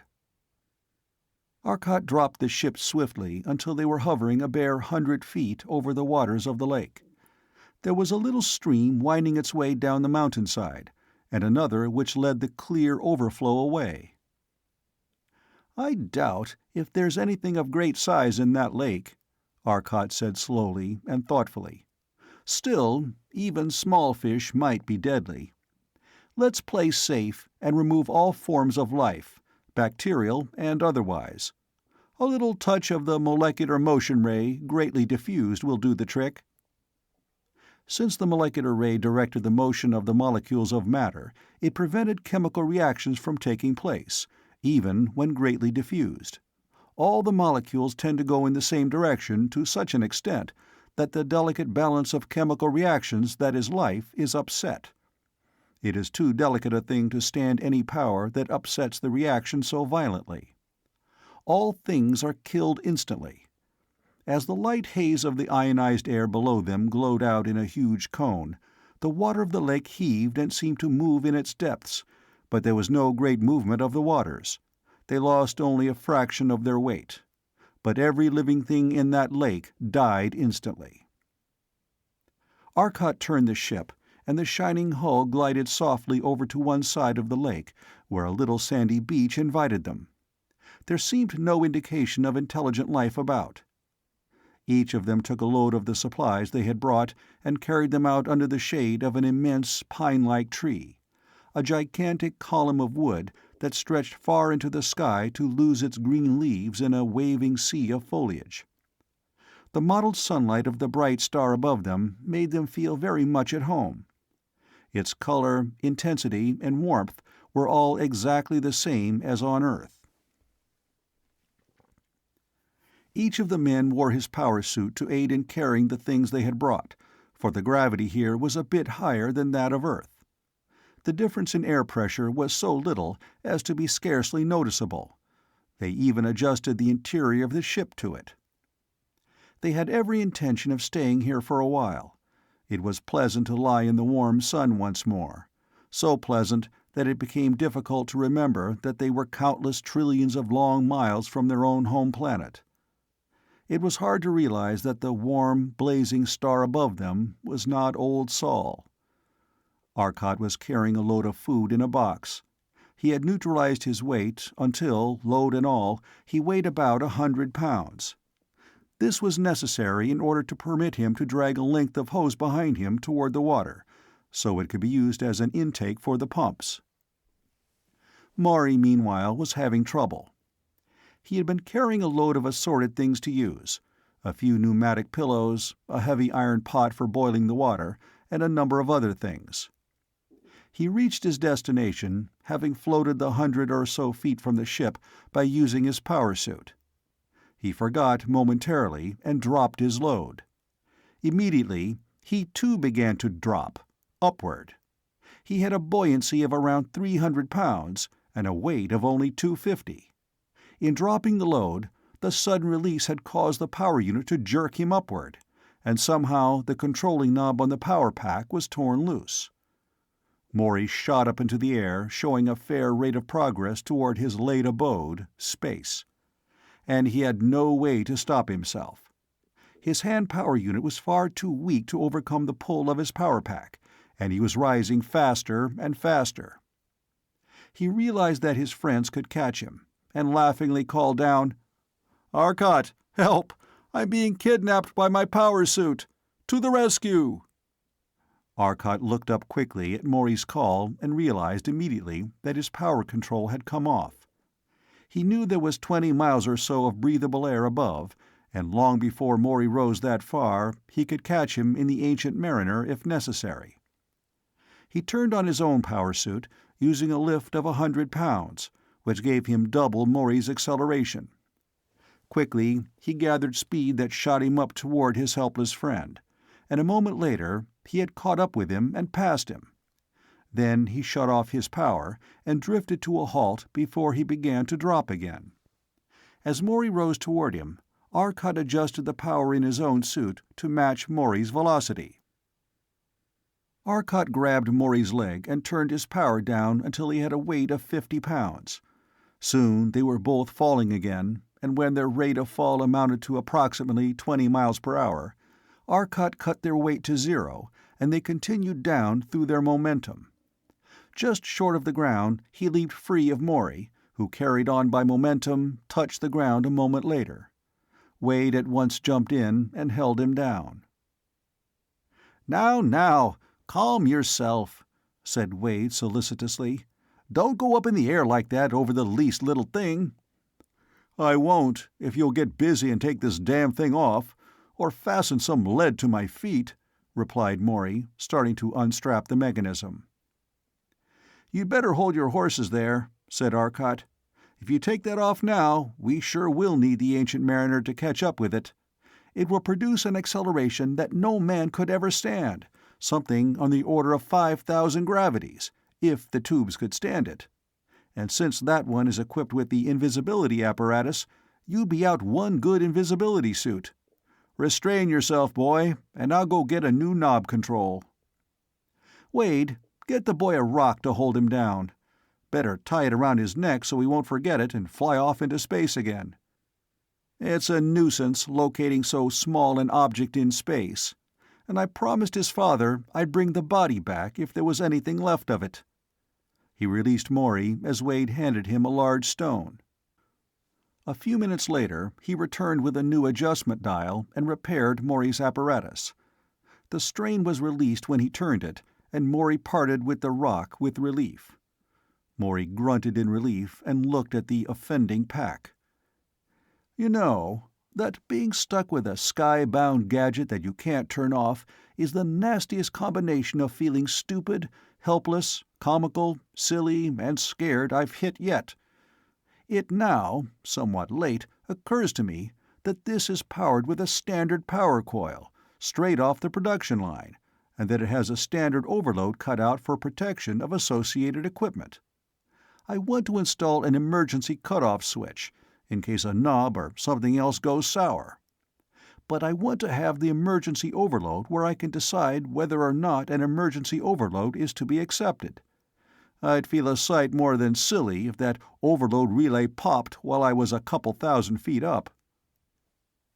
Trouble with all this new stuff of ours is that we simply haven't had time to find out all the I never thought of that things that can go wrong. If the grid resistor on the oscillator went out, for instance, what would it do? Arcot cocked an eye at the power pack, visualizing the circuits. Full blast, straight up, and no control. But modern printed resistors don't fail. That's what it says in all the books, Wade nodded wisely. And you should see the stock of replacement units every electronics shop stocks for purposes of replacing infallible units, too. You've got a point, my friend. I can see 4 ways we can change these things to fail-safe operation, if we add Maury's emergency cutoff switch. If it did go on full then, you could use intermittent operation and get it down, Arcot acknowledged. Anybody know what silly, fail-unsafe tricks we overlooked in the Ancient Mariner? Fuller asked. That, said Wade with a grimace, is a silly question. The I didn't think of that type of failure occurs because I didn't think of that, and the reason I didn't think of it is because it never occurred to me. If we'd been able to think of 'em, we would have. We'll probably get stuck with a few more yet before we get back. But at least we can clean up a few bugs in these things now. Forget it for now, Wade, and get that chow on, suggested Fuller. He was lying on his back, clad only in a pair of short trunks, completely relaxed and enjoying life. We can do that when it's dark here. Fuller has the right idea, said Maury, looking at Fuller with a judicious eye. I think I'll follow his example. Which makes 3 in favor and 1 on the way, said Arcot as he came out of the ship and sank down on the soft sand of the beach. They lay around for a while after lunch, and then decided to swim in the cool waters of the lake. One of them was to stand guard while the others went in swimming. Standing guard consisted of lying on his back on the soft sand and staring up at the delightful contrast of lush green foliage and deep blue sky. It was several hours before they gathered up their things and returned to the ship. They felt more rested than they had before their exercise. They had not been tired before, merely restless, and the physical exercise had made them far more comfortable. They gathered again in the control room. All the apparatus had been taken in, the tanks were filled, and the compressed oxygen replenished. They closed the airlock and were ready to start again. As they lifted into the air, Arcot looked at the lake that was shrinking below them. Nice place for a picnic. We'll have to remember that place. It isn't more than 20 million light-years from home. Yes, agreed Maury, it is handy. But suppose we find out where home is first. Let's go find the local inhabitants. Excellent idea. Which way do we look? Wade asked. This lake must have an outlet to the sea, Maury answered. I suggest we follow it. Most rivers of any size have a port near the mouth, and a port usually means a city. Let's go, said Arcot, swinging the shining ship about and heading smoothly down along the line of the little stream that had its beginning at the lake. They moved on across the mountains and over the green foothills until they came to a broad, rolling plain. I wonder if this planet is inhabited, Arcot mused. None of this land seems to be cultivated. Maury had been scanning the horizon with a pair of powerful binoculars. No, the land isn't cultivated, but take a look over there. See that range of little hills over to the right? Take a look. He handed the binoculars to Arcot. Arcot looked long and quietly. At last, he lowered the binoculars and handed them to Wade, who sat next to him. It looks like the ruins of a city, Arcot said. Not the ruins that a storm would make, but the ruins that high explosives would make. I'd say there had been a war, and the people who once lived here had been driven off. So would I, rejoined Maury. I wonder if we could find the conquerors. Maybe, unless it was mutual annihilation. They rose a bit higher and raised their speed to 1,000 miles an hour. On and on they flew, high above the gently rolling plain, mile after mile. The little brooklet became a great river, and the river kept growing more and more. Ahead of them was a range of hills, and they wondered how the river could thread its way among them. They found that it went through a broad pass that twisted tortuously between high mountains. A few miles farther on they came to a great natural basin in the pass, a wide, level bowl. And in almost the exact center they saw a looming mass of buildings. A great city. "Look!" cried Maury. "I told you it was inhabited!" Arcot winced.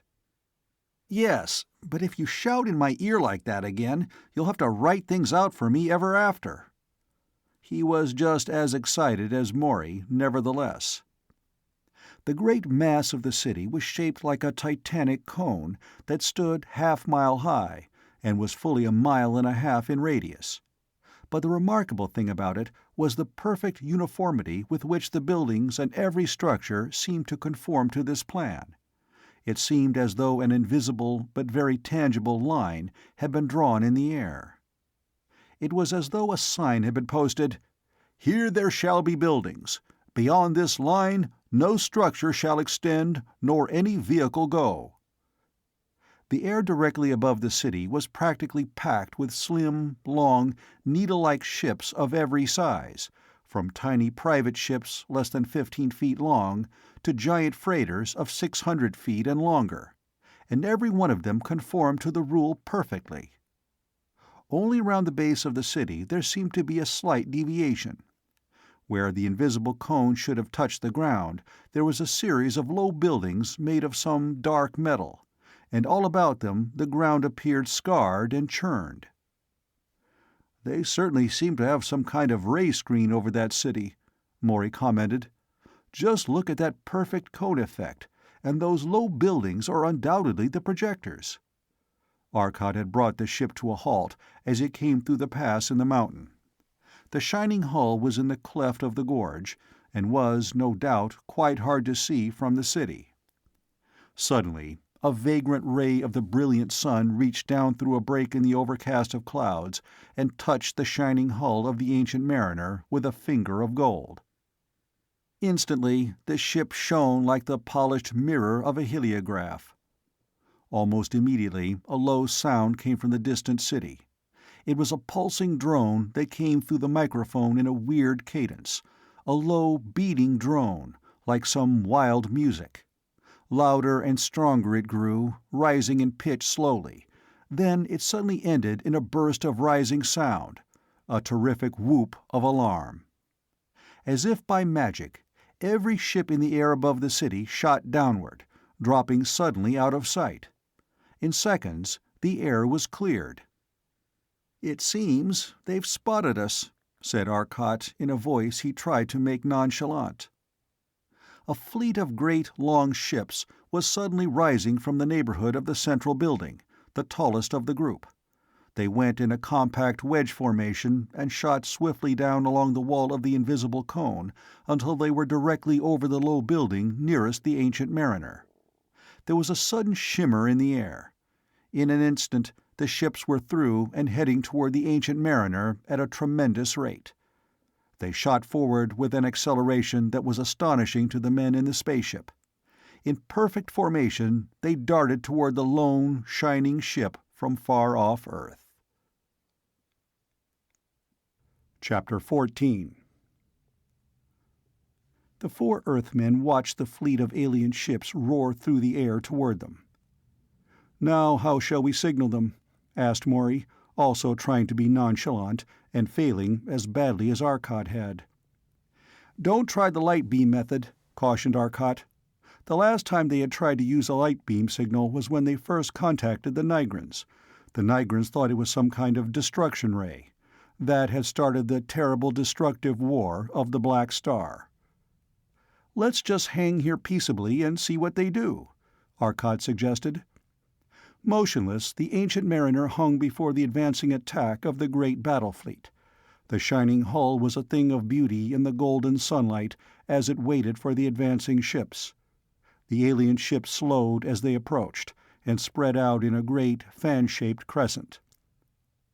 Suddenly, the ancient mariner gave a tremendous leap and hurtled toward them at a terrific speed, under an acceleration so great that Arcot was nearly hurled into unconsciousness. He would have been, except for the terrific mass of the ship.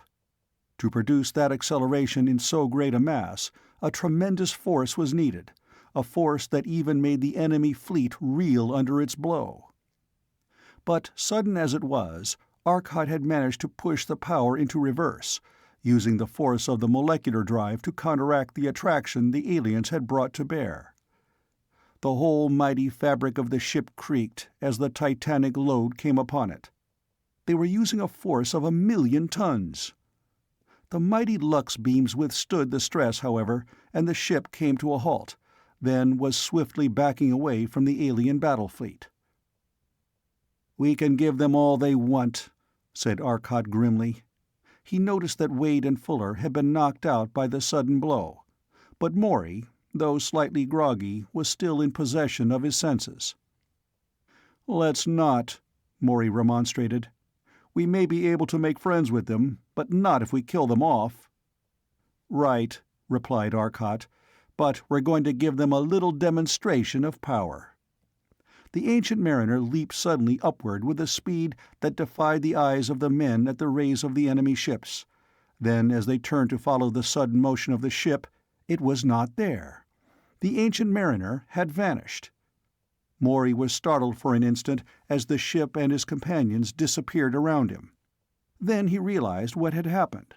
Arcot had used the invisibility apparatus.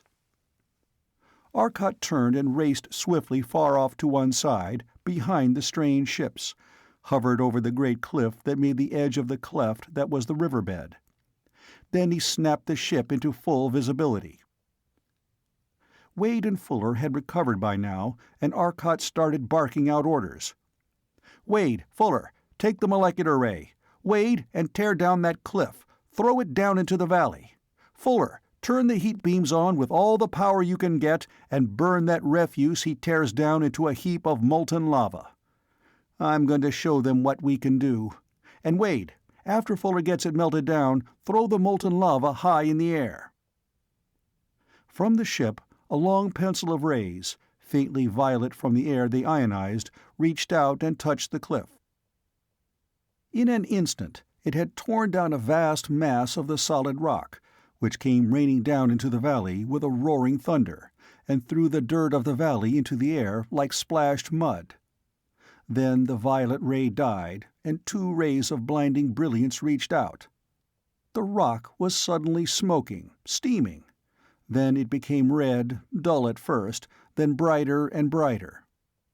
Suddenly it collapsed into a great pool of white-hot lava, flowing like water under the influence of the beams from the ship. Again the pale violet of the molecular beams touched the rock, which was now bubbling lava. In an instant, the great mass of flaming incandescent rock was flying like a glowing meteor, up into the air. It shot up with terrific speed, broke up in mid-air, and fell back as a rain of red-hot stone. The bright rays died out, but the pale fingers of the molecular beams traced across the level ground. As they touched it, the solid soil spouted into the air like some vast fountain, to fall back as frost-covered powder. The rays that had swung a sun into destruction were at work. What chance had man, or the works of man against such? What mattered a tiny planet when those rays could hurl one mighty sun into another, to blaze up in an awful conflagration that would light up space for 1,000,000 light-years around with a mighty glare of light? As if by a giant plow, the valley was torn and rent in great streaks by the pale violet rays of the molecular force. Wade tore loose a giant boulder and sent it rocketing into the heavens. It came down with a terrific crash minutes later, to bury itself deep in the soil as it splintered into fragments. Suddenly the ancient mariner was jerked violently again. Evidently, undaunted by their display of power, The aliens' race had gripped the Earthmen's ship again and were drawing it with terrific acceleration. But this time the ship was racing toward the city, caught by the beam of one of the low-built, sturdy buildings that housed the protective ray projectors. Again, Arcot threw on the mighty power units that drove the ship, bracing them against the pull of the beam. "Wade, use the molecular ray! Stop that beam!" Arcot ordered. The ship was stationary, quivering under the titanic forces that struggled for it. The enemy fleet raced toward them, trying to come to the aid of the men in the tower. The pale glow of the molecular beam reached out its ghostly finger and touched the heavy walled ray projector building. There was a sudden flash of discharging energy, and the tower was hurled high in the air, leaving only a gaping hole in the ground. Instantly, with the collapse of the beam that held it, the ancient mariner shot backward, away from the scene of the battle. Arcot snapped off the drive and turned on the invisibility apparatus. They hung motionless, silent and invisible in the air, awaiting developments. In close formation, one group of ships blocked the opening in the wall of rays that the removal of one projector building had caused. 3 other ships went to investigate the wreck of the building that had fallen a mile away. The rest of the fleet circled the city, darting around, searching frantically for the invisible enemy, fully aware of the danger of collision. The unnerving tension of expecting it every second made them erratic and nervous to the nth degree. "They're sticking pretty close to home," said Arcot. "They don't seem to be too anxious to play with us." "They don't, do they?" Morey said, looking angry. "They might at least have been willing to see what we wanted. I want to investigate some other cities. Come on." He had thoroughly enjoyed the rest at the little mountain lake, and he was disappointed that they had been driven away. Had they wanted to, he knew they could easily have torn the entire city out by the roots. "I think we ought to smash them thoroughly," said Wade. "They're certainly inhospitable people." "And I, for one, would like to know what that attraction ray was," said Fuller curiously. "The ray is easily understood after you take a look at the wreck it made of some of these instruments," Arcot told him. "It was projected magnetism. I can see how it might be done if you worked on it for a while. The ray simply attracted everything in its path that was magnetic, which included our Lux metal hull.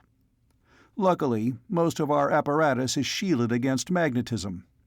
The few things that aren't can be repaired easily. But I'll bet Wade finds his gear in the galley thrown around quite a bit." "Where do we go from here, then?" Wade asked. "Well, this world is bigger than Earth," said Morey. "Even if they're afraid to go out of their cities to run farms, they must have other cities. The thing that puzzles me, though, is how they do it. I don't see how they can possibly raise enough food for a city in the area they have available." "People couldn't possibly live in hydrogen instead of oxygen," Arcot quoted, grinning. "That's what they told me when I made my little announcement at the meeting on the Black Star situation. The only trouble was, they did. That suggestion of yours meets the same fate, Morey." "All right, you win," agreed Morey. "Now let's see if we can find the other nations on this world more friendly." Arcot looked at the sun. "We're now well north of the equator. We'll go up where the air is thin, put on some speed, and go into the south temperate zone. We'll see if we can't find some people there who are more peaceably inclined." Arcot cut off the invisibility tubes. Instantly, all the enemy ships in the neighborhood turned and darted toward them at top speed. But the shining ancient mariner darted into the deep blue vault of the sky, and a moment later was lost to their view. "They had a lot of courage," said Arcot, looking down at the city as it sank out of sight. "It doesn't take 1/4 as much courage to fight a known enemy, no matter how deadly, as it does to fight an unknown enemy force, something that can tear down mountains and throw their forts into the air like toys." "Oh, they had courage, all right," Morey conceded. but I wish they hadn't been quite so anxious to display it." They were high above the ground now, accelerating with a force of one gravity. Arcot cut the acceleration down until there was just enough to overcome the air resistance, which, at the height they were flying, was very low. The sky was black above them, and the stars were showing around the blazing sun. They were unfamiliar stars in unfamiliar constellations, the stars of another universe. In a very short time, the ship was dropping rapidly downward again, the horizontal power off. The air resistance slowed them rapidly. They drifted high over the south temperate zone. Below them stretched the seemingly endless expanse of a great blue-green ocean. "They don't lack for water, do they?" Wade commented. "We could pretty well figure on large oceans," Arcot said. "The land is green, and there are plenty of clouds." Far ahead, a low mass of solid land appeared above the blue of the horizon. It soon became obvious that it was not a continent they were approaching, but a large island, stretching hundreds of miles north and south. Arcot dropped the ship lower. The mountainous terrain had become so broken that it would be impossible to detect a city from 30 miles up. The green defiles of the great mountains not only provided good camouflage, but kept any great number of ships from attacking the sides, where the ray stations were. The cities were certainly located with an eye for war. Arcot wondered what sort of conflict had lasted so long that cities were designed for perpetual war. Had they never had peace? "Look," Fuller called, "there's another city." Below them, situated in a little natural bowl in the mountains, was another of the cone cities. Wade and Fuller manned the ray projectors again. Arcot dropped the ship toward the city, one hand on the reverse switch, in case the inhabitants tried to use the magnetic beam again. At last they had come quite low. There were no ships in the air, and no people in sight. Suddenly, the outside microphone picked up a low, humming sound. A long, cigar-shaped object was heading toward the ship at high speed. It had been painted a dark, mottled green, and was nearly invisible against the background of foliage beneath the ship. "Wade, catch that on the ray," Arcot commanded sharply, moving the ship to one side at the same time. Instantly, the guided missile turned and kept coming toward them. Wade triggered the molecular beam, and the missile was suddenly dashing toward the ground with terrific speed. There was a terrific flash of flame and a shock wave of concussion. A great hole gaped in the ground. "They sure know their chemistry," remarked Wade, looking down at the great hole the explosion had torn in the ground. "That wasn't atomic, but on the other hand, it wasn't dynamite or TNT either. I'd like to know what they use." "Personally," said Arcot angrily, "I think that was more or less a gentle hint to move on." He didn't like the way they were being received. He had wanted to meet these people. Of course, the other planet might be inhabited, but if it wasn't— "I wonder," said Morey thoughtfully. "Arcot, those people were obviously warned against our attack, probably by that other city. Now, we've come nearly halfway around this world. Certainly, we couldn't have gone much farther away and still be on the planet. And we find this city in league with the other. Since this league goes halfway around the world, and they expected us to do the same, isn't it fair to assume, just on the basis of geographical location, that all this world is in one league?" An interplanetary war," mused Arcot. "That would certainly prove that one of the other planets is inhabited. The question is, which one?" "The most probable one is the next inner planet, Aphrodite," replied Morey. Arcot fired the ship into the sky. "If your conclusions are correct, and I think they are, I see no reason to stay on this planet. Let's go see if their neighbors are less aggressive." With that, he shot the ship straight up, rotating the axis until it was pointing straight away from the planet. He increased the acceleration until, as they left the outer fringes of the atmosphere, The ship was hitting a full 4 gravities. "I'm going to shorten things up and use the space control," Arcot said. "The gravitational field of the sun will drain a lot of our energy out, but so what? Lead is cheap, and before we're through, we'll have plenty, or I'll know the reason why." Dr. Richard Arcot was angry, boiling all the way through. Chapter 15. There was the familiar tension in the air as the space field built up, and they were hurled suddenly forward. The star-like dot of the planet suddenly expanded as they rushed forward at a speed far greater than that of light. In a moment it had grown to a disk. Arcot stopped the space control. Again they were moving forward on molecular drive. Very shortly, Arcot began to decelerate. Within 10 minutes, they were beginning to feel the outermost wisps of the cloud-laden atmosphere. The heat of the blazing sun was intense. The surface of the planet was, no doubt, a far warmer place than Earthmen would find comfortable.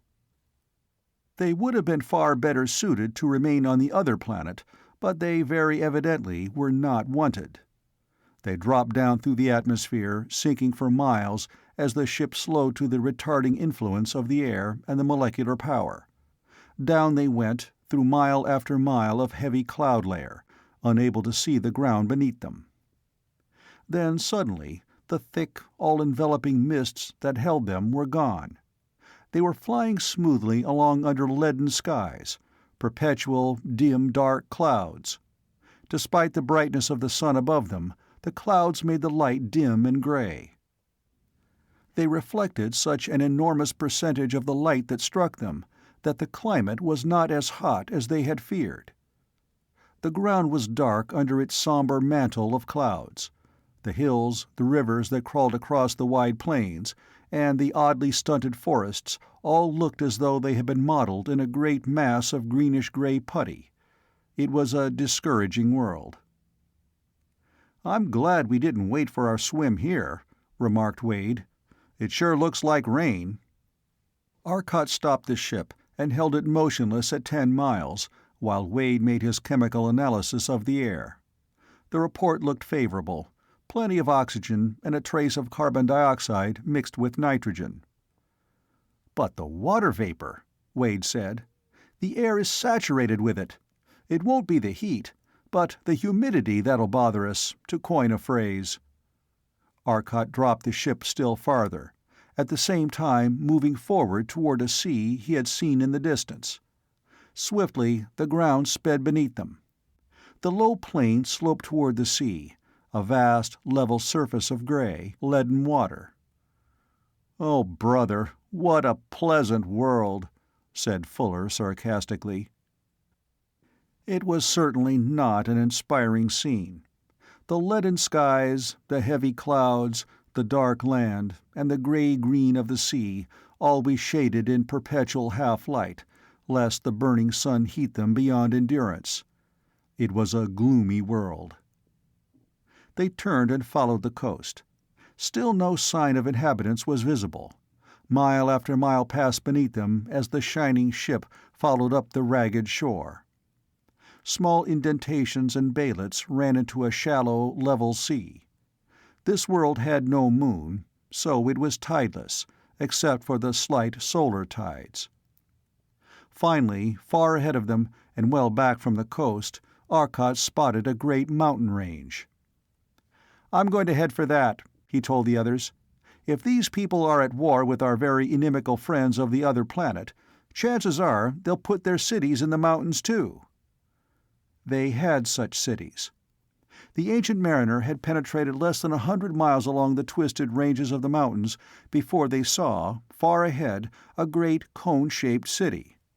The city was taller, larger than those of the other planet, and the cone ran up farther from the actual city buildings, leaving the aircraft more room. Arcot stopped and watched the city a long time through the telescope. It seemed similar to the others in all respects. The same type of needle-like ships floated in the air above it, and the same type of cone-ray projectors nestled in the base of the city's invisible protection. "We may as well take a chance," said Arcot. He shot the ship forward until they were within a mile of the city, in plain sight of the inhabitants. Suddenly, without any warning signal apparently, all the air traffic went wild. Then it was gone. Every ship seemed to have ducked into some unseen place of refuge. Within a few minutes, a fleet of battleships was winging its way toward the invisible barrier. Then it was out, and in a great semi-cylinder a quarter of a mile high, and a quarter of a mile in radius, they advanced toward the Ancient Mariner. Arcot kept the ship motionless. He knew that their only weapon was the magnetic ray. Otherwise, they would have won the war long ago. And he knew he could cope with magnetism. Slowly, the ships advanced. At last they halted a quarter of a mile from the Earth ship. A single ship detached itself from the mass and advanced to within a few hundred feet of the Ancient Mariner. Quickly, Arcot jumped to his feet. "Maury, take the controls. Evidently, they want to parley, not fight. I'm going over there." He ran the length of the corridor to his room and put on his power suit. A moment later, he left the airlock and launched himself into space, flying swiftly toward the ship. He had come alone, but armed as he was probably more than a match for anything they could bring to bear on him. He went directly toward the broad expanse of glass that marked the control room of the alien ship, and looked in curiously. The pilot was a man much like Arcot, quite tall and of tremendous girth, with a huge chest and great, powerful arms. His hands, like those of the Venerians, had 2 thumbs. With equal curiosity the man stared at Arcot, floating in the air without apparent means of support. Arcot hung there a moment, then motioned that he wished to enter. The giant alien motioned him around to the side of the ship. Halfway down the length of the ship, Arcot saw a port suddenly open. He flew swiftly forward and entered. The man who stood there was a giant as tall as Wade, and even more magnificently muscled, with tremendous shoulders and giant chest. His thighs, rounded under a close-fitting gray uniform, were bulging with smooth muscle. He was considerably larger than the man in the pilot room, and whereas the other had been a pale yellow in color, this man was burned to a more healthy shade of tan. His features were regular and pleasing. His hair was black and straight. His high forehead denoted a high degree of intelligence, and his clear black eyes, under heavy black eyebrows, seemed curious but friendly. His nose was rather thin but not sharp, and his mouth was curved in a smile of welcome. His chin was firm and sharp, distinct from his face and neck. They looked each other over, and Arcot smiled as their eyes met. "Torlos," said the alien, pointing to his great chest. "Arcot," replied the Earthman, pointing to himself. Then he pointed to the stranger. "Torlos." He knew he hadn't pronounced it exactly as the alien had, but it would suffice. The stranger smiled in approval. "Arcot," he said, pointing to the Earthman.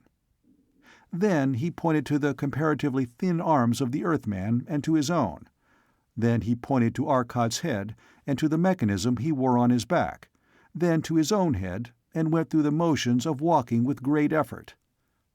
Again he pointed at Arcot's head, nodding his own in approval. Arcot understood immediately what was meant. The alien had indicated that the Earthman was comparatively weak, but that he had no need of muscle, for he made his head and his machines work for him. And he had decided that the head was better. Arcot looked at the man's eyes and concentrated on the idea of friendship, projecting it with all his mental power. The black eyes suddenly widened in surprise, which quickly turned to pleasure as he tried to concentrate on one thought. It was difficult for Arcot to interpret the thoughts of the alien. All his concepts were in a different form. At last he caught the idea of location. But it was location in the interrogative. How was he to interpret that? Then it hit him. Torlos was asking, "Where are you from?" Arcot pulled a pad of paper and a pencil from his pocket and began to sketch rapidly. First, he drew the local galaxy, with dots for stars, and swept his hand around him. He made one of the dots a little heavier and pointed at the bright blur in the cloudy sky above them. Then he drew a circle around that dot and put another dot on it, at the same time indicating the planet beneath them. Torlos showed that he understood. Arcot continued. At the other end of the paper, he drew another galaxy and indicated Earth. Then he drew a dotted line from Earth to the planet they were now on. Torlos looked at him in incredulous wonder. Again he indicated his respect for Arcot's brain. Arcot smiled and indicated the city. "Can we go there?" he projected into the other's mind. Torlos turned and glanced toward the end of the corridor. There was no one in sight, so he shouted an order in a deep, pleasant voice. Instantly, another giant man came striding down the corridor with a lithe softness that indicated tremendous muscular power, excellently controlled. He saluted by placing his left hand over the right side of his chest. Arcot noted that for future reference. Torlos spoke to the other alien for a moment. The other left and returned a minute later and said something to Torlos. Torlos turned to Arcot, indicating that he should return to his ship and follow them. Arcot suddenly turned his eyes and looked directly into the black eyes of the alien. "Torlos," he projected, "will you come with us on our ship?" "I am commander of this ship. I cannot go without permission of my chief. I will ask my chief."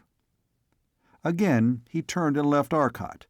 He was back in a few minutes carrying a small handbag. "I can go. This keeps me in communication with my ship." Arcot adjusted his weight to 0 and floated lightly out the doorway. He rose about 6 feet above the landing, then indicated to Torlos that he was to grasp Arcot's feet, one in each hand. Torlos closed a grip of steel about each ankle and stepped off the platform. At once they dropped, for the power suit had not been adjusted to the load. Arcot yelped in pain as Torlos, in his surprise at not floating, involuntarily gripped tighter. Quickly, Arcot turned on more power and gasped as he felt the weight mount swiftly. He had estimated Torlos' weight at 270 or so, and it was more like 350. Soon, however, he had the weight adjusted, and they floated easily up toward the Ancient Mariner. They floated in through the door of the ship, and once inside, Torlos released his hold. Arcot was immediately slammed to the roof with a weight of 350 pounds. A moment later, he was again back on the floor, rubbing his back. He shook his head and frowned, then smiled and pretended to limp. "Don't let go so suddenly," he admonished telepathically. "I did not know.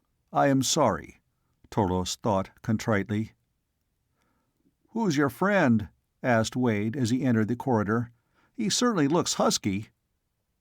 "He is," Arcot affirmed. "And he must be weighted with lead. I thought he'd pull my legs off. Look at those arms." "I don't want to get him mad at me," Wade grinned. "He looks like he'd make a mean opponent. What's his name?" "Torlos," replied Arcot, just as Fuller stepped in. Torlos was looking curiously at a crowbar that had been lying in a rack on the wall. He picked it up and flexed it a bit, as a man might flex a rapier to test its material. Then he held it out far in front of him and proceeded to tie a knot in the inch-thick metal bar. Then, still frowning in puzzlement, he untied it, straightened it as best he could, and put it back in the rack. The Earthmen were staring in utter astonishment to see the terrific strength the man displayed. He smiled as he turned to them again. "If he could do that at arm's length," Wade said thoughtfully, "what could he do if he really tried?" "Why don't you try and see?" Fuller asked sweetly.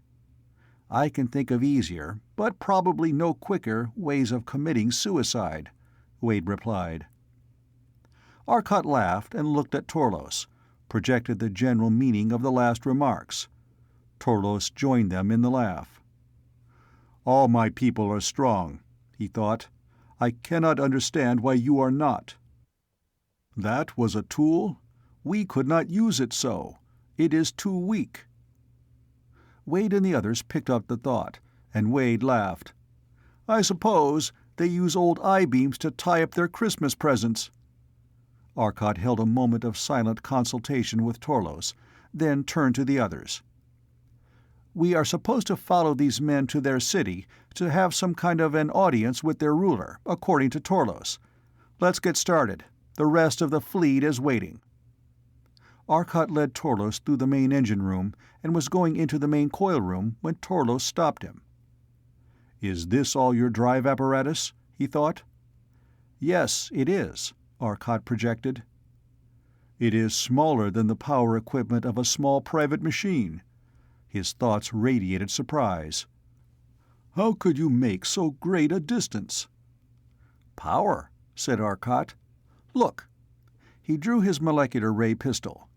"This alone is powerful enough to destroy all your battle fleet without any danger on our part. And despite your strength, you are helpless against me." Arcot touched a switch on his belt and vanished. In amazement, Torlos reached out a hand to the spot where Arcot had stood. There was nothing there. Suddenly he turned, touching the back of his head. Something had tugged at his hair. He looked all around him and moved his arms around, to no avail. There was nothing there. Then, in the blink of an eye, Arcot was floating in the air before him. "What avails strength against air, Torlos?" he asked, smiling. "For safety's sake," Torlos thought, "I want to be your friend." He grinned widely. Arcot led the way on into the control room, where Maury had already started to follow the great fleet toward the city. "What are we going to do at the city?"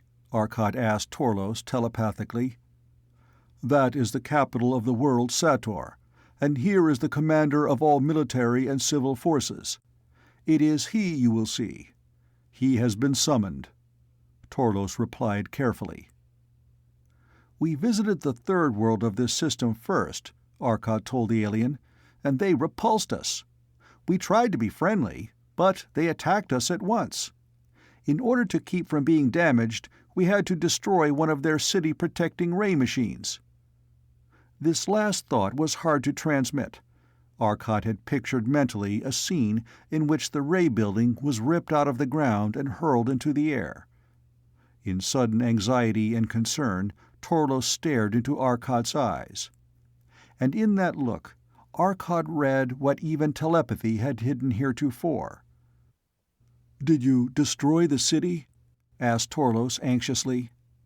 But it was not the question of a man hoping for the destruction of his enemies' cities.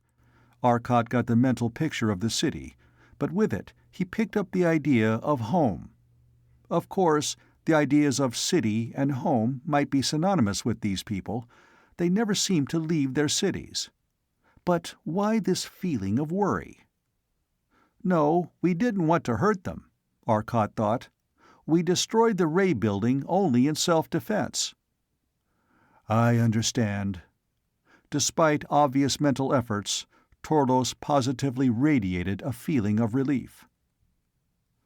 "Are you at war with that world?" Arcot asked coolly.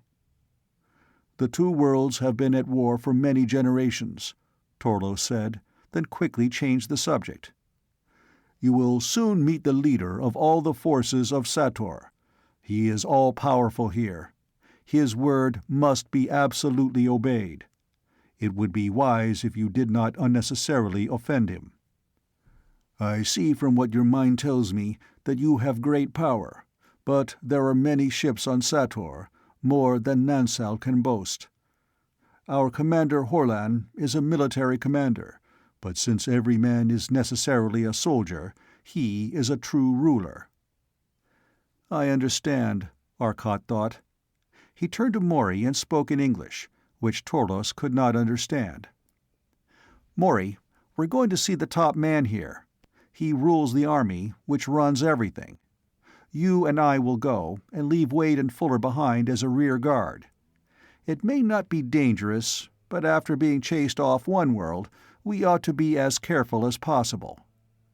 We'll go fully armed, and we'll stay in radio contact at all times.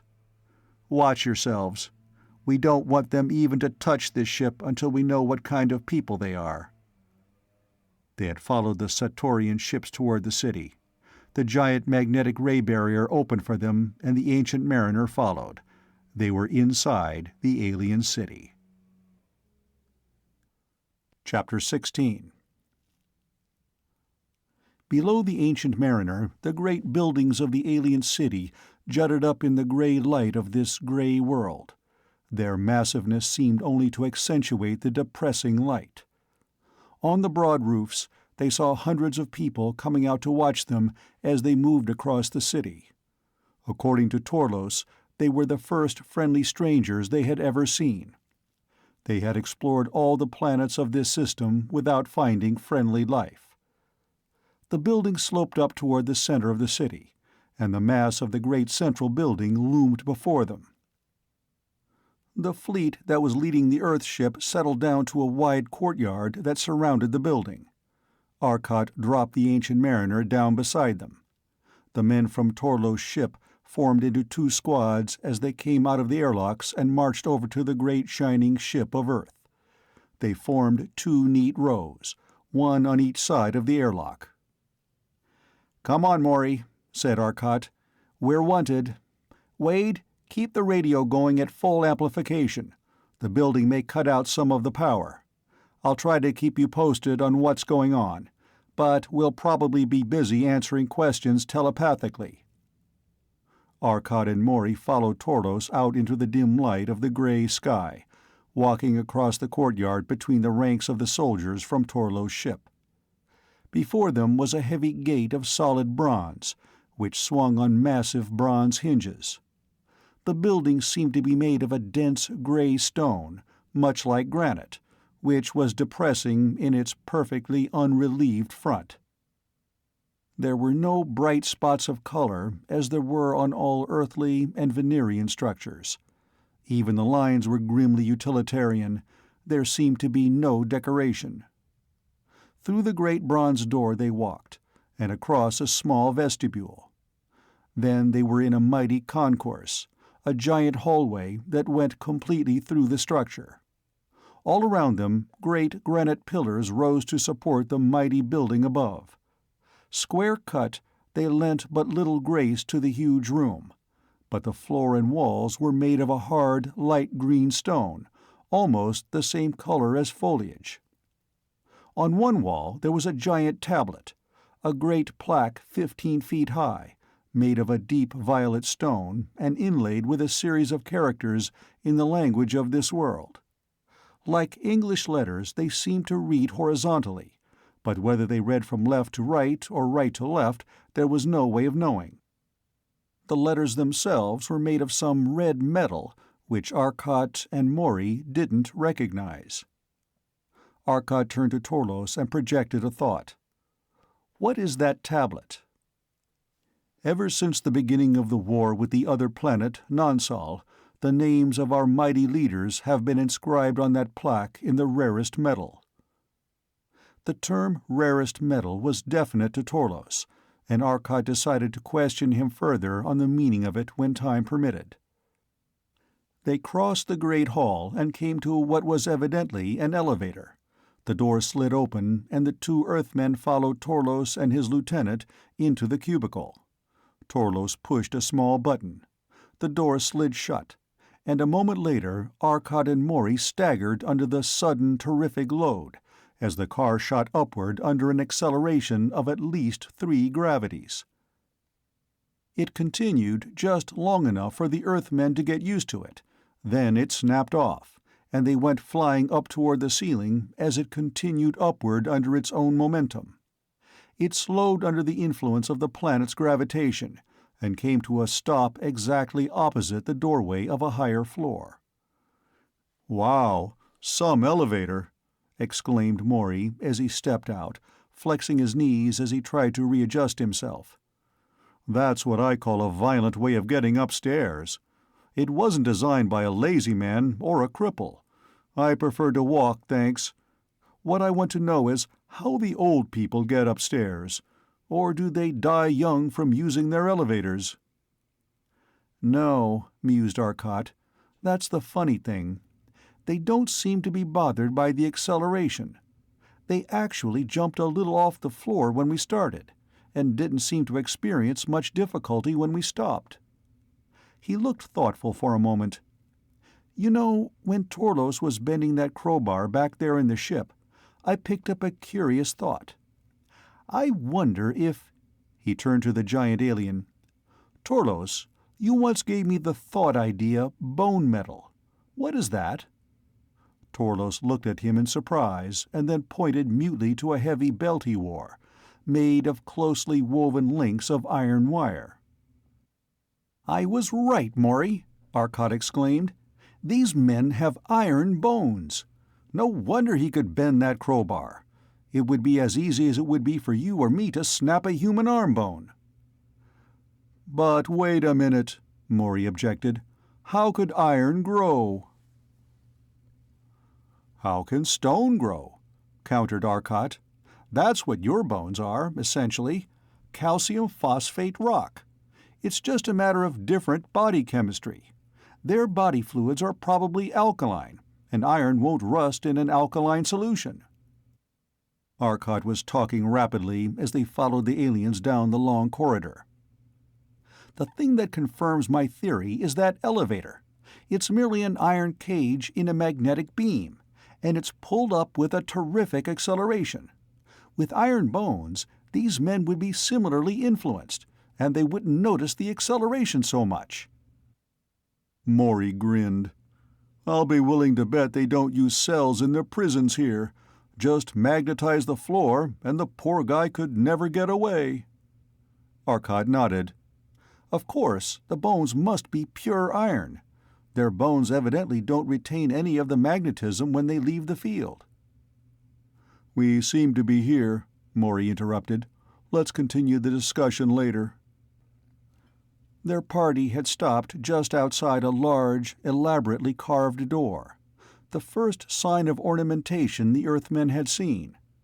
There were 4 guards armed with pistols, which, they discovered later, were powered by compressed air under terrific pressure. They hurled a small metal slug through a rifled barrel, and were effective over a distance of about a mile, although they could only fire 4 times without reloading. Torlos spoke briefly with the guard, who saluted and opened the door. The 2 Earthmen followed Torlos into a large room. Before them was a large, crescent-shaped table, around which were seated several men. At the center of the crescent curve sat a man in a gray uniform, but he was so bedecked with insignia, medals, ribbons, and decorations that his uniform was scarcely visible. The entire assemblage, including the leader, rose as the Earthmen entered. Arcot and Maury, taking the hint, snapped to attention and delivered a precise military salute. "We greet you in the name of our planet," said Arcot aloud. "I know you don't understand a word I'm saying, but I hope it sounds impressive enough. We salute you, O High Mucky Muck." Maury, successfully keeping a straight face, raised his hand and said sonorously, "That goes double for me, bub." In his own language, the leader replied, putting his hands to his hips with a definite motion, and shaking his head from side to side at the same time. Arcot watched the man closely while he spoke. He was taller than Torlos, but less heavily built, as were all the others here. It seemed that Torlos was unusually powerful, even for this world. When the leader had finished, Arcot smiled and turned to project his thoughts at Torlos. "Tell your leader that we come from a planet far away across the vast depths of space. We come in peace, and we will leave in peace, but we would like to ask some favors of him, which we will repay by giving him the secret of our weapons.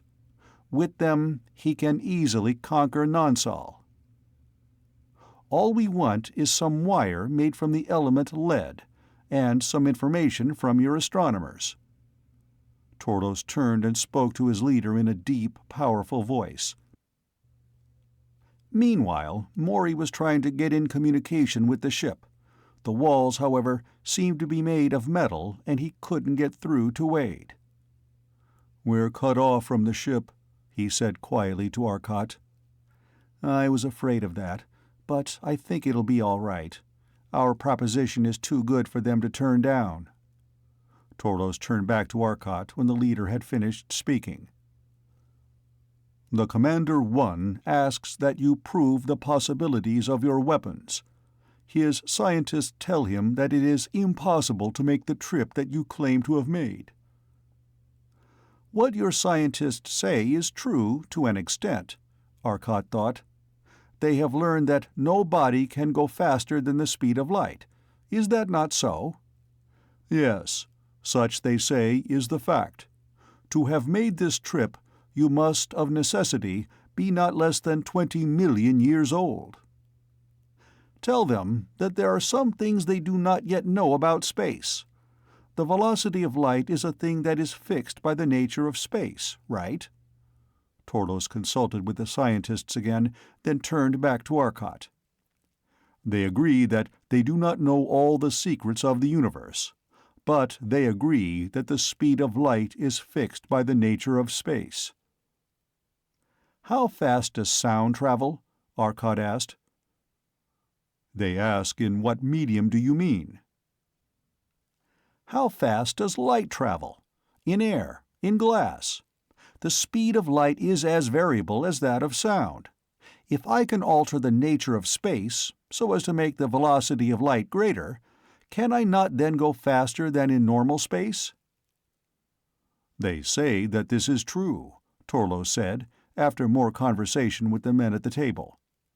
"But they say that space is unalterable, since it is emptiness." "Ask them if they know of the curvature of space."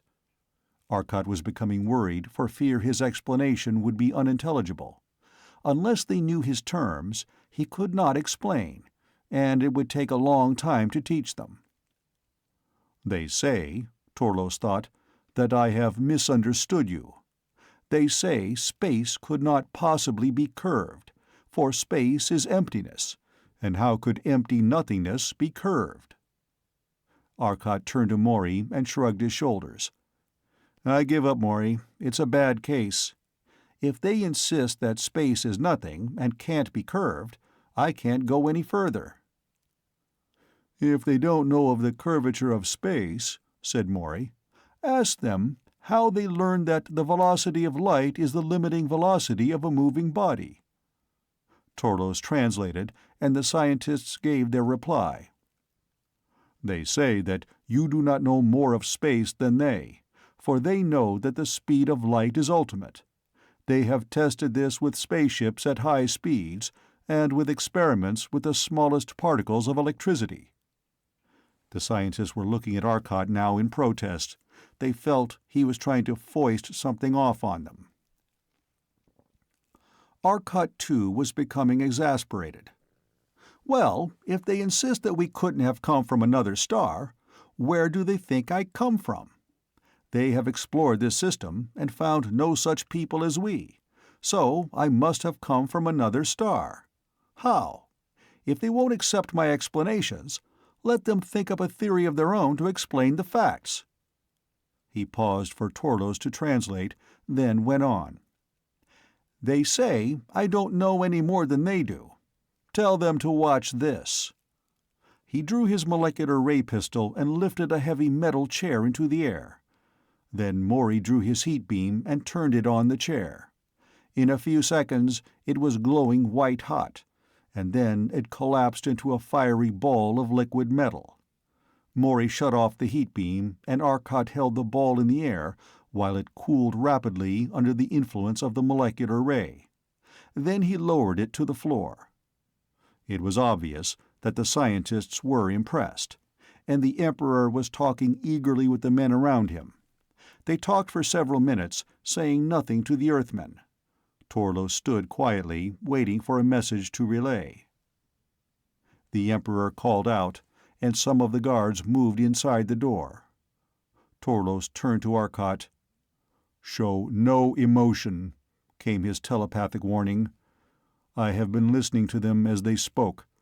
The Commanding One wants your weapons. Regardless of what his scientists tell him about the possibility of your trip, he knows those weapons work, and he wants them. You see, I am not a Satorian at all.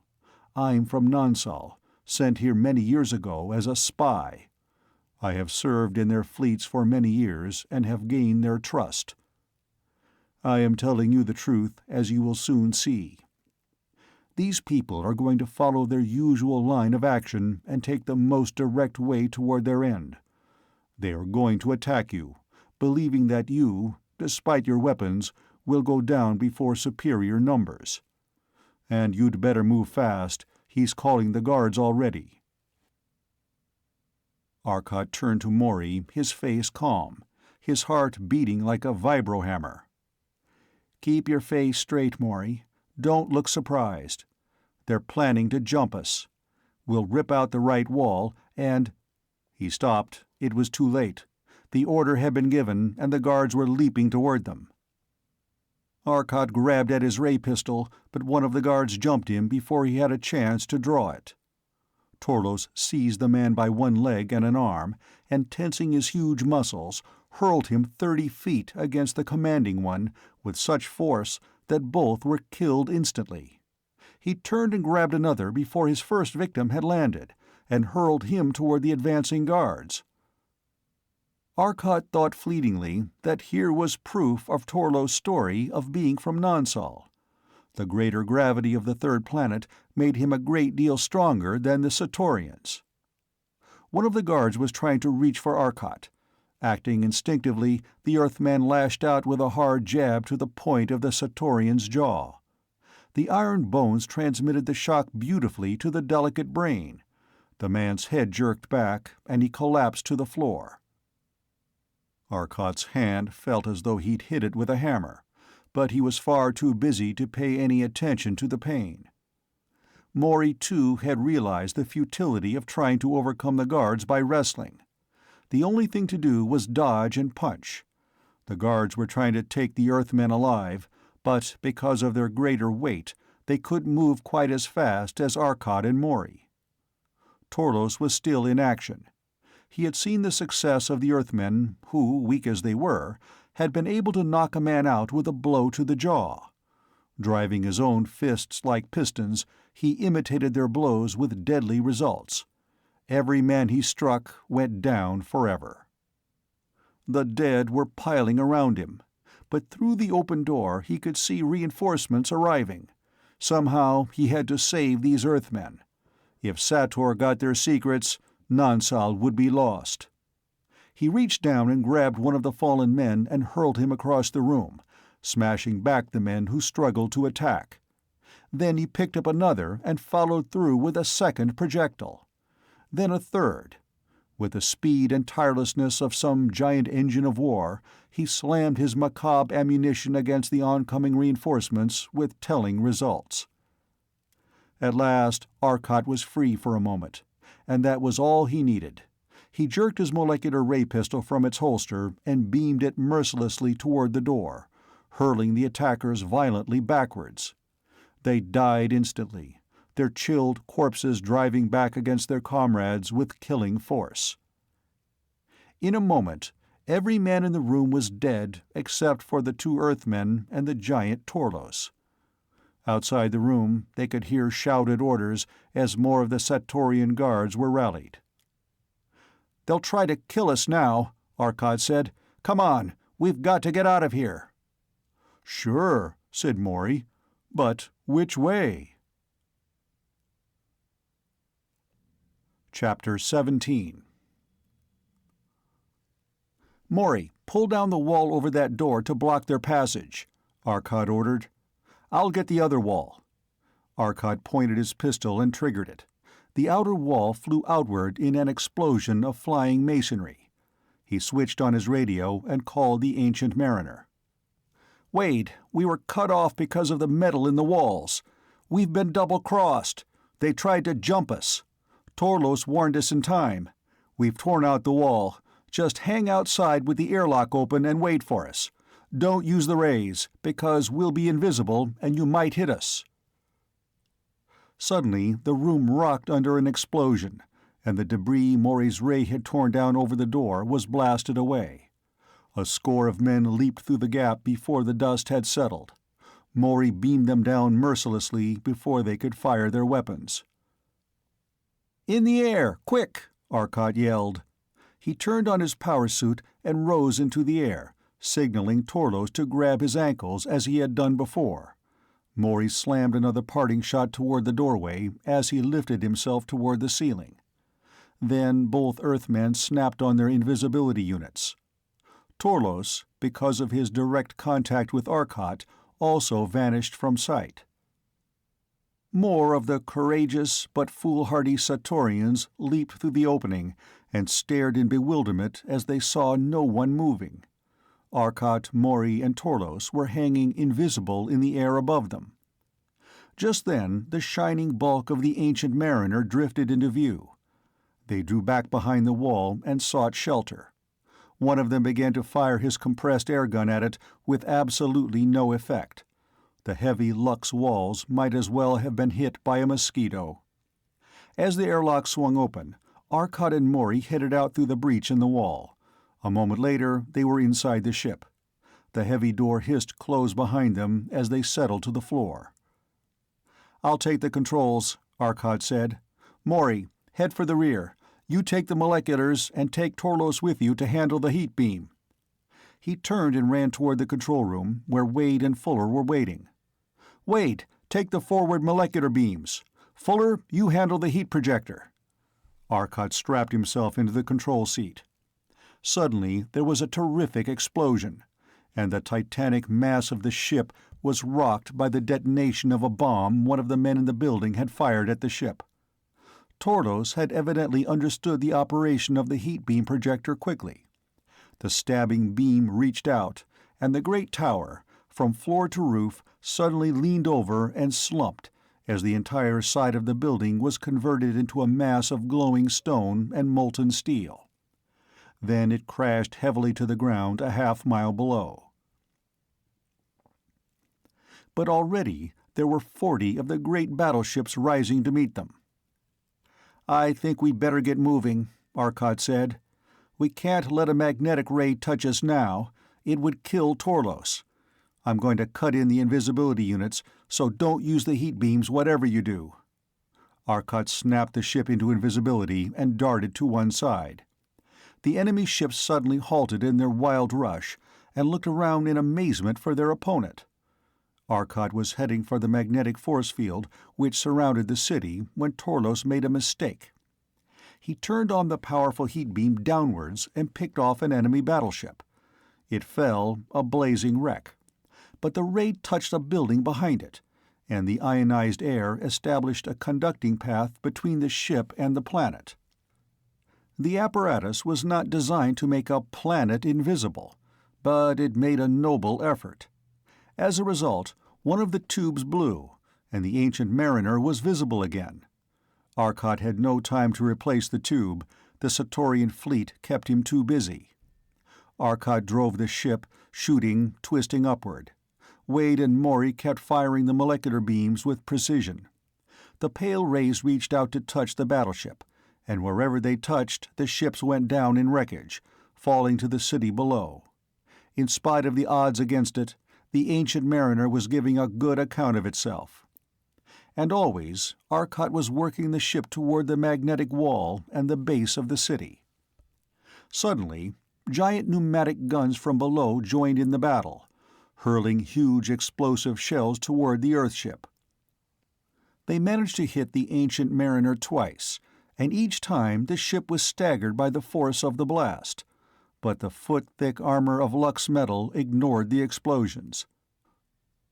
The magnetic rays touched them a few times, and each time Torlos was thrown violently to the floor, but the ship was in the path of the beams for so short a time that he was not badly injured. He more than made up for his injuries with the ray he used, and Maury was no mean gunner either, judging from the work he was doing. 3 ships attempted to commit suicide in their efforts to destroy the Earthmen. They were only semi-successful. They managed to commit suicide. In trying to crash into the ship, they were simply caught by Maury's or Wade's molecular beam and thrown away. Maury actually developed a use for them. He caught them in the beam and used them as bullets to smash the other ships, throwing them about on the molecular ray until they were too cold to move. Arcot finally managed to reach the magnetic wall. "Wade," he called, "get that projector building."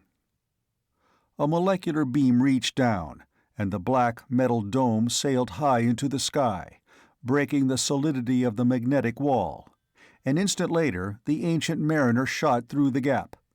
In a few moments they would be far away from the city. Torlos seemed to realize this. Moving quickly, he pushed Maury away from the molecular beam projector, taking the controls away from him. He did not realize the power of that ray. He did not know that these projectors could move whole suns out of their orbits. He only knew that they were destructive. They were several miles from the city when he turned the projector on it, after twisting the power control up. To his amazement, he saw the entire city suddenly leap into the air and flash out into space, a howling meteor that vanished into the cloud bank overhead. Behind it was a deep hole in the planet's surface, a mighty chasm lined with dark granite. Torros stared at it in amazement and horror. Arcot turned back slowly, and they sailed over the spot where the city had been. They saw a dozen or so battleships racing away from them to spread the news of the disaster. They were the few which had been fortunate enough to be outside the city when the beam struck. Arcot maneuvered the ship directly over the mighty pit and sank slowly down, using the great searchlights to illuminate the dark chasm. Far, far down he could see the solid rock of the bottom. The thing was miles deep. Then Arcot lifted the ship and headed up through the cloud layer and into the bright light of the great yellow sun, above the sea of gray misty clouds. Arcot signaled Maury, who had come into the control room, to take over the controls of the ship. "Head out into space, Maury. I want to find out why Torlos pulled that last stunt. Wade, will you put in a new tube in the invisibility unit?" "Sure," Wade replied. "By the way, what happened back there? We were surprised as the very devil to hear you yelling for help. Everything seemed peaceful up to then." Arcot flexed his bruised hands and grinned ruefully. "Plenty happened." He went on to explain to Wade and Fuller what had happened in their meeting with the Satorian commander. "Nice bunch of people to deal with," Wade said caustically. "They tried to get everything and lost it all. We would have given them plenty if they'd been decent about it. But what sort of war is this that the people of these 2 planets are carrying on anyway?" "That's the question I intend to settle," replied Arcot. "We haven't had an opportunity to talk to Torlos yet. He had just admitted to me that he was a spy for Nansal when the fun began, and we've been too busy to ask questions ever since. Come on, let's go into the library." Arcot indicated to Torlos that he was to go with him. Wade and Fuller followed. When they had all seated themselves, Arcot began the telepathic questioning. "Torlos, why did you force Maury to leave the ray and then destroy the city? You certainly had no reason to kill all the non-combatant women and children in that city, did you? And why, after I told you absolutely not to use the heat beam while we were invisible, did you use the rays on that battleship? You made our invisibility break down and destroyed a tube. Why did you do this?" "I am sorry, man of Earth," replied Torlos. "I can only say that I did not fully understand the effect the rays would have. I did not know how long we would remain invisible. The thing has been accomplished in our laboratories, but only for fractions of a second, and I feared we might become visible soon. That was one of their latest battleships, equipped with a new, secret, and very deadly weapon. I do not know exactly what the weapon is, but I knew that ship would be deadly against us, and I wanted to make sure we were not attacked by it. That is why I used the beam while your ship was invisible. And I did not intend to destroy the city. I was only trying to tear up the factory that builds these battleships. I only wanted to destroy their machines. I had no conception of the power of that ray. I was as horrified to see the city disappear as you were. I only wanted to protect my people." Torlos smiled bitterly.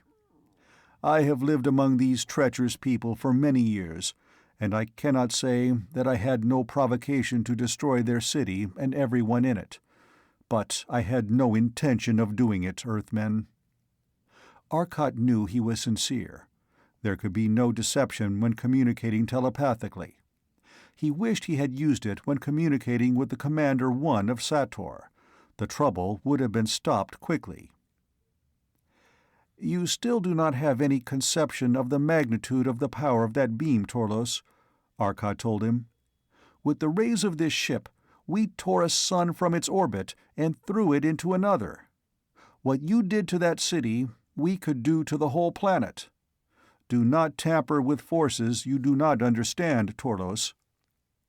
There are forces on this ship that would make the energies of your greatest battleship seem weak and futile. We can race through a space 1,000,000,000 times faster than the speed of light. We can tear apart and destroy the atoms of matter. We can rip apart the greatest of planets. We can turn the hurtling stars and send them where we want them. We can curve space as we please, and we can put out the fires of a sun if we wish. Torlos, respect the powers of this ship, and do not release its energies unknowingly. They are too great." Torlos looked around him in awe. He had seen the engines, small, apparently futile things, compared with the solid might of the giant engines in his ship, but he had seen the explosive charges that he knew would split any ship open from end to end bounce harmlessly from the smooth walls of this ship. He had seen it destroy the fleet of magnetic ships that had formed a supposedly impregnable guard around the mightiest city of Sator. Then he himself had touched a button, and the giant city had shot off into space, leaving behind it only a screaming tornado and a vast chasm in the crust of the blasted planet. He could not appreciate the full significance of the velocities Arcot had told him about. He only knew that he had made a bad mistake in underrating the powers of this ship. "I will not touch these things again without your permission, Earthman," Torlos promised earnestly. The ancient mariner drove on through space, rapidly eating up the millions of miles that separated Nansal from Sator. Arcot sat in the control room with Maury discussing their passenger. "You know," Arcot mused, "I've been thinking about that man's strength. An iron skeleton doesn't explain it all. He has to have muscles to move that skeleton around."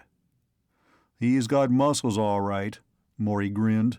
"But I see what you mean. Muscles that big should tire easily, and his don't seem to. He seems tireless. I watched him throw those men one after another like bullets from a machine gun. He threw the last one as violently as the first, and those men weighed over 300 pounds. Apparently, his muscles felt no fatigue." "There's another thing," pointed out Arcot. "The way he was breathing, and the way he seemed to keep so cool. When I got there, I was dripping with sweat. That hot, moist air was almost too much for me. Our friend? Cool as ever, if not more so. And after the fight, he wasn't even breathing heavily." "No," agreed Maury. "But did you notice him during the fight? He was breathing heavily, deeply, and swiftly. Not the shallow, panting breath of a runner, but deep and full, yet faster than I can breathe. I could hear him breathing in spite of all the noises of the battle." "I noticed it," Arcot said. "He started breathing before the fight started. A human being can fight very swiftly and with tremendous vigor for 10 seconds, putting forth his best effort, and only breathe once or twice. For another 2 minutes, he breathes more heavily than usual, but after that, he can't just slow down back to normal. He has used up the surplus oxygen in his system, and that has to be replaced. He has run into oxygen debt. He has to keep on breathing hard to get back the oxygen surplus his body requires. But not Torlos. No fatigue for him. Why? Because he doesn't use the oxygen for air to do work, and therefore his body is not a chemical engine. Maury nodded slowly. I see what you're driving at. His body uses the heat energy of the air. His muscles turn heat energy into motion the same way our molecular beams do. Exactly. He lives on heat, Arcot said. I've noticed that he seems almost cold-blooded. His body is at the temperature of the room at all times. In a sense, he is reptilian, but he's vastly more efficient and greatly different than any reptile Earth ever knew. He eats food all right, but he only needs it to replace his body cells and to fuel his brain. "Oh, brother," said Maury softly. "No wonder he can do the things he did. Why, he could have kept up that fight for hours without getting tired. Fatigue is as unknown to him as cold weather. He'd only need to sleep to replace worn parts. His world is warm and upright on its axis, so there are no seasons. He could survive in the Arctic, but he's obviously the ideal form of life for the tropics." As the two men found out later, Maury was wrong on that last point. The men of Torlos' race had a small organ, a mass of cells in the lower abdomen which could absorb food from the bloodstream and oxidize it, yielding heat, whenever the temperature of the blood dropped below a certain point. Then they could live very comfortably in the Arctic zones. They carried their own heaters. Their vast strength was limited then, however, and they were forced to eat more and were more subject to fatigue. Wade and Fuller had been trying to speak with Torlos telepathically, and had evidently run into difficulty, for Fuller called into the control room, "Hey, Arcot, come here a minute.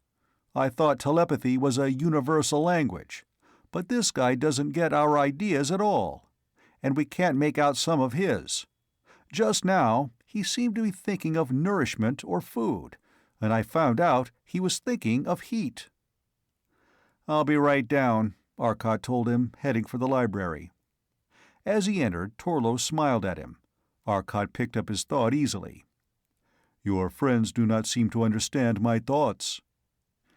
"We are not made as you are," Arcot explained, "and our thought forms are different.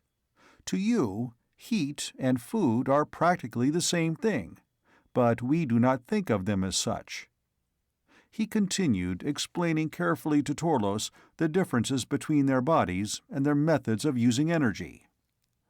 "Stone bones," Torlos thought in amazement. "And chemical engines for muscles. No wonder you seem so weak. And yet, with your brains, I would hate to have to fight a war with your people." "Which brings me to another point," Arcot continued. "We would like to know how the war between the people of Sator and the people of Nansal began. Has it been going on very long?" Torlos nodded. "I will tell you the story. It is a history that began many centuries ago, a history of persecution and rebellion. And yet, for all that, I think it an interesting history. Hundreds of years ago on Nansal." Chapter 18. Hundreds of years ago, on Nansal, there had lived a wise and brilliant teacher named Norris. He had developed an ideal, a philosophy of life, a code of ethics. He had taught the principles of nobility without arrogance, pride without stubbornness, and humility without servility.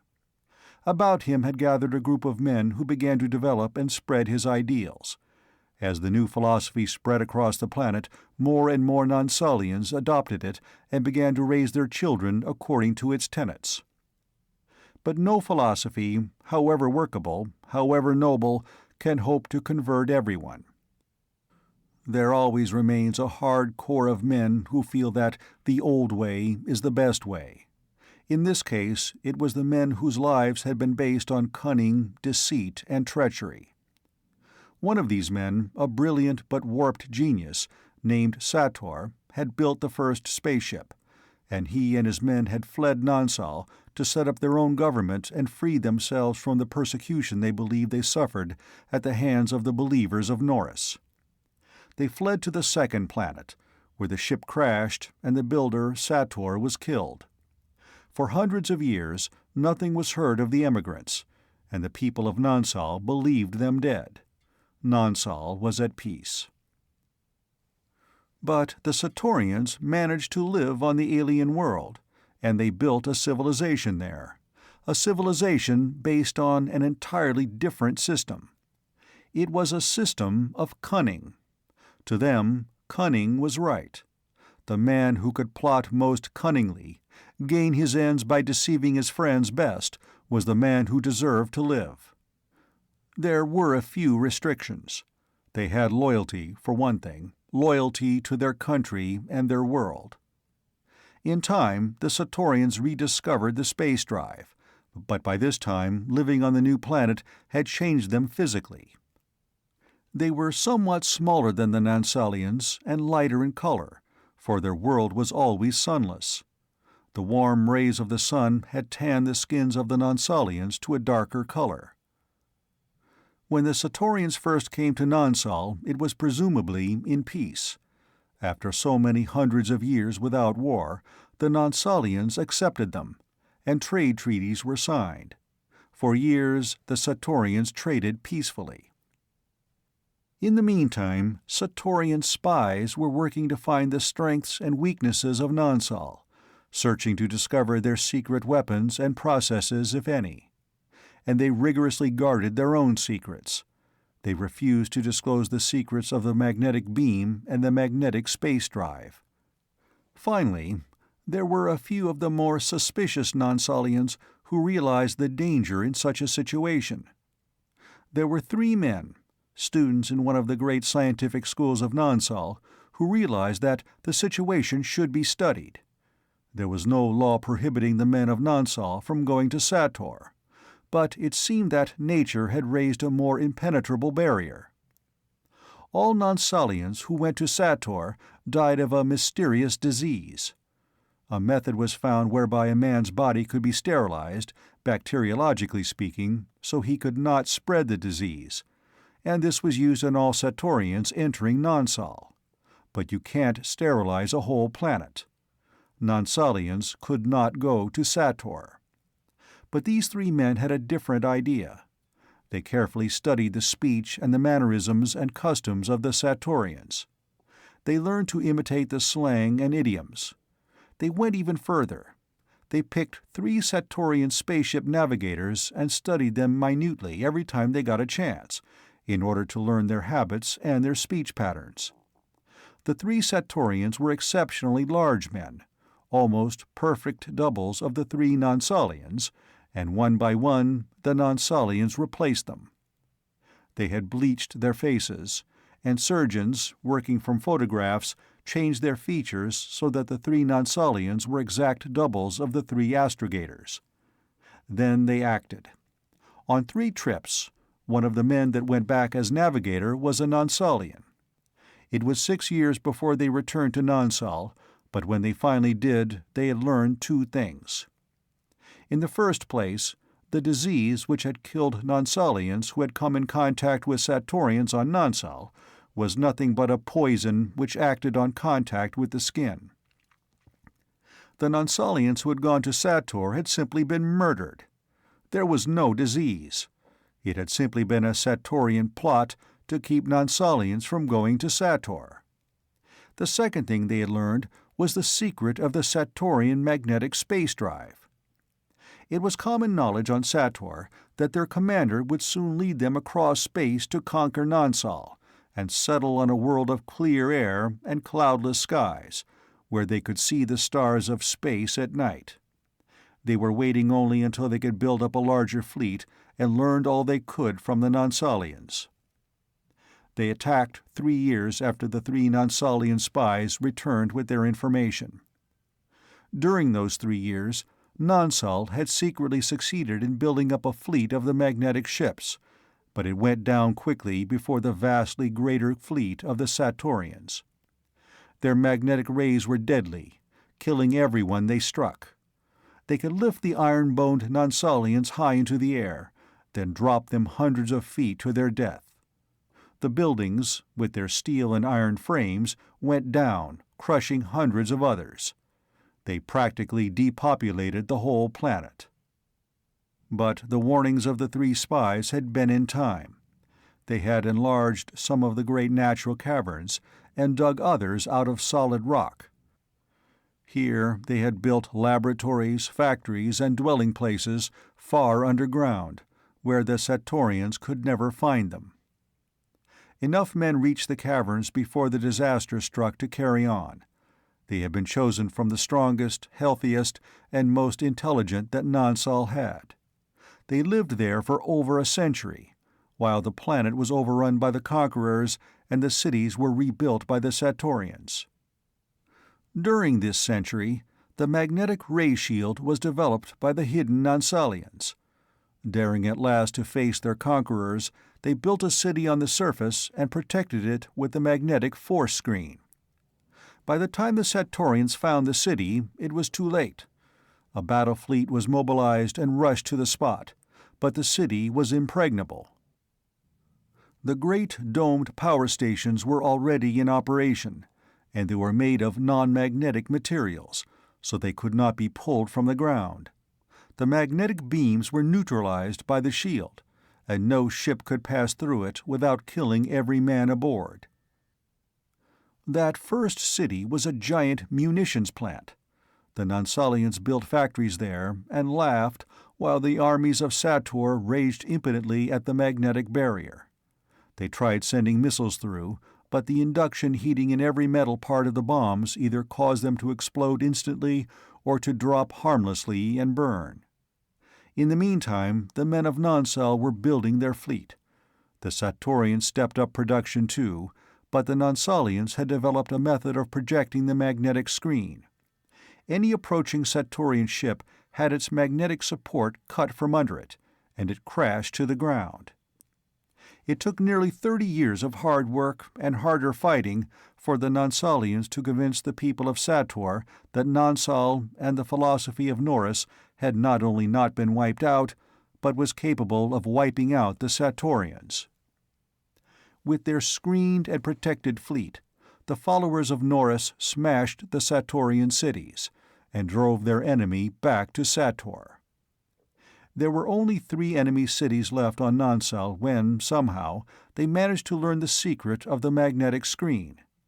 By this time, the forces of Nonsal had increased tremendously, and they developed the next surprise for the Satorians. One after another, the 3 remaining cities were destroyed by a barrage of poison gas. The fleet of Sator tried to retaliate, but the Nonsalians were prepared for them. Every building had been sealed and filters had been built into the air conditioning systems. Shortly, the men of Nonsal were again in control of their planet, and the fleet stood guard over the planet. The Satorians, beaten technologically, were still not ready to give up. Falling back on their peculiar philosophy of life, they pulled a trick the Nonsalians would never have thought of. They sued for peace. The government of Nonsal was willing. They had had enough of bloodshed. They permitted a delegation to arrive. The ship was escorted into the city, and the parleying began. The Satorian delegation asked for absolutely unreasonable terms. They demanded fleet bases on Nonsal. They demanded an unreasonable rate of exchange between the 2 powers, one which would be highly favorable to Sator. They wanted to impose fantastic restrictions on Nonsalian travel, and none whatsoever on their own. Month followed month, and months became years as the diplomats of Nansal tried, patiently and logically, to show the Satorians how unreasonable their demands were. Not once did they suspect that the Satorians had no intention of trying to get the conditions they asked for. Their sole purpose was to drag the parleying on, bickering, quarreling, demanding, and conceding just enough to give the Nansalians hope that a treaty might eventually be consummated. And during all that time, the factories of Sator were working furiously to build the greatest fleet that had ever crossed the space between the two planets. When they were ready to attack, the Satorian delegation told Nansal frankly that they would not treaty with them. The day the delegation left, the Satorian fleet swept down upon Nansal. The Nansalians were again beaten back into their cities, safe behind their magnetic screens, but unable to attack. But the forces of Sator had not won easily. They had, in fact, not won at all. Their supply line was too long, and their fleet had suffered greatly at the hands of the defenders of Nansal. For a long while, the balance of power was so nearly equal that neither side dared attack. Then the balance again swung toward Nansal. A Nansalian scientist discovered a compact method of storing power. Oddly enough, it was similar to the method Dr. Richard Arcot had discovered 100,000 light centuries away. It did not store nearly the power, and was inefficient, but it was a great improvement over their older method of generating energy in the ship itself. The Nansalian ships could be smaller and lighter and more maneuverable, and at the same time could be equipped with heavier, more powerful magnetic beam generators. Very shortly, the Satorians were again at the mercy of Nansal. They could not fight the faster, more powerful ships of the Nansalians, and again they went down in defeat. And again they sued for peace. This time Nansal knew better. They went right on developing their fleet while the diplomats of Sator argued. But the Satorians weren't fools. They didn't expect Nansal to swallow the same bait a second time.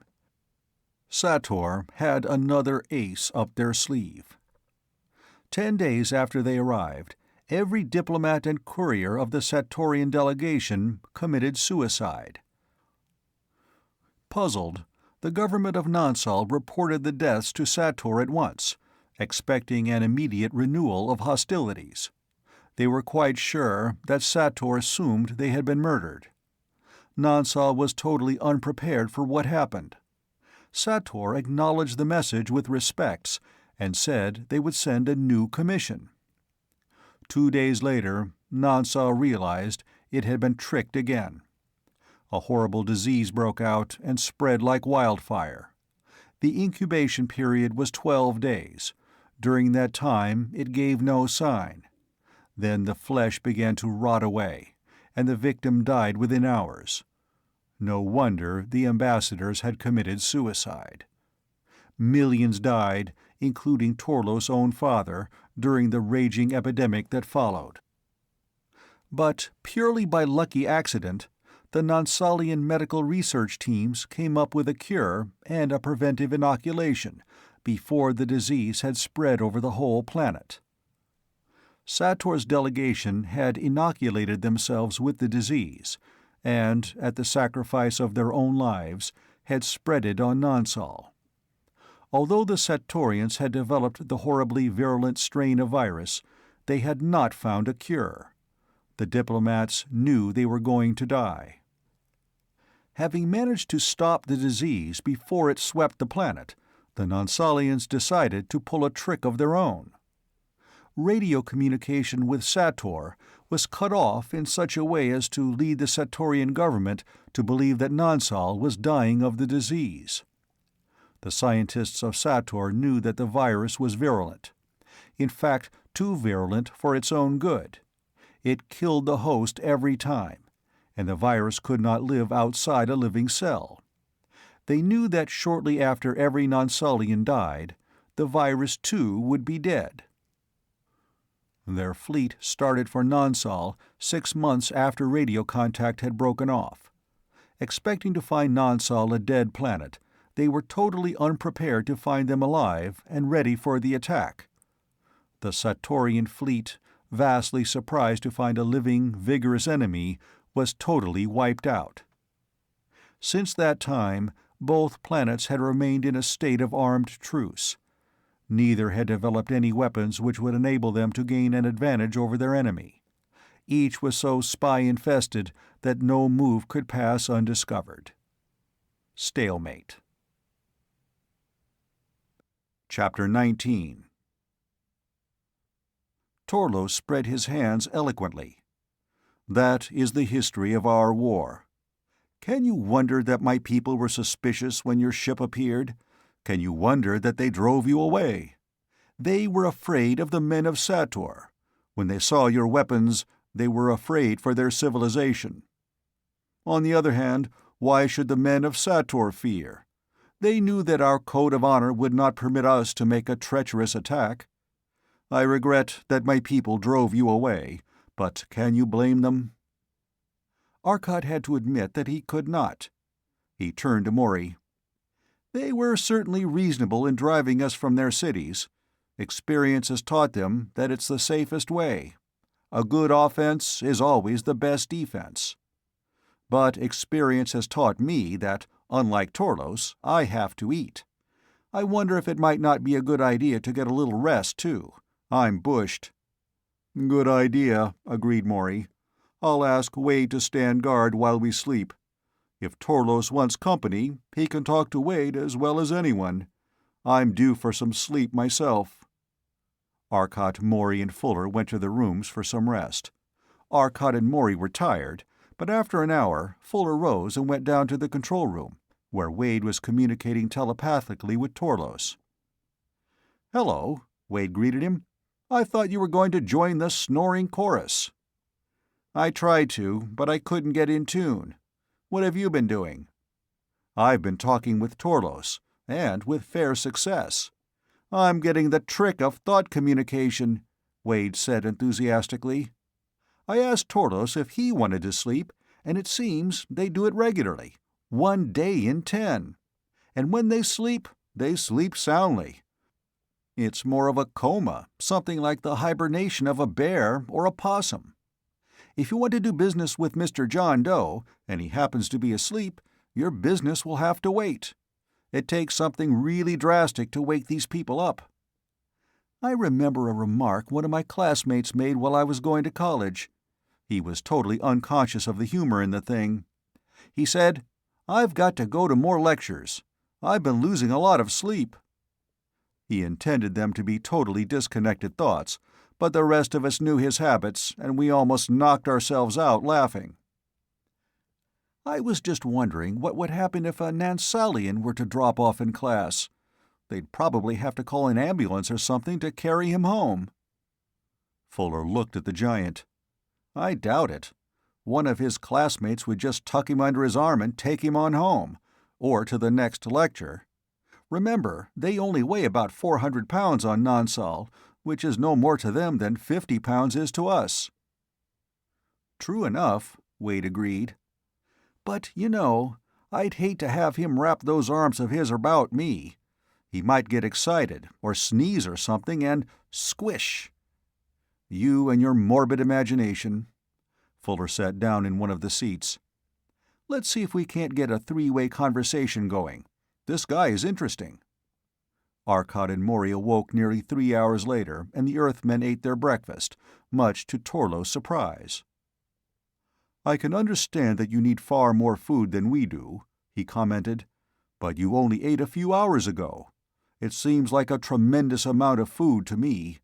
How could you possibly grow enough in your cities?" "So that's why they don't have any farms," Fuller said. "Our food is grown out on the plains outside the cities, where there is room," Arcot explained. "It's difficult, but we have machines to help us. We could never have developed the cone type of city you have, however, for we need huge quantities of food. If we were to seal ourselves inside our cities as your people have to protect themselves from enemies, we would starve to death very quickly." "You know," Maury said, "I'll have to admit that Torlos people are a higher type of creation than we are. Man and all other animals on Earth are parasites of the plant world. We're absolutely incapable of producing our own foods. We can't gather energy for ourselves. We're utterly dependent on plants. But these men aren't, at least not so much so. They at least generate their own muscular energy by extracting heat from the air they breathe. They combine all the best features of plants, reptiles, and mammals.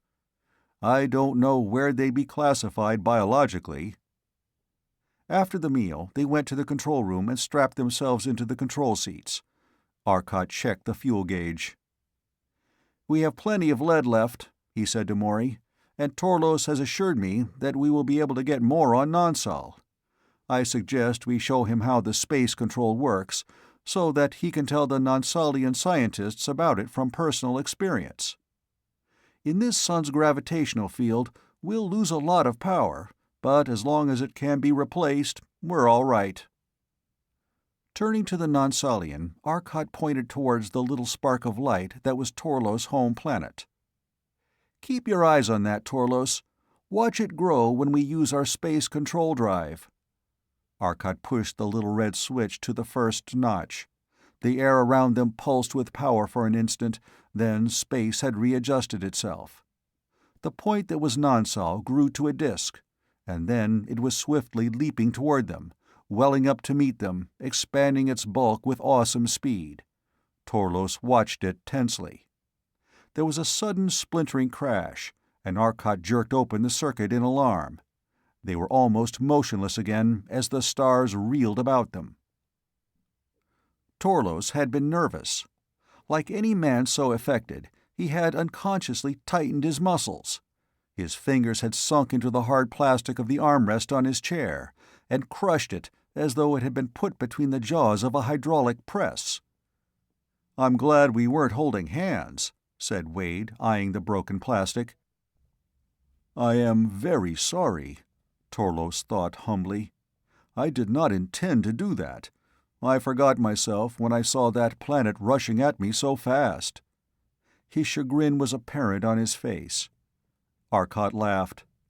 "It is nothing, Torlos. We are merely astonished at the terrific strength of your hand. Wade wasn't worried. He was joking." Torlos looked relieved, but he looked at the splintered armrest and then at his hand. "It is best that I keep my two strong hands away from your instruments." The ship was falling toward Nonsal at a relatively slow rate, less than 4 miles a second. Arcot accelerated toward the planet for 2 hours, then began to decelerate. 500 miles above the planet's surface, their velocity cut the ship into a descending spiral orbit to allow the atmosphere to check their speed. The outer Lux hull began to heat up, and he closed the relux screens to cut down the radiation from it. When he opened them again, the ship was speeding over the broad plains of the planet. Torlos told Arcot that by far the greater percentage of the surface of Nonsal was land. There was still plenty of water, for their seas were much deeper than those of Earth. Some of the seas were 30 miles deep over broad areas, hundreds of square miles. As if to compensate, the land surfaces were covered with titanic mountain ranges, some of them over 10 miles above sea level. Torlos, his eyes shining, directed the Earthmen to his home city, the capital of the world nation. "Is there no traffic between the cities here, Torlos?" Maury asked. "We haven't seen any ships." "There's continuous traffic," Torlos replied, "but you have come in far to the north, well away from the regularly scheduled routes. The commerce must be densely populated with warships as well, and both warships and commercial craft are made to look as much alike as possible, so that the enemy cannot know when ships of war are present and when they are not, and their attacks are more easily beaten off. They are forced to live off our commerce while they are here. Before we invented the magnetic storage device, they were forced to get fuel from our ships in order to make the return journey. They could not carry enough for the round trip. Suddenly, his smile broadened, and he pointed out the forward window. "Our city is behind that next range of mountains." They were flying at a height of 20 miles, and the range Torlos indicated was far off in the blue distance, almost below the horizon. As they approached them, the mountains seemed to change slowly as their perspective shifted. They seemed to crawl about on one another like living things, growing larger and changing from blue to blue-green, and then to a rich, verdant emerald. Soon the ship was rocketing smoothly over them. Ahead and below, in the rocky gorge of the mountains, lay a great cone city, the largest the Earthmen had yet seen. As they approached, they could see another cone behind it. The city was a double cone. They resembled the circus tents of 2 centuries earlier, connected by a ridge. "Ah, home," smiled Torlos. "See, that twin cone idea is new. It was not thus when I left it years ago. It is growing, growing. And in that new section, see, they have bright colors on all the buildings. And already they are digging foundations out to the left for a third cone."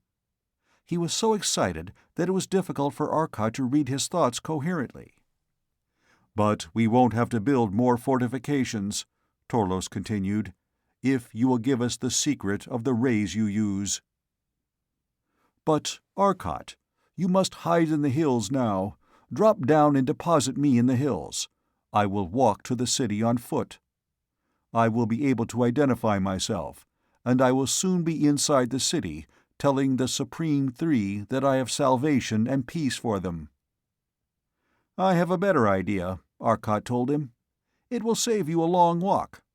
We'll make the ship invisible and take you close to the city. You can drop, say, 10 feet from the ship to the ground and continue from there. Will that be all right?" Torlos agreed that it would. Invisible, the ancient mariner dove down toward the city, stopping only a few hundred feet from the base of the magnetic wall, near one of the gigantic beam stations. "I will come out in a one-man flyer, slowly and at low altitude, toward that mountain there," Torlos told Arcot, pointing. "Then you may become visible and follow me into the city. You need fear no treachery from my people," he assured them. Then, smiling, "As if you need fear treachery from the hands of any people. You have certainly proven your ability to defend yourselves. Even if my people were treacherously inclined, they would certainly have been convinced by your escape from the Satorians, and they have undoubtedly heard all about it by now through the secret radios of our spies. After all, I was not the only Nansalian spy there, and some of the others must surely have escaped in the ships that ran away after I destroyed the city." Arcot could feel the sadness in his mind as he thought of the fact that his inadvertent destruction of the city had undoubtedly killed some of his own people. Torlos paused a moment, then asked, "Is there any message you wish me to give the Supreme Council of Three?" "Yes," replied Arcot. "Repeat to them the offer we so foolishly made to the Commanding One of Sator. We will give them the molecular ray which tore the city out of the ground, and, as your people have seen, also tore a mountain down. We will give them our heat beam, which will melt anything except the material of which this ship is made. And we will give them the knowledge to make this material too. Best of all, we will give them the secret of the most terrific energy source known to mankind, the energy of matter itself. With these in your hands, Sator will soon be peaceful. In return, we ask only 2 things. They will cost you almost nothing, but they are invaluable to us. We have lost our way. In the vastness of space, we can no longer locate our own galaxy. But our own island universe has features which could be distinguished on an astronomical plate, and we have taken photographs of it which your astronomers can compare with their own to help us find our way back. In addition, we need more fuel, lead wire. Our space control drive does not use up energy except in the presence of a strong gravitational field. Most of it is drained back into our storage coils, with very little loss. but we have used it several times near a large sun, and the power drainage goes up exponentially. We would not have enough to get back home if we happened to run into any more trouble on the way." Arcot paused a moment, considering. "Those two things are all we really need, but we would like to take back more, if your council is willing. We would like samples of your books and photographs and other artifacts of your civilization to take back home to our own people. That and peace are all we ask." Torlos nodded. "The things you ask, I am sure the Council will readily agree to. It seems little enough payment for the things you intend to do for us." "Very well, then. We will wait for you. Good luck." Torlos turned and jumped out of the airlock. The ship rose high above him as he suddenly became visible on the plain below. He was running toward the city in great leaps of 20 feet, graceful, easy leaps that showed his tremendous power. Suddenly, a ship was darting down from the city toward him. As it curved down, Torlos stopped and made certain signals with his arms. Then he stood quietly with his hands in the air. The ship hovered above him, and two men dropped 30 feet to the ground and questioned him for several minutes. Finally, they motioned to the ship, which dropped to 10 feet, and the three men leaped lightly to its door and entered. The door snapped shut, and the ship shot toward the city. The magnetic wall opened for a moment, and the ship shot through. Within seconds, it was out of sight, lost in the busy air traffic above the city. "Well," said Arcot, "now we go back to the hills and wait." Chapter 20. For 2 days the ancient mariner lay hidden in the hills. It was visible all that time, but at least 2 of the men were watching the sky every hour of the day. Torlos himself was, they knew, perfectly trustworthy, but they did not know whether his people were as honorable as he claimed them to be. Arcot and Wade were in the control room on the afternoon of the second day. Not Earth days, but the 40-hour non-Salian days, and they had been quietly discussing the biological differences between themselves and the inhabitants of this planet. Suddenly, Wade saw a slowly moving speck in the sky. "Look, Arcot, there's Torlos." They waited, ready for any hostile action, as the tiny ship approached rapidly, circling slowly downward as it came nearer. It landed a few hundred feet away, and Torlos emerged, running rapidly toward the Earth ship. Arcot let him in through the airlock. Torlos smiled broadly. "I had difficulty in convincing the Council that my story was true. When I told them that you could go faster than light, they strongly objected. But they had to admit that you had certainly been able to tear down the mountain very effectively, and they had received reports of the destruction of the Satorian capital. It seems you first visited the city of Thanzo when you came here. The people were nearly panic-stricken when they saw you rip that mountain down and uproot the magnetic ray station. No one ship had ever done that before. But the fact that several guards had seen me materialize out of thin air, plus the fact that they knew you could make yourselves invisible, convinced them that my story was true. They want to talk to you, and they say that they will gladly grant your requests. But you must promise them one thing.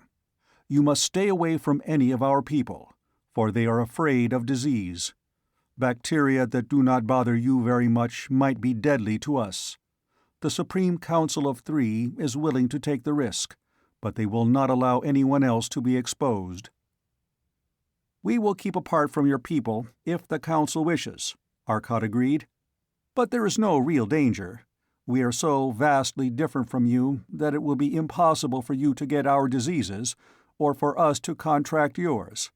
However, if the Council wants it, we will do as they ask." Torlos at once went back to his ship and headed toward the city. Arcot followed in the Ancient Mariner, keeping about 300 feet to the rear. When they reached the magnetic screen of the city, one of the beam stations cut its power for a few moments, leaving a gap for the two ships to glide smoothly through.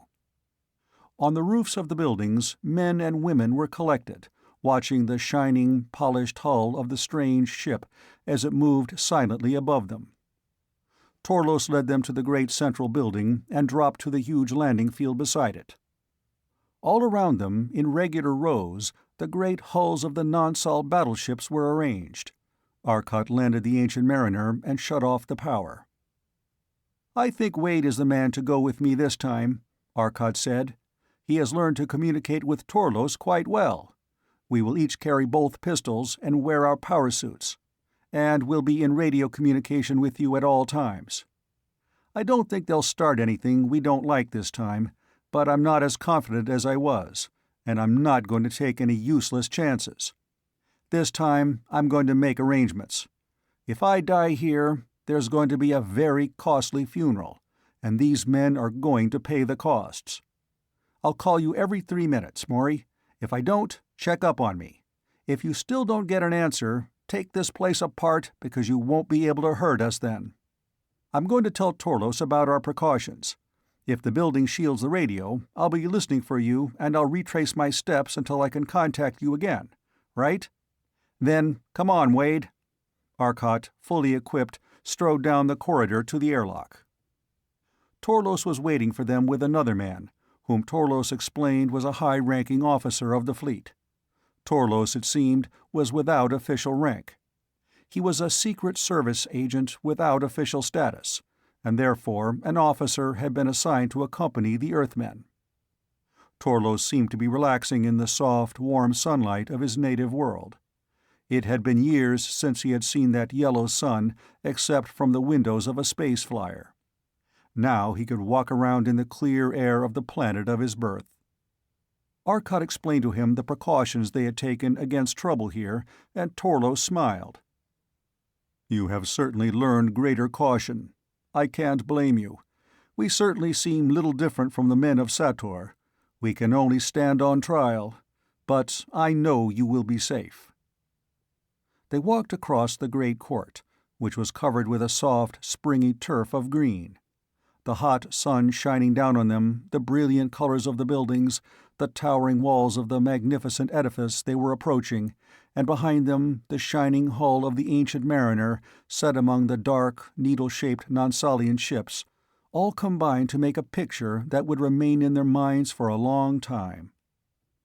Here there were no guards watching them as they were conducted to the meeting of the Supreme Council of Three. They went into the main entrance of the towering government building and stepped into the great hall on the ground floor. It was like the interior of an ancient Gothic cathedral, beautiful and dignified. Great pillars of green stone rose in graceful, fluted columns, smoothly curving out like the branches of some stylized tree to meet in arches that rose high in pleasing curves to a point midway between 4 pillars. The walls were made of a dark green stone as a background. On them had been traced designs in colored tile. The whole hall was a thing of colored beauty. The color gave it life, as the yellow sunlight gave life to the trees of the mountains. They crossed the great hall and came at last to the elevator. Its door was made of narrow strips of metal, so bound together that the whole made a flexible but strong sheet. In principle, the doors worked like the cover of an antique roll-top desk. The idea was old, but these men had made their elevator doors very attractive by the addition of color. In no way did they detract from the dignified grace of the magnificent hall. Torlos turned to Arcot. "I wonder if it would not be wise to shut off your radio as we enter the elevator. Might not the magnetic force affect it?" "Probably," Arcot agreed. He contacted Maury and told him that the radio would be cut off for a short while. "But it won't be more than 3 minutes," Arcot finished. "If it is, you know what to do." As they entered the elevator, Torlos smiled at the 2 Earthmen. "We will ascend more gradually this time, so that the acceleration won't be so tiring to you." He moved the controls carefully, and by gentle steps they rose to the 63rd floor of the giant building.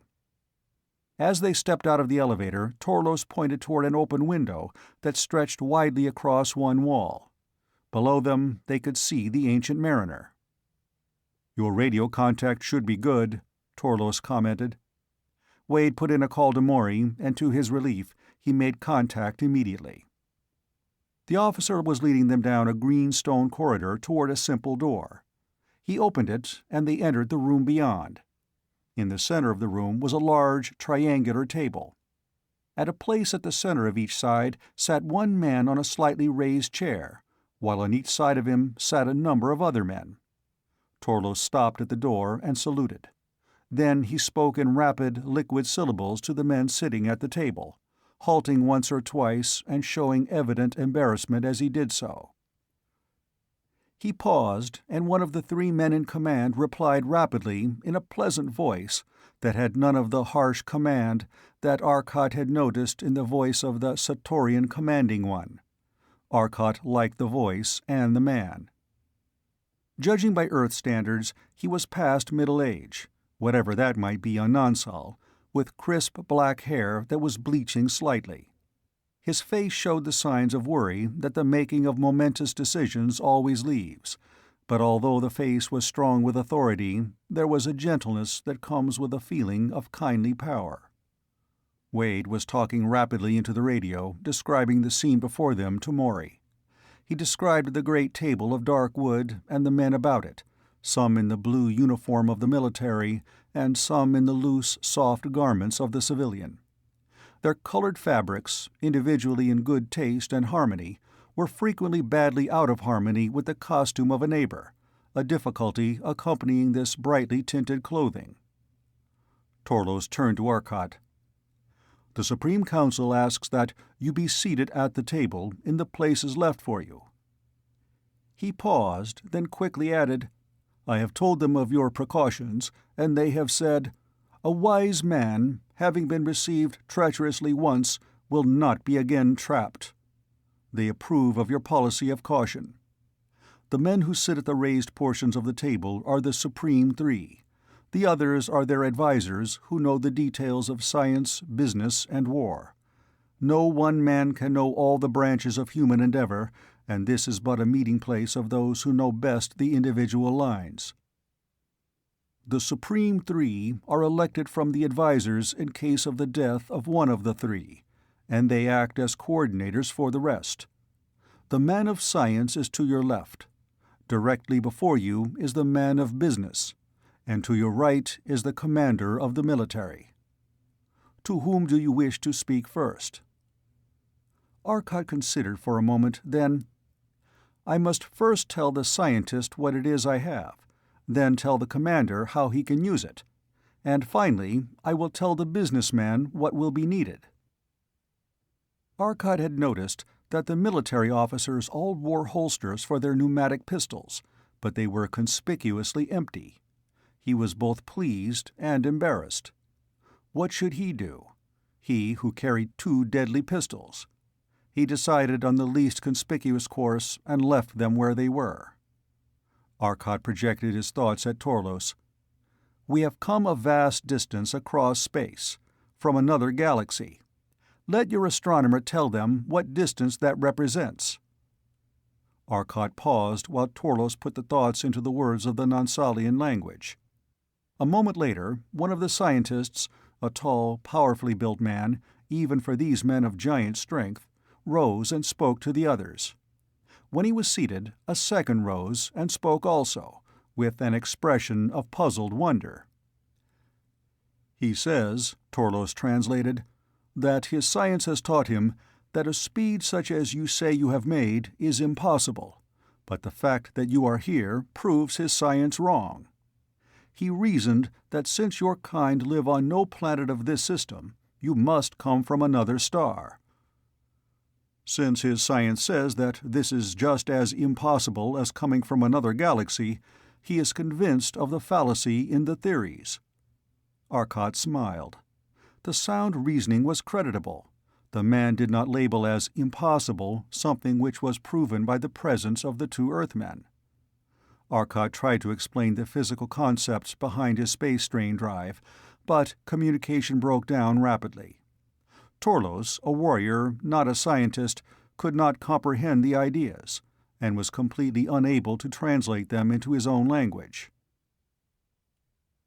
"The chief physicist suggests that you think directly at him," Torlos finally told Arcot. "He suggests that the thoughts might be more familiar to him than to me." He grinned. "And they certainly aren't clear to me." Arcot projected his thoughts directly toward the physicist. To his surprise, the man was a perfect receiver. He had a natural gift for it. Quickly, Arcot outlined the system that had made his intergalactic voyage possible. The physicist smiled when Arcot was finished and tried to reply, but he was not a good transmitter. Torlos aided him. "He says that the science of your people is far ahead of us. The conceptions are totally foreign to his mind, and he can only barely grasp the significance of the idea of bent emptiness that you have given him. He says, however, that he can fully appreciate the possibility that you have shown him. He has given your message to the three, and they are anxious to hear of the weapons you have." Arcot drew the molecular pistol, and, holding it up for all to see, projected the general theory of its operation toward the physicist. To the chief physicist of Nansal, the idea of molecular energy was an old one. He had been making use of it all his life, and it was well known that the muscles used the heat of air to do their work. He understood how well it worked, but not until Arcot projected into his mind the mental impression of how the Earthmen had thrown one sun into another did he realize the vast power of the ray. Awed, the man translated the idea to his fellows. Then Arcot drew the heat pistol and explained how the annihilation of matter within it was converted into pure heat by the relux lens. "I will show you how they work," Arcot continued. "Could we have a lump of metal of some kind?" The scientist spoke into an intercom microphone, and within a few minutes a large lump of iron, a broken casting, was brought in. Arcot suspended it on the molecular beam while Wade melted it with the heat beam. It melted and collapsed into a ball that glowed brilliantly and flamed as its surface burned in the oxygen of the air. Wade cut off his heat ray, and the ball quickly cooled under the influence of the molecular beam until Arcot lowered it to the floor, a perfect sphere crusted with ice and frost. Arcot continued for the better part of an hour to explain to the Council exactly what he had, how they could be used, and what materials and processes were needed to make them. When he was finished, the Supreme Three conferred for several minutes. Then the scientist asked, through Torlos, "How can we repay you for these things you have given us?" "First, we need lead to fuel our ship." Arcot gave them the exact specifications for the lead wire they needed. He received his answer from the man of business and manufacturing. "We can give you that easily, for lead is cheap. Indeed, it seems hardly enough to repay you." "The second thing we need," Arcot continued, "is information. We became lost in space and are unable to find our way home. I would like to explain the case to the astronomer." The astronomer proved to be a man of powerful intelligence as well as powerful physique, and was a better transmitter than receiver. It took every bit of Arcot's powerful mind to project his thoughts to the man. He explained the dilemma that he and his friends were in, and told him how he could recognize the galaxy on his plates. The astronomer said he thought he knew of such a nebula, but he would like to compare his own photographs with Arcot's to make sure. "In return," Arcot told him, "we will give you another weapon. A weapon, this time, to defeat the astronomer's greatest enemy, distance. It is an electrical telescope, which will permit you to see life on every planet of this system. With it, you can see a man at a distance 10 times as great as the distance from Nansal to your sun." Eagerly, the astronomer questioned Arcot concerning the telectroscope, but others were clamoring for Arcot's attention. The biologist was foremost among the contenders. He seemed worried about the possibility of the alien Earthmen carrying pathogenic bacteria. "Torlos has told us that you have an entirely different internal organization. What is it that is different? I can't believe that he has correctly understood you." Arcot explained the differences as carefully as possible, By the time he was finished, the biologist felt sure that any such creature was sufficiently far removed from them to be harmless biologically, but he wanted to study the man of Earth further. Arcot had brought along a collection of medical books as a possible aid in the case of accident. He offered to give these to Nonsal in exchange for a collection of Nonsalian medical texts. The English would have to be worked out with the aid of a dictionary and a primary working aid which Arcot would supply. Arcot also asked for a skeleton to take with him, and the biologist readily agreed. "We'd like to give you one in return," Arcot grinned, "but we only brought 4 along, and unfortunately we are using them at the moment." The biologist smiled back and assured him that they would not think of taking a piece of apparatus so vitally necessary to the Earthmen. The military leader was the man who demanded attention next. Arcot had a long conference with him, and they decided that the best way for the military leader to learn the war potential of the Ancient Mariner was to personally see a demonstration of its powers. The council decided that the 3 would go on the trip. The military commander picked 2 of his aides to go, and the scientist picked the astronomer and the physicist. The head of business and manufacturing declined to bring any of his advisors. "We would learn nothing," he told Arcot, "and would only be in the way. I myself am going only because I am one of the 3. "Very well," said Arcot. "Let's get started." Chapter 21.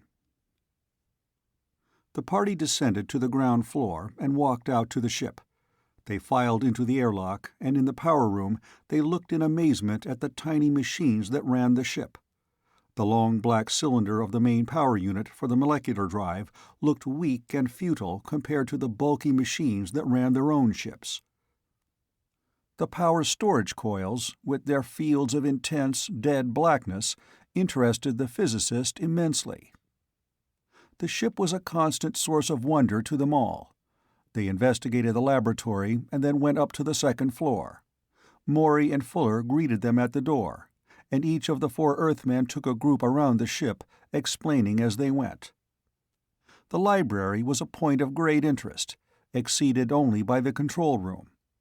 Arcot found some difficulty in taking care of all his visitors. There were only 4 chairs in the control room. The 3 could sit down, but Arcot needed the 4th chair to pilot the ship. The rest of the party had to hold on as best they could, which was not too difficult for men of such physical strength. They were accustomed to high accelerations in their elevators. Morey, Wade, and Fuller strapped themselves into the seats at the ray projectors at the sides and stern. Arcot wanted to demonstrate the effectiveness of the ship's armament first, and then the maneuverability. He picked a barren hillside for the first demonstration. It was a great rocky cliff, high above the timberline, towering almost vertically 1,000 feet above them. Wade triggered his molecular projector, and a pale beam reached out toward the cliff. Instantly, the cliff leaped 10 miles into the air, whining and roaring as it shot up through the atmosphere. Then it started to fall. Heated by its motion through the air, it struck the mountaintop as a mass of red-hot rock, which shattered into fragments with a terrific roar. The rocks rolled and bounced down the mountainside, their path traced by a line of steam clouds. Then, at Arcot's order, the heat beams were all turned on the mountain at full power. In less than a minute, the peak began to melt, sending streamers of lava down the sides. The beams began to eat out a crater in the center, where the rock began to boil furiously under the terrific energy of the heat beams. Then Arcot shut off the heat beams and turned on the molecular ray. The molecules of the molten rock were traveling at high velocities. The heat was terrific. Arcot could see that the rock was boiling quite freely. When the molecular beam hit it, every one of those fast-moving molecules shot upward together. With the roar of a meteor, it plunged toward space at 5 miles a second. It had dropped to absolute zero when the beam hit it, but at that speed through the air it didn't stay cold long. Arcot followed it up in the Ancient Mariner. It was going too slowly for him. The air had slowed it down and heated it up, So Arcot hit it with the molecular ray again, converting the heat back into velocity. By the time they reached free space, Arcot had maneuvered the lump of rock into an orbit around the planet. "Thorlano," he thought at the astronomer, "your planet now has a new satellite." "So I perceive," replied Thorlano. "Now that we are in space, can we use the instrument you told me of?" Arcot established the ship in an orbit 20,000 miles from the planet and led them back to the observatory, where Maury had already trained the telectroscope on the planet below. There wasn't much to see. The amplification showed only the rushing ground moving by so fast that the image blurred. He turned it to Sator. It filled the screen as they increased the power, but all they could see was billowing clouds. Another poor subject. Maury showed Thorlano, the astronomer, how to use the controls, and he began to sweep the sky with the instrument, greatly pleased with its resolving ability and tremendous magnification.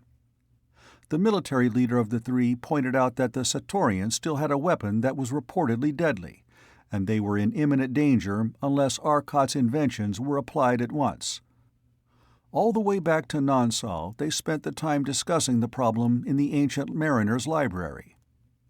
It was finally agreed that the necessary plans and blueprints were to be given to the Nonsalians, who could start production at once. The biggest problem was in the supply of lux and relux, which, because of their vast energy content, required the atomic converters of the Ancient Mariner to make them. The Earthmen agreed to supply the power and the necessary materials to begin operations. When the ship landed, a meeting of the manufacturers was called. Fuller distributed prints of the microfilmed plans for the equipment that he had packed in the library, and the factory engineers worked from them to build the necessary equipment.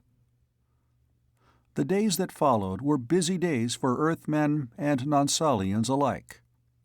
The Nonsalians were fearful of the consequences of the weapon that the Satorians were rumored to have. The results of their investigations through their agents had, so far, resulted only in the death of the Secret Service men. All that was known was exactly what the Satorians wanted them to know. The instrument was new, and it was deadly. On the other hand, the Satorians were not entirely in the dark as to the progress of Nonsal, as Arcot and Maury discovered one day. After months of work designing and tooling up the Nonsalian factories, making the tools to make the war material needed, and training the engineers of Nonsal all over the planet to produce the equipment needed, Arcot and Maury finally found time to take a few days off. Thorlano had begun a systematic search of the known nebulae, comparing them with the photographs the Earthmen had given him, and looking for a galaxy with 2 satellite star clouds of exactly the right size and distance from the Great Spiral. After months of work, he had finally picked one which filled the bill exactly. He invited Arcot and Maury to the observatory to confirm his findings. The observatory was located on the barren peak of a great mountain more than 9 miles high. It was almost the perfect place for an astronomical telescope. Here, well above the troposphere, the air was thin and always clear. The solid rock of the mountain was far from disturbing influences which might cause any vibration in the telescope. The observatory was accessible only from a spaceship or air flyer, and at that altitude had to be pressurized and sealed against the thin, cold air outside. Within, the temperature was kept constant to a fraction of a degree to keep thermal expansion from throwing the mirror out of true. Arcot and Maury, accompanied by Thorlano and Torlos, settled the Ancient Mariner to the landing field that had been blasted out of the rock of the towering mountain. They went over to the observatory and were at once admitted to the airlock. The floor was of smoothed, solid rock, and in this the great clock which timed and moved the telescope was set. The entire observatory was, of course, surrounded by a magnetic shield, and it was necessary to make sure there were no enemy ships around before using the telescope, because the magnetic field affected the light rays passing through it. The mirror for the huge reflecting telescope was nearly 300 inches in diameter, and was powerful enough to spot a spaceship leaving Sator. Its military usefulness, however, was practically nil, since painting the ships black made them totally invisible. There were half a dozen assistants with Thorlano at the observatory at all times, one of them in charge of the great file of plates that were kept on hand. Every plate made was printed in triplicate, to prevent their being destroyed in a raid. The original was kept at the observatory, and copies were sent to 2 of the largest cities on Nonsal. It was from this file that Thorlano had gathered the data necessary to show Arcot his own galaxy. Thorlano was proudly explaining the telescope to Arcot, realizing that the telectroscope was far better, but knowing that the Earthmen would appreciate this triumph of mechanical perfection. Arcot and Maury were both intensely interested in the discussion, while Torlos, slightly bored by a subject he knew next to nothing about, was examining the rest of the observatory.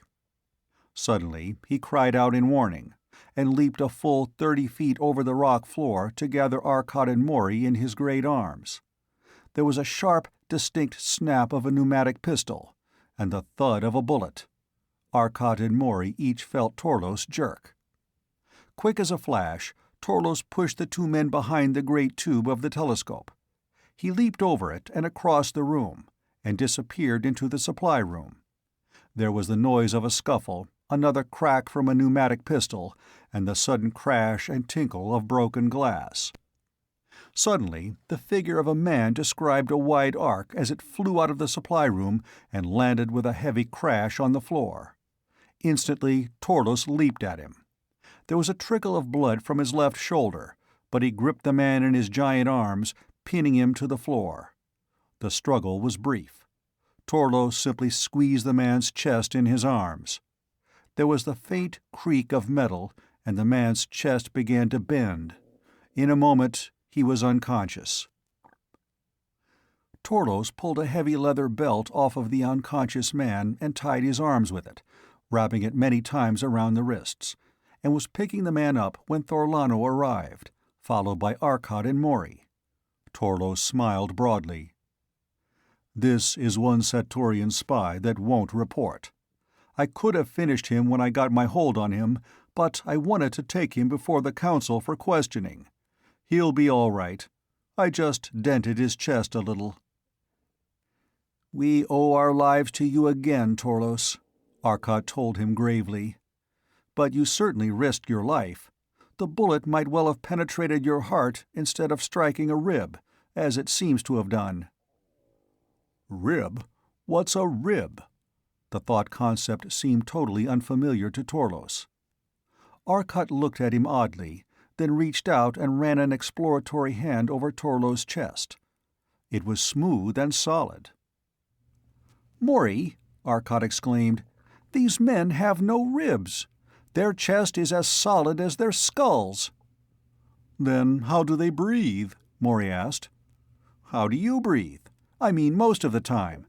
You use your diaphragm and your abdominal muscles. These people do too." Maury grinned. "No wonder Torlos jumped in front of that bullet. He didn't have as much to fear as we do. He had a built-in bulletproof vest. You'd have to shoot him in the abdomen to reach any vital organ." Arcot turned back to Torlos. "Who is this man?" "Undoubtedly a Satorian spy sent to murder you Earthmen. I saw the muzzle of his pistol as he was aiming and jumped in the way of the bullet. There is not much damage done." "We'd better get back to the city," Arcot said. "Fuller and Wade might be in danger." They bundled the Satorian spy into the ship, where Maury tied him further with thin strands of lux cable no bigger than a piece of string. Torlos looked at it and shook his head. "He will break that as soon as he awakens, without even knowing it. You forget the strength of our people." Maury smiled and wrapped the cord around Torlos' wrists. Torlos looked amused and pulled. His smile vanished. He pulled harder. His huge muscles bulged and writhed in great ridges along his arms. The thin cord remained complacently undamaged. Torlos relaxed and grinned sheepishly. "You win," he thought. "I'll make no more comments on the things I see you do." They returned to the capital at once. Arcot shoved the speed up as high as he dared, for Torlos felt there might be some significance in the attempt to remove Arcot and Maury. Wade and Fuller had already been warned by radio, and had immediately retired to the council room of the three. The members of the investigation board joined them to question the prisoner upon his arrival. When they arrived, Arcot and Maury went in with Torlos, who was carrying the struggling, shackled spy over his shoulder. The Earthmen watched while the expert interrogators of the investigation board questioned the prisoner. The philosophy of Norris did not permit torture, even for a vicious enemy, but the questioners were shrewd and ingenious in their methods. For hours they took turns pounding questions at the prisoner, cajoling, threatening, and arguing. They got nowhere. Solidly, the prisoner stuck by his guns. Why had he tried to shoot the Earthmen? He didn't know. What were his orders from Sator? Silence. What were Sator's plans? Silence. Did he know anything of the new weapon? A shrug of the shoulders. Finally, Arcot spoke to the chief investigation officer. "May I try my luck? I think I'm powerful enough to use a little combination of hypnosis and telepathy that will get the information out of him." The investigator agreed to try it. Arcot walked over as if to inspect the prisoner. For an instant, the man looked defiantly at Arcot. Arcot glared back. At the same time, his powerful mind reached out and began to work subtly within the prisoner's brain. Slowly, a helpless, blank expression came over the man's face as his eyes remained fixed on Arcot's own. The man was as helplessly bound mentally as the Lux cable bound him physically. For a full quarter of an hour, the two men, Earthmen and Satorian, stood locked in a frozen tableau, staring into each other's eyes. The onlookers waited in watchful silence. Finally, Arcot turned and shook his head, as if to clear it. As he did so, the spy slumped forward in his chair, unconscious. Arcot rubbed his own temples and spoke in English to Maury. "Some job. You'll have to tell them what I found out. My head is splitting. With a headache like this, I can't communicate. Torlos was right. They were trying to get rid of all four of us. We're the only ones who can operate the ship, and that ship is the only defense against them. He knows several other spies here in the city, and we can, I think, practically wipe out the Satorian spy system all over the planet with the information he gave me and what we can get from the others we arrest. Unfortunately, he doesn't know anything about the new weapon. The higher-ups aren't telling anyone, not even their own men. I get the idea that only those on board the ships using it will know about it before the attack. An attack is planned, and very soon. He didn't know when. We can only lie in readiness and do everything we can to help these people with their work." While Maury relayed this information to the investigating board and the council, Wade was talking in low tones to Arcot. "They had a lot of workmen bringing 20 tons of lead wire on board this evening, and the distilled water tanks are full. The tanks are full of oxygen, and they gave us some synthetic food which we can eat. They have it all over us in the field of chemistry. They found the secret of catalysis, and can actually synthesize any catalytic agent they want. They can make any possible reaction go in either direction at any rate they desire. They took a slice of flesh from my arm and analyzed it down to the last detail. From that, they were able to predict what sort of food we would need to eat. They can actually synthesize living things. I've tried the food they made, and it has a very good flavor. They guaranteed it would have all the necessary ingredients, right down to the smallest trace element. We're fully stocked for a long trip. The three said it was their first consideration that we should be able to return to our homes." "How about their armament?" Arcot asked. He was holding his head in his hands to ease the throbbing ache within it. "Each city has a projector supplied by the regular power station on top of their central building. The molecular ray, of course. They still don't have enough power to run a heat beam. We didn't have time to make more than one for each city. but this one will give the Satorians a nasty time if they come near it. It works nicely through the magnetic screen, so it won't be necessary for them to lower the barrier to shoot." Maury had finished telling the council what Arcot had discovered from the prisoner, and the councilmen were leaving one by one to go to their duties in preparing for the attack. "I think we had best go back to the Ancient Mariner," Arcot said. "I need an aspirin and some sleep." "Same here," agreed Fuller. "These men make me feel as though I were lazy. They work for 40 or 50 hours and think nothing of it. Then they snooze for 5 hours, and they're ready for another long stretch. I feel like a lounge lizard if I take 6 hours out of every 24. They asked Torlos to stand guard on the ship while they got some much-needed sleep, and Torlos consented readily after getting the permission of the Supreme Three. The Earthmen were returning to their ship under heavy guard to prevent further attempts at assassination. It was 7 hours after they had gone to sleep that it came. Through the ship came the low hum that rose quickly to a screeching call of danger. The warning: the city was under attack. Chapter 22. The Nonsalian fleet was already outside the city and hard at it.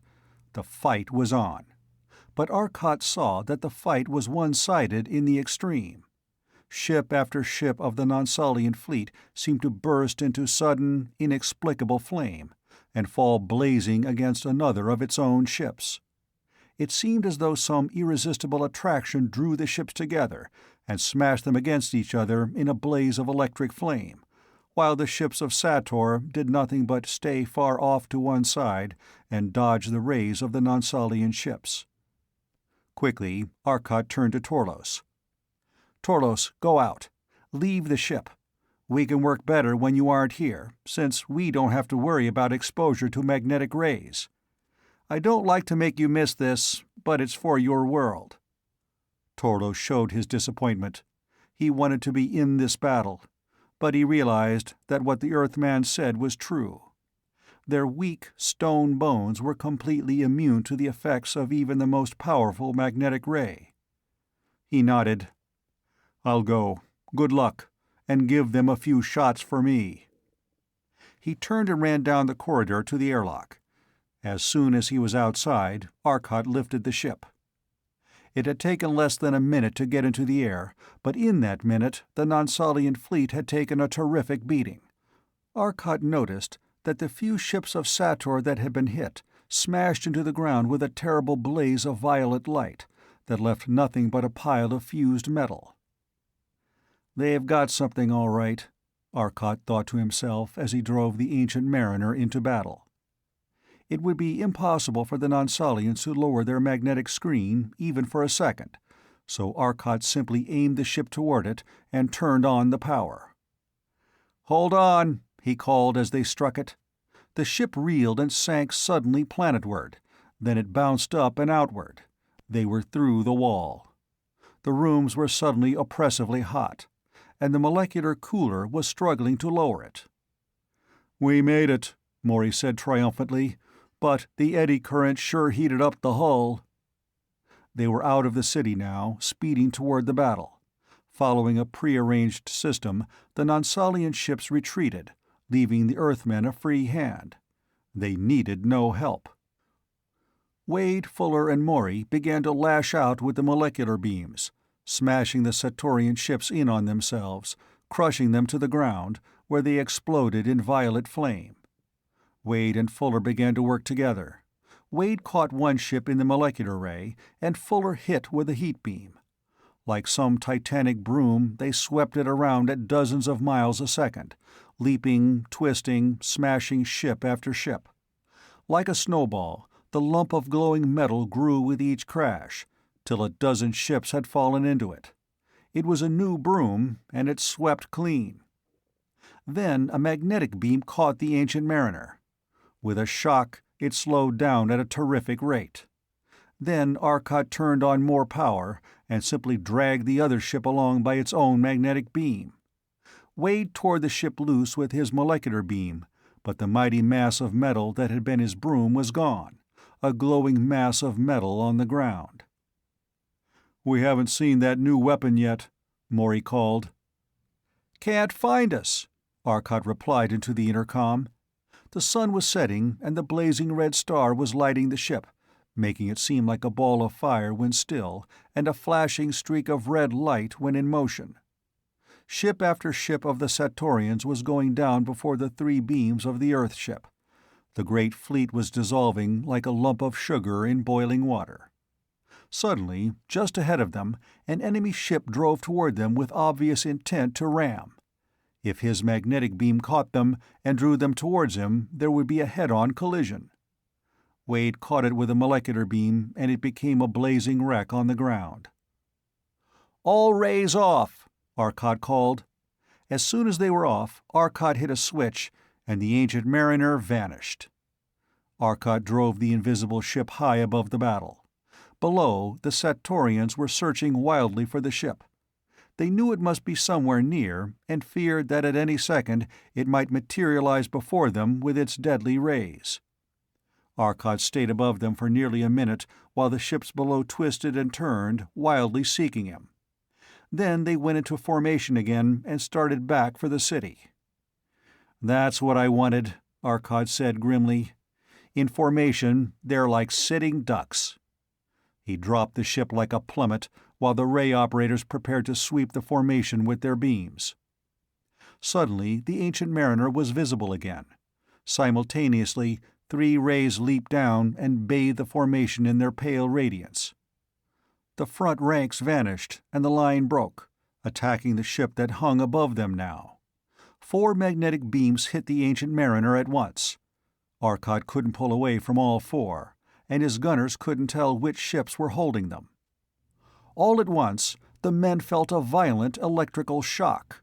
The air about them was filled with the blue haze of the electric weapon they had seen.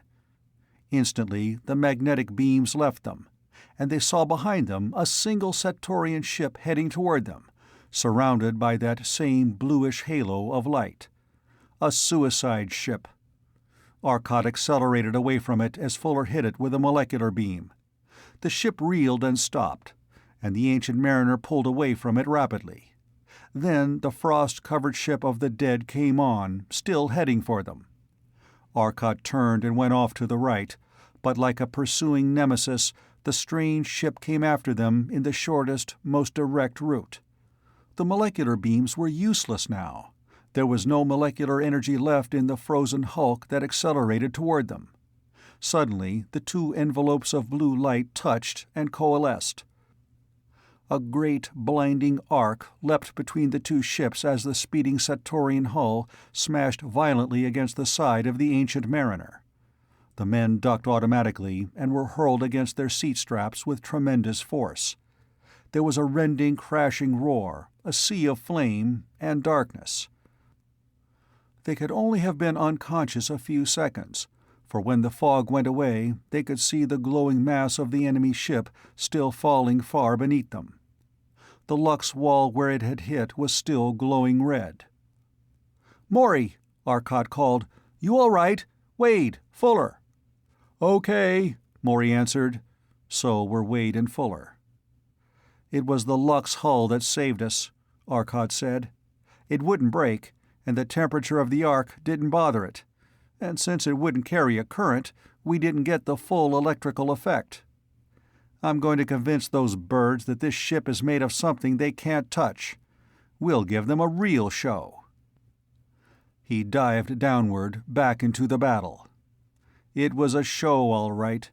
It was impossible to fight the Earthship. The enemy had to concentrate 4 magnetic rays on it to use their electric weapon, and they could only do that by sheer luck. And even that was of little use, for they simply lost one of their own ships without harming the Ancient Mariner in the least. Ship after ship crumpled in on itself like crushed tinfoil, or hurled itself violently to the ground as the molecular beams touched them. The Satorian fleet was a fleet no longer. It was a small collection of disorganized ships whose commanders had only one thought: to flee. The few ships that were left spearheaded out into space, using every bit of acceleration that the tough bodies of the Satorians could stand. With a good head start, they were rapidly escaping. "We can't equal that acceleration," said Wade. "We'll lose them." "Nope," Arcot said grimly. "I won a couple of those ships, and I'm going to get them." At 4 gravities of acceleration, the Ancient Mariner drove after the fleeing ships of Sator, but the enemy ships soon dropped rapidly from sight. 25,000 miles out in space, Arcot cut the acceleration. "We'll catch them now, I think," he said softly. He pushed the little red switch for an instant, then opened it. A moment before, the planet Nonsal had been a huge disk behind them. Now it was a tiny thing, a full 1,000,000 miles away. It took the Satorian fleet over an hour to reach them. They appeared as dim lights in the telectroscope. They rapidly became larger. Arcot had extinguished the lights, and since they were on the sunward side of the approaching ships, the Ancient Mariner was effectively invisible. "They're going to pass us at a pretty good clip," Maury said quietly. "They've been accelerating all this time." Arcot nodded in agreement. "We'll have to hit them as they come toward us.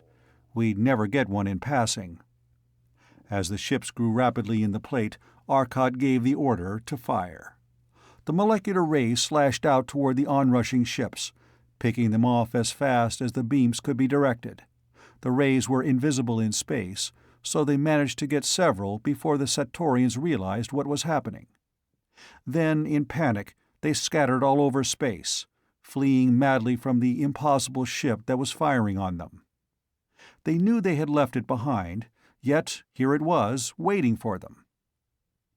"Let them go," Arcot said.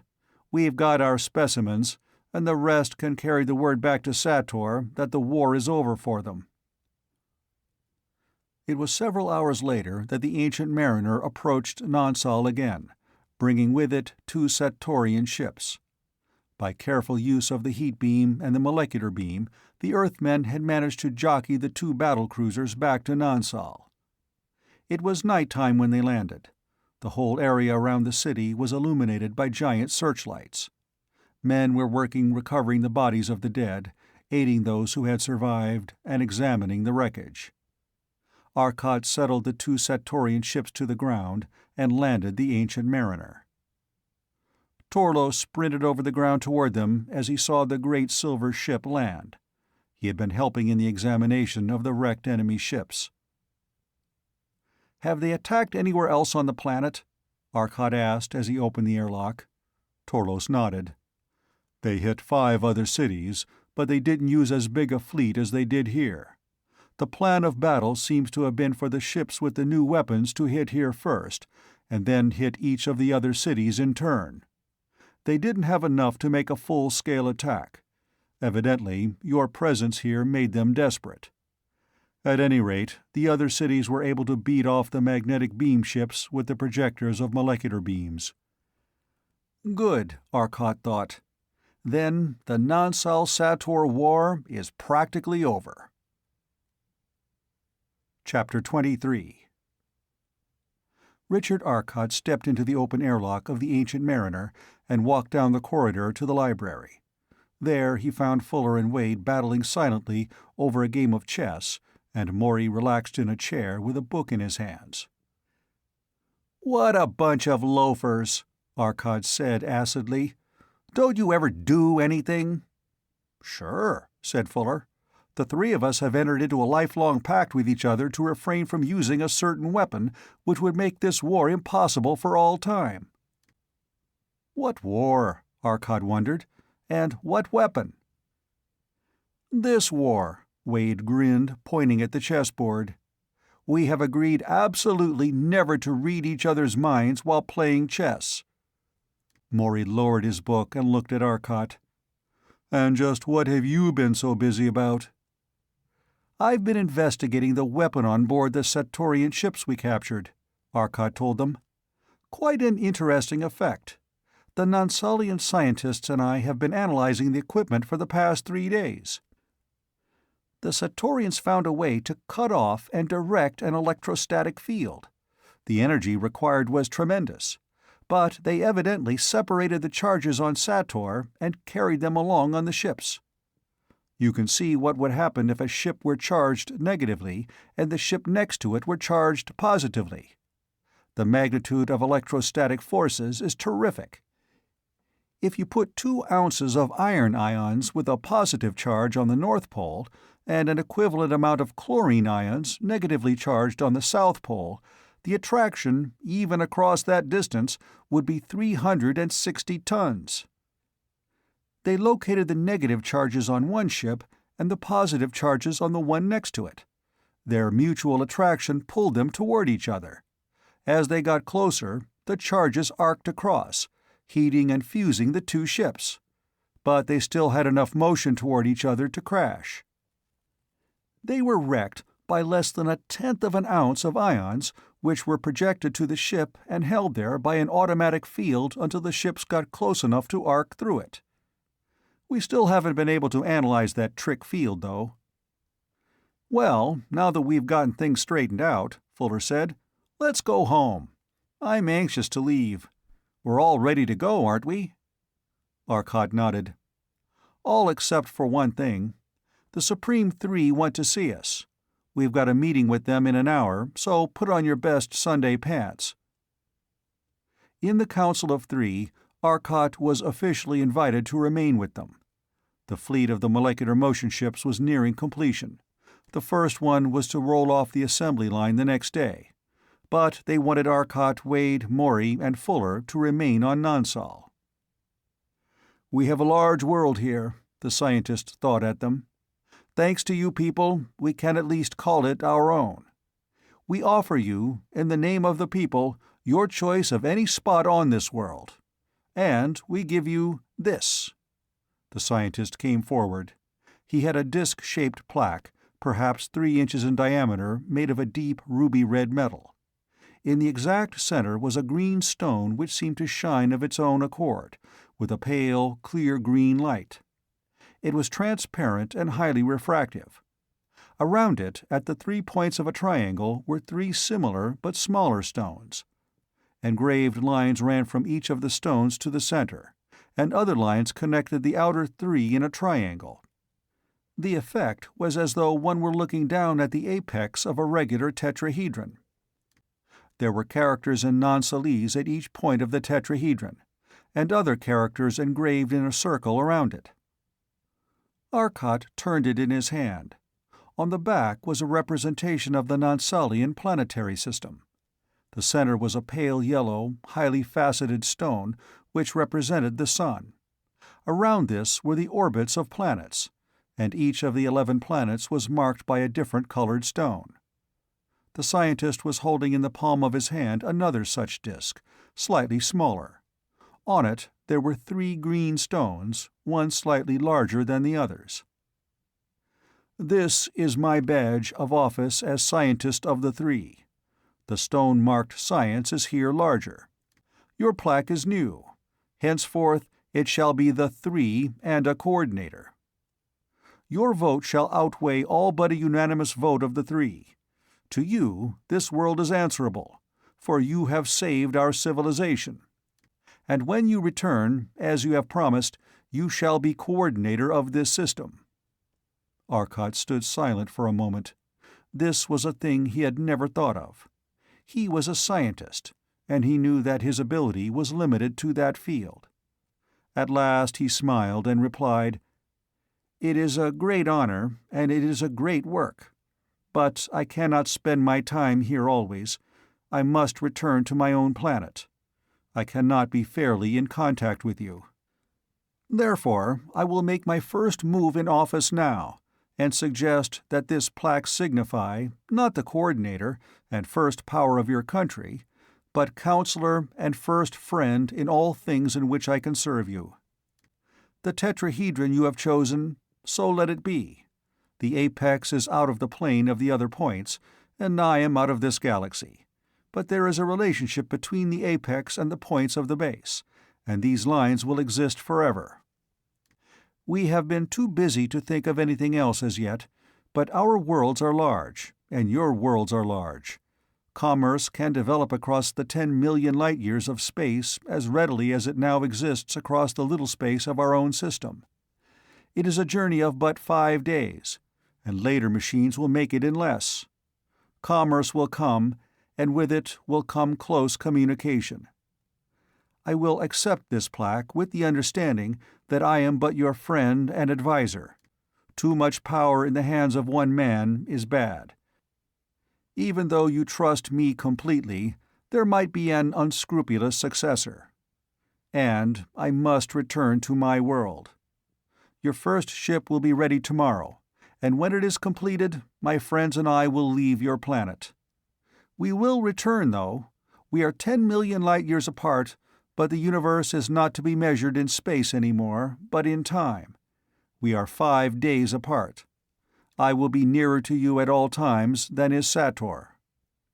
If you wish, others of my race shall come too.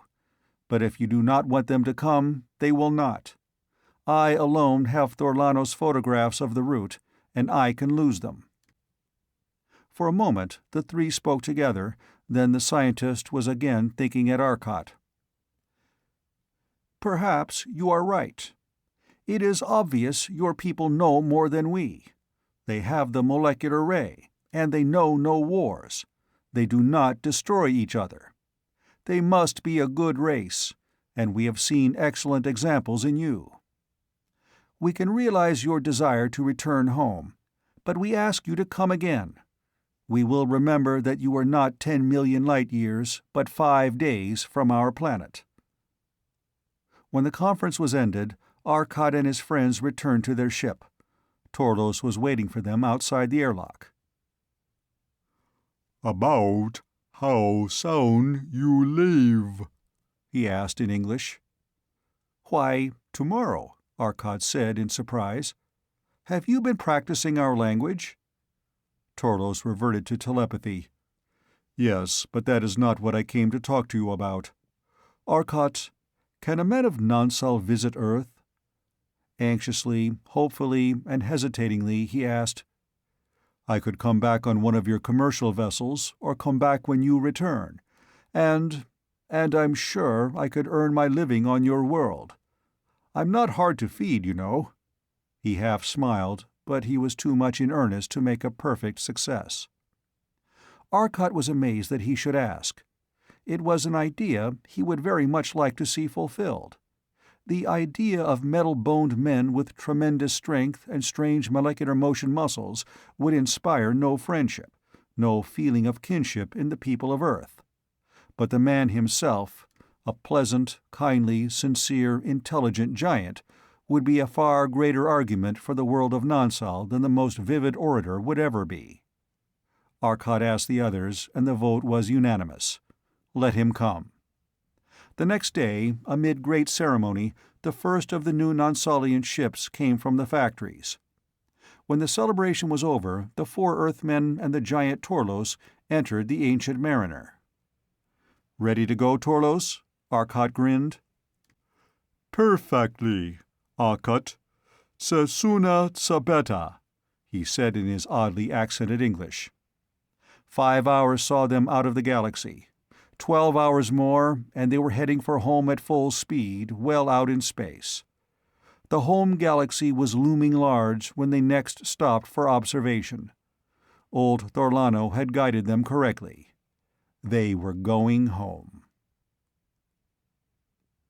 The End of Islands of Space by John W. Campbell.